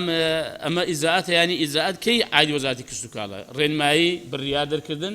ئەوە عادی ئێمێتەوە ئەوەش کراویشە نەک ئەوە پێم خۆشە بشی زانن ئێمە لەگەڵ ئەوەدا موظفەکانمان حەز دەکەم بیزانن لیان دراوە سەرم قەزیانە موظف بریندار کراوە باسم کرد موظف شەهید کراوە لەسەر ڕێگریکردن لە ینی ڕاوی نایاسایی کاکەجان ئەوە بەشداریکردن لە ئیجزاءات ئەوە هەنگاو نییە کە نراوە بۆی کات و زێدەڕۆی قەدەغە بکەی مامۆستا عەبدوڕەحمان باسی کوردگوتی هەماهەنگی نێوان کشت و کاڵ و شارەوانی چۆنە ئەم دەڵم زۆر باشە ئێمە لەگەڵ وەزارەتی کشت و کاڵ لەگەڵ بەڕێز نەورۆزخان ڕێککەوتوین لەسەر قەزێکی زۆر گرنگ ئەویش ئەوەیە بڕیارمانداوە کە هەرچی زەوی کشت و کاڵی هەیە کە کاتی خۆی شارەوانەکان بردوویەتی کە ئەمە ژێشێک بۆ لە کێشەکان دەجێردێتەوە بە وەزارەتی کشت و کاڵ مادام سیفەتی کشت و کاڵی دەستنەدابێ ئەمە بڕیارێکە داویانە و ئێستا ئیشمان لەسەری کردووە و زۆر زەوی کشت و کاڵیشمان جێراوەتەوە کە کاتی خۆی شارەوانیەکان بردویانە بۆ ئیتفا باسی ئەوە کرا کە زەوی زێدەڕۆیی هەیە لەسەر زەوی کشت و کاڵ بەڵێ هەیە من نازانم باسی 400,000 دۆنم کرا ئەو ژمارەی ڕاست نییە ئی 2012 باسی 2000 ینی 400 قسوور دەکا ینی ئێستا لەوانێ نزیکێ مەسەن 9,000 دۆنمێک احتیمالە ئەو لەو دەوروبەرەی زێدەڕۆیی خراپێتە سەری بەڵام هەر زۆرە بەڕای من 1 دۆنمیش زۆرە بەڵام ینی ژمارەکە هەڵە بێ مەسەن 400,000 دۆنم زۆر زۆرە بەرنامەی پەرەپێدان بۆ گوندەکان جنابی کاقوبات باسی کرد ئێمە گرنگیمان پێداوە یەک بەهۆی بە دانانی بازە بەروبمی هاوردە کاتێک بەروبمی خۆماڵی پێدەگا کە ئەمە جوتیاری خۆمان هاندەدا بۆی کە بەردەوامی لە کشت و کاڵ و فعلاً بەپێی ینی قسەی بەڕێز قایمقامەکان ملی ناحیەکان دەڵێن کاکە ینی جوتیارێکی زۆر ئێستا دەستگەرمە وەگەڕاوەتەوە سەر کشت و کاڵەکەی خۆی وەگەڕاوەتەوە لای گوندەکانی خۆی کەمە بەڕاستی ئاماژەیەکی دڵخۆشکەرە کێمە هەوڵ دەین جوتیار بگەرێتەوە سەر کشت و کاڵی خۆی و پاڵپشتی کشت و کاڵیمان هەیە لە گەنم لە جۆ کە من ئێستا کاتەکەی هەونی مەسن باسی کەم کە لە بنەتۆ و داشکاندن ئەوە کە پێمان کرابێ لەم قەیرانی داراش ئیشمان هەر کردووە ساڵی پار ئێمە ینی جۆمان کردێەوە لە جوتیاری خۆمان کە ینی پێشتر نەکرابوو و بە 150 داشکان داوامانەوە ئاژەڵدارەکان کەمە پاڵپشتێکی باشە بۆ جوتیارانی خۆمان و گەنمی بنەتۆمان کردیوەتەوە بە 130 داشکان دامانەتەوە جوتیاری خۆمان زۆرمان هەیە بەڵام ئێستا ئەمە ئەمڕۆ باسەکان باسە نییە ئەوەی کاک عەلی حەمەد ساڵح باسی کرد ڕاستەکە هەیە ئەوە ئەمیش ئەوە دەڵێم ئەی ئەم لیژنەی باڵایە بۆچی دروست بووە لە ئەنجومەنی وەزیران ئایا خوشک و برا بەڕێزەکان ئەمە گرنگیدانی حکومەت نییە بەم قەزیەیە کە لیژنەیەکی باڵا دروست بە سێ کۆبوونەوەی یەک لە دوایەکی خۆی کردووە ئیجزاءاتیش لەگەڵ گچکە و گەورەش کراوە بەڵام یعنی سەرەتایەکە ئێمە دەستمان پێ کردووە هیوادارم کە بگەینە ئەوە کە ئەوەی کاک عەلی حەمەد ساڵیش و غێری ویش کە هەیە وردەوە دەڕێ لێ بگرین وە چارەسەری بکەین ئەو بەڕێز کاک سرود باسی کرد کێشەی کلد و ئاشوورەکان هەیە ئەو لیژنەیەک لە ئەنجومەنی وەزیران هەیە پێکێنراوە ومێد دەکەم کە ئینشاءڵڵا ئەم قەزیان بێگرا بکەنەوە و کێشەی ئەو کلد و ئاشوورەکان چارەسەر بێ مامەسە مەڕوان فەرمووی جددین لە ڕێگەگرتن بەڵێ جددین و باش کرا ینی فەرمووی لە بەرپرسە باڵەکان دەست پێ بکەن وەڵە لە هەمی دەستمان پێ کردووە بەرپرسی باڵە بەرپرسی خواریش و جیاوازیش ناکەین یەک لە بارەخم بەڕاستی هیچ کامێکمان لەگەڵ ئەوە نین کە جیاوازی ناوان هیچ کەس بکرێ نە بەناوێک کە فەقیرە ڕێی پێ بدرێت نە بەناوێک کە دەسەڵاتدارە ڕێی پێ بدرێت بەڵکو ئیجزاءات کە بڕیارماندا بڕیارەکە چۆنە بەسەر هەردووشیدا جێبەجێ بکرێ پرسیارێک کە کرا فەرمووی جیاوازی هەیە لە قەرەبووکردنەوەی جوتیارانی هەولێر و سلێمانی ناوە کاتی خۆی لە کاتی دوو ئیدارەی بووە ئێستا کاتێک کە زەوی ئیتفاق دەکرێت یەک قەرەبوو هەیە و بۆ هەمووی وەکو یەک وایە کاک باپیر کاک مەلا تەمان باسی هێندێک شتی کرد و کاقوبات هێندێک تەوزیحاتی دا بەڵام ئەوەی بەسەرسێن ئەوە لیژنەیەک دروست کراوە لە وەزارەتی شارەوانی کشت و کاڵ ناوخۆ ینی خەریکن و پێما هەندێک وەڵامیشان داوەتەوە بەڕێوەبەراتی گشتی ئیداری ڕاپەڕین باسی ئەوە کرا بە ڕێزێک باسی ڕێخستنەوەی زەوی کشت و کاڵی کرد پێم وایە ئاوازخان بوو ڕاستە کاتەبان پێویستی بە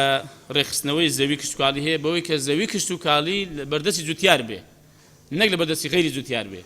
ئێمەش داوامان کردووە کە دیارە ڕێنمایی 4 و 6 ینی یاسای ژمارە 117 ساڵی هەفتە تەمام ینی ئەمە خەلەلەکە ئەلێوێ بەڕاستی ئێمە داوامان کردو فعلا ئەمە چای پێدا بخشێنرێتەوە و زەوی کشت و کاڵی تەنها لە بەردەستی جوتیار بێ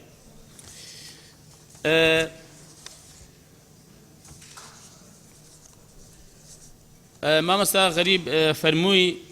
دوو پێشنیاری کرد پێشنیاریەکەمان کە پەیوەندی بزیاتر بە ئێمەوە بوو کە داوا بکرێت لە وەزارەتی ئەوقاف و مامەستایان ئێمە بە کتابی ڕسمی وەزارەت نووسرامان ئاراستەی وەزارەتی ئەوقاف کردووە داوا کراوە لە مامەستایان ملێریشەوە داوا دەکەم بەڕاستی داوا دەکەم لە مامەستایان زانایانی ئاینی کە لە وتارەکانیان باسی ناشەرعیەتی تەجاوزات بکەن وفعلا ناشەرعیشە چونکە ئەم مولکە مولکی تەنها کەسێک و دوو کەس نیە مولکی گشت هاوڵاتیانی هەرێمی کوردستانە یەکێک و دوو کەس بۆی نییە بەڕاستی بێ مەتر و دۆنم پاسە بکە بیفرۆشێت چونکەم پێم وایە ئەمیش بەشم هەیە و ئێوەش بەشتان هەیە و هەموو هاوڵاتێک بەشی هەیە حقەتەن خۆی ئەگەر راستی دێ پێویستە هاوڵاتی هەموو بێتە دەنگ لەسەر قەزیە نەکەریانی تەنها حکومەت و پەرلەمان چونکە ئەوە مولکێکی گشتیە و داواشمان کردو ئومید دەکەم کە ئینشاڵڵا مامەستایان لێرەشەوە ئەم پەیامەیەمان ینی گوێیان لێ بێ و هیوادارم لە وتارەکانی ئاماژە بەمە بکەن من لە کۆتاییدا داواکارم پەرلەمانتاران و بەڕاستی لیژنەکان هاوکار بن لە هەموارکردن و دەرکردنی یاسا کە خزمەت بە کەرتی کشت و کاڵ بکە و چ بە ڕێگریکردن بێ لە زێدەڕۆیەکان و چ بە هاوکاری بودجە بێ بۆ کەرتی کشت و کاڵ چونکە بەرەو پێشبردننی کەرتی کشت و کاڵ هەر بەوەی نییە کە تو ئێستا ڕێبگری لە زێدەڕۆیەکان بەڵکو پێویستی بە هەم دەرکردنی هەندێک یاسا هەیە بۆی کە پشتگیر بێ پاڵپشت بێ بۆ بەرەو پێشبردن و گەشە پێکردنی کەرتی کشت و کاڵ و هەم بەڕاستی بودجەی شایستە لە کاتی خۆیدا دابین کرێ بۆ ئەم کردە بۆی کە ئەمە بتوانین کە باسی ئاسایشی خۆراک و ئاسایش ئاوکرە دابینی بکەین پاشان داواکارم ڕاگەیاندنەکان بەڕاستی ڕاگەیاندنەکان دەتوانن دەوری باشیان هەبێت لە ڕێگەگرتن لە زێدەڕۆیەکان و هوشیارکردنەوەی خەڵک و کاتێک کە زێدەڕۆیەک لا دەبرێ و مەسەلەن خانوویەک دەڕوخێنرێت بە تەجاوز ینی دروست کراوە ڕاگەیاندنەکان ئەینێن بەڕاستی ئەمە زۆر گەورە بکەن و بیکەن بە هەڵا و هەرا و خەڵک هام بدەن بڵێن کاک ئەمە فەقیرە و هەژار لێ تێک دراوە ئەمە مەسەلەن چۆن ئەم زێدەڕۆی لابراوە بەڕاستی ئەمە کاریگەری خراپی هەیە تەبان من هیوادارم ڕاگەیاندنەکان لێرەوە داوانی دەکەم لەی حیزبەکان لە هەموو لایەکە بەم ئاراستەیە هەنگاوێک کە ئەم کەرتە گرنگی پێ بدرێ و ئەم کێشەی چارەسەر بکرێ و پاشان داوا لە حیزبەکانیش دەکەم بەڕاستی لە کاتی ئێستامان کە دەستمان پێ کردووە چۆن جەنابی کاقوبات بانجی کۆمەڵێک بەرپرسی خۆی کردو من ئاگادارم و ئینزاری کردن و هەرشەشی لێ کردوون کە دەبێت دەست هەڵگرن لە تەجاوزات ولیان قبول ناکرێ ئەمن هیوادارم بەڕاستی هەر حزبێکی تر لێرەوە بە حەقەت ئەم قەزە بە گرنگ وەربگرێەوە من نامەشم بەڕاستی ئاراستەی سەرۆکی حزبەکانیش کردو لەم ڕۆوە هاوکار بن حزبەکەیان ئەندامیان و ڕاگەیاندنیان بۆ کاتێک وەزارەتێک برارێ دەردەکا پێویستە بەڕاستی ئەو خەڵکی هەمووی هاوکار و پاڵپشت بێ ئێمە هەر نمونە لەم ڕۆژانە سەبارەت بە ینی بڵاوبوونی ئەنفلۆزای باڵندە لیژنێکی باڵند لە ئەنجومەنی وەزیران پێکێنراوە بڕیاری دەرکردووە کە برارەکە لە بەرژەوەندی گشتیە ناکرێ بەڕاستی ینی خەڵکێک بێ ینی خەڵکێکی هامدا ینی بزنسە سەری حزبێک لە تەمەنی 20 ساڵەی حکومەت هەرێمی کوردستان بۆ یەکەم جار ینی حکومەت برارەدا خەڵک سەر حیزب ینی ئەمە کەی منتیقا بۆیە من دەڵێم پێویستە بەڕاستی ینی پێش هەموو کەس ئەمە دەمانەیە ئێمە بۆی باز دەکەم پەرلەمانتارە بەرزەکانی ئێرە فراکسیۆنەکان هەر یەکێن ویلایەتی حزبی خۆی دەکا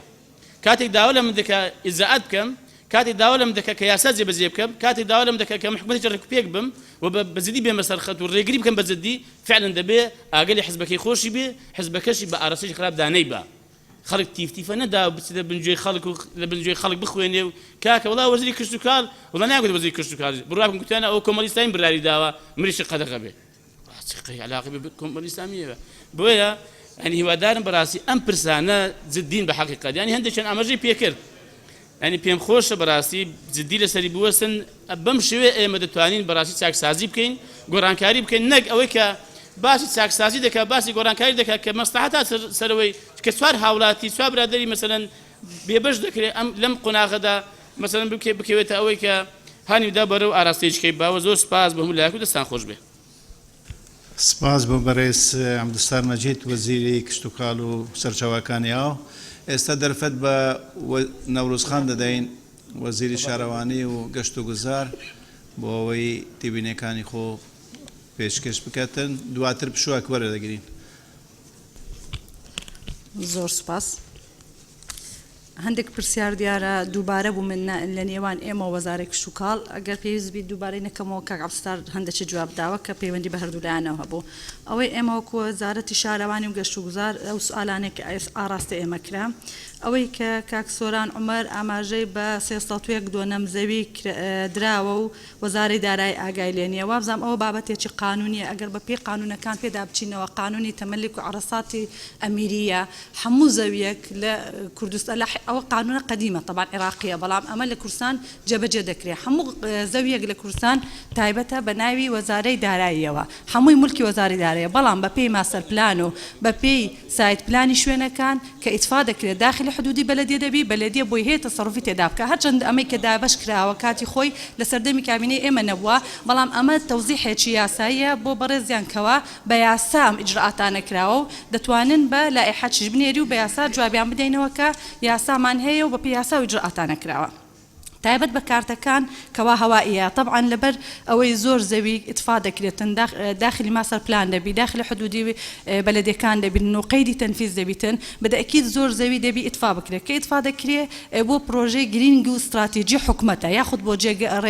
دروستکردنی شەقامە یاخود بۆ خەدەماتی شار و شارۆچکەکانە بەتەئکید ئەوە پێویست پێ هەوێ خاوەن زەویەکان قەرەبوو بکرێنەوە زۆربەیان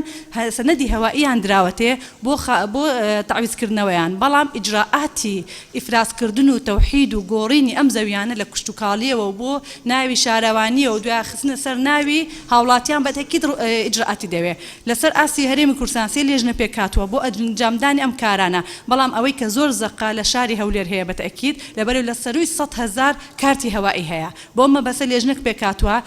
لە چەند مانجی ڕابردوو 4500 سەنەدمان تەسلیمی هاوڵاتیان کرد لێرە ئیجرئاتەکانی 12500 سەنەد دوو هەفتەی داهاتوو هاوڵاتیان دەتوانن بێن وەری بگرن کە ئەمە ژەبێتە هۆکارێک بۆ جوولانەوەی بازاڕ و کەوا حەقی خۆشیان هاوڵاتیەکان کە سەنەدیان وەربگرن ئەوەی هەماهەنگی نێوان وەزارە شارەوانی و کشتوکاڵ خۆشبەختانە هەماهەنگێکی زۆر باشمان هەیە بە حکمی ئەوەی یاساکانمان لێک نزیکن و ئیجرئاتە یاسایەکان لێک نزیکن هاوکارن لە هەر ئیجرئاتێکەوە کرابێ بە هەماهەنگی هەردوولایان لجانی تایبەتمان هەیە بۆ ئەم بابەتانە کە ئەم بابەتە ئەوی پێیوەسە بە هەردوولایان جێبەجێمان کردبێ بەڕێز مەڵام ماجد کە ئاماژەی بەوەی دا کە دەسەڵاتی فعلەن ئەوەی ئەمەش ئاماژەمان پێکرد دەسەڵاتی ئیجرئاتی یاسایی بدرێتە سەرۆکی یەکە ئیداریەکان زۆر لە کێشەکان هەڵ دەکا ئەوەش دووبارەی ناکەینەوە کە لە یاساکەی خۆمان کە وەک وەزارەت ئاڕاستی ئەنجومەنمان کردی و پەسەند کرایە و چوویتە مەجلیسی شورا بۆی پەسەندکە داوای دادگای تایبەتمان کرد یاخود گەڕانەوەی ئەم دەسەڵاتە ئەمە بەمە چارەسەر دەبی کە زۆر لە برادرانی ئەندام پەرلەمانان ئاماژیان بەو نقطەیەدا کە ئەمە زۆر گرینگە ئیستیعجالی سفەی ئیستیعجال پێ بدرێ و زوو چارەسەر بکرێ بۆ ئەوەی بتوانن ئەم ئیجرئاتانە بکرێ و زۆر سزایشی تێدایە کەوا دەبێتە ڕادعک بۆ ئەوەی ئەو متەجاوزانە پێشەوەی هەر سەر پێچێک بکەن یعنی نەتوانن ئیجرئات بترسیان وەکو ترسانێکە بۆیان کەوا ڕەدعکە بۆیان کەوا بگەڕێنەوە لەوەی تەجاوزەکە بکەن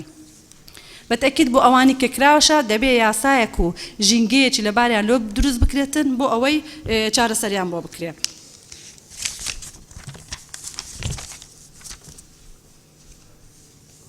بە بەتەکیدەوەی کاک بەهزاد بەڕێز ئاماژەی پێدا کە پەرەپێدانی گوندەکان هەمومان دەزانین کە ئەوەی زۆربەی گوندنشینەکان بەوابزان بەڕێز جێگیری سەرۆکی حکومت جوابی پێبووکەوە ئەو بەرنمەیە کە کرا خۆراک نەوت بەرامبەر خۆراک وای کردکەوە گوندنشینان ڕوو لە شارەکان بکەن ئەوەش کێشەیەکی زۆر گەورەی تەجاوزاتە. سەبارەت بە مساتەحات هەروە بزانم کاک بەهزاد ئاماژەی پێدا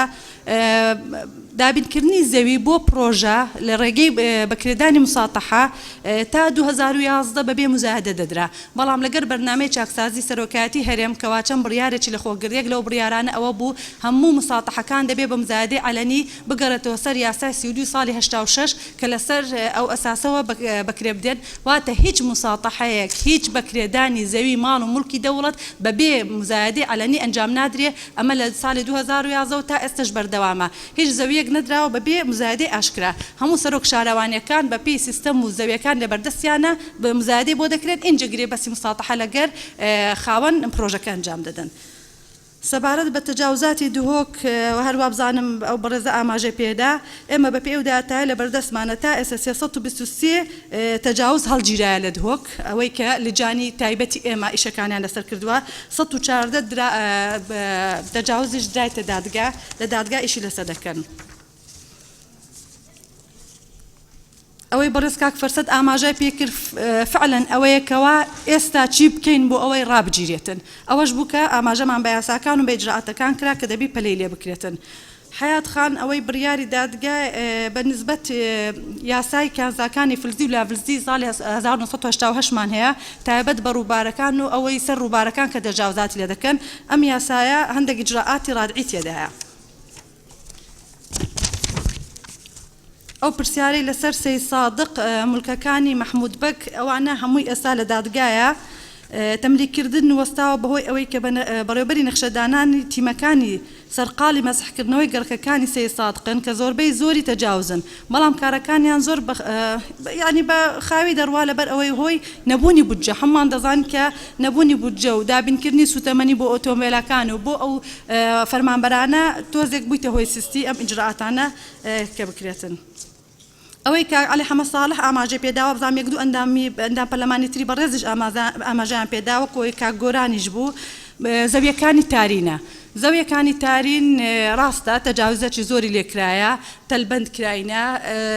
خەڵکانێک ڤیلەی لەسەر دروست کردیا خەڵکانێک پارچە پارچیان کردە فرۆشتیان ئێمە پێش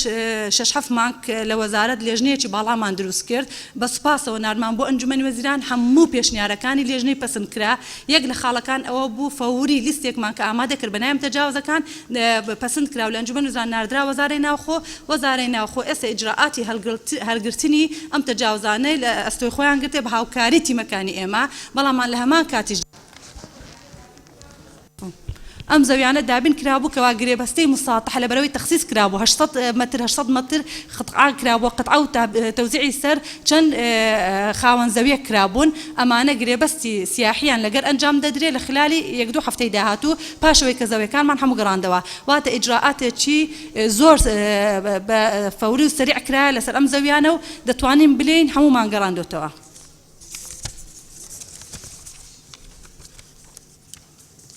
لەوانێت سوالەکان زیاتر بەرەو ڕووی من کرابوو بۆیە تۆزێ درێژێ پێدەدەم. بڕیاری قەرەبووکردنەوەی زەوی کوشتوکاڵی دوای کوژانەوەی بۆ ناوچەی ڕانیە و پشدەر بەرامبەر بە 2.5 ئەوە سوالەکە کاک عەبدولستار جوابی داوە بەڵام زیاتر تەوزیحی دەدەمێ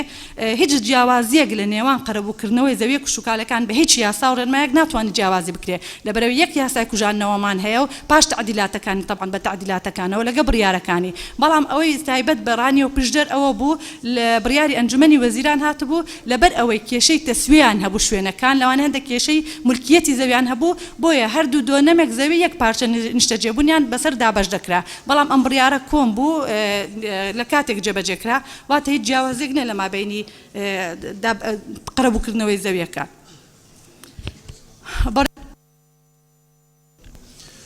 بەڕێز ئەندام پەرلەمان عەبدوڕەحمان عەلی ڕای وابوو کە ماسەرپلان هۆکارێکە بۆ زیادەڕۆیی و بە فیڕۆدانی زەوی کوشتوکاڵی بەپێی ئەو زانیارانی ئاماژەمان پێدایە ئێمە بەعکسەوە لە ئەسنای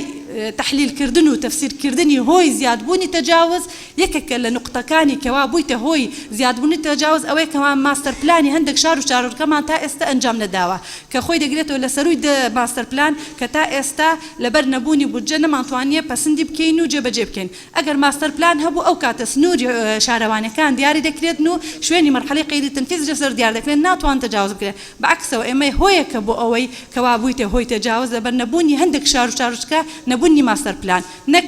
هەبوونی ماستەر پلان ببێتە هۆی تەجاوزکردن بە پێچەوانەوەیە ئەمەیان ئەگە بزانی زۆر ماوە دەتوانین دوا بێ وەڵای ماومە ئەگەر ئەگەر ماو بێت کوردی کەمە سوال جوابە باشتر وایە پشوەکوەر بگرین و بگەڕینەوە بەڕێزان ئەوە دەکەین ئەگەر 5 دقەم بدێت تەواوی دەکەم 5 دقە باش 5 دقە تەواوی دەکەم سەبارەت بە سوالی دکتۆر سرود ئەوەی کە ئتفاکردنی زەوی کوشکاڵی مەتاری هەولێرێ ئەمە تەمان دەمێکە دەزانکەوە ئتفاک کرایەوە زۆربەی زۆریان قەرەبویان وەرگرتوتەوە بەڵام هەندێک لەوەی لە فراوانکردنەکە لە مەرحەلەی ئیجراعاتی ئتفاکردنەوە قەرەبووەکانین ئەوەش لێژنەیەک لە ئەنجومەنی وەزیران بە سوپاسەوە پێکاتیا نوێنەری وەزارەی کوشکاڵیش ئەندامە و ئێمەش و لایەنە پەیوەندیدارەکانی شکەوە قەرەبووی ئەو هاوڵاتیانە بکەین کە تا ئێستا قەرەبیان وەرنەگرتیتەوە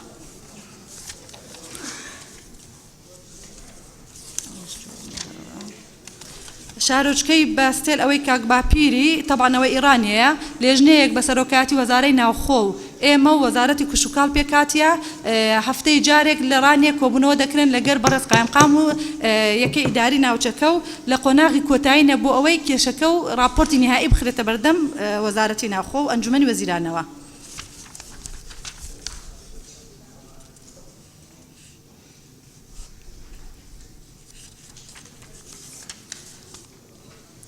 تەسویە بابەتی تەسوی ئەوەی کەوا بێگەرت خان ئاماژەی پێدا لەوانەیە کێشەیەکی زۆر زەقەیە کەوا بە تایبەتی شوێن گوندەکان و شار شارکەکان گەورەترین کێشەکە لە بەردەمیانە تەسوێنەکردنی زەویەکانە خۆی یاسای تەسویە لە پەرلەمان دەرچووە بەڵام لە یاساکە فەقەڕەیەکەیە کە دەلێتن دەبێ لیجانی تایبەت پێک بێنرێت بۆ ئەوەی تۆ تاپۆی شوێنەکەت نەبی ناتوانێت لە گوندەکانە یاخود لە شوێنە دوورە دەستەکان پرۆژەی شەقام دروست دەکەی یاخود پرۆژەیەکی ئاو دروست دەکەی هەر پرۆژەیەک دروست دەکەی ئەکید زەویەکە دەگەڕێتەوە بە عەشائیری و بە عورفەوە دەگەڕێتەوە بۆ مەجموعە خەڵکێک نەک بە تاپۆوە ئەوەیە لەبەرەوەی تەسویەیان نەکرایە بۆیە بە پێی یاسای تعویزکردنەوە قەرەبکردنەوە ئللا دەبیت ئەنها دەبی سەنەدی هەبێ کە ئەمەش سەنەدی نییە جهەتی معنی ئەگەر وەزارەی شارەوانیە یاخود وەزارەی ئاوەدانکردنەوەیە یاخود هەر لایەنەکە ناتوانانی قەرەبووی ئەوانە بکاتەوە بۆیە چارەسەرکردنی تەسویە کە ئەو لیجانانە تەفعیل بکرێ لە دوایین کۆبوونەوەی ئەنجومەنی وەزیران سەرۆکی ئەنجومەنی وەزیران و بەڕێز جێگری تەکیدیان لەسەرەوەی کرد ئەو لیجانانەی کە بەو یاسایە هاتیە بە زووترین کات تەفعیل بکرێن و ئەو شوێنانە دەست بکرێن بە تەسویەکردن بۆی بتوان قەرەبووی ئەو خەڵکانە بکەنەوە کە زەویان لەو شوێنانە هەیە و بەرە پرۆژەکانیان دەکەوێت زۆر سپاس ئەوەی لەبەردەستمەوە زۆر سپاس بۆ بەڕێز وەزیری شارەوانی و گەشت و گوزار بەڕێزان بتاکیت گفتوگۆ لەسەران پرسە گرنگە درێژەی هەیە بەردەوام دەبین بەڵام داشنەکە هەڵدەگرین ئێستا پشوەک وەردەگرین و سەعات 3 دەگەڕینەوە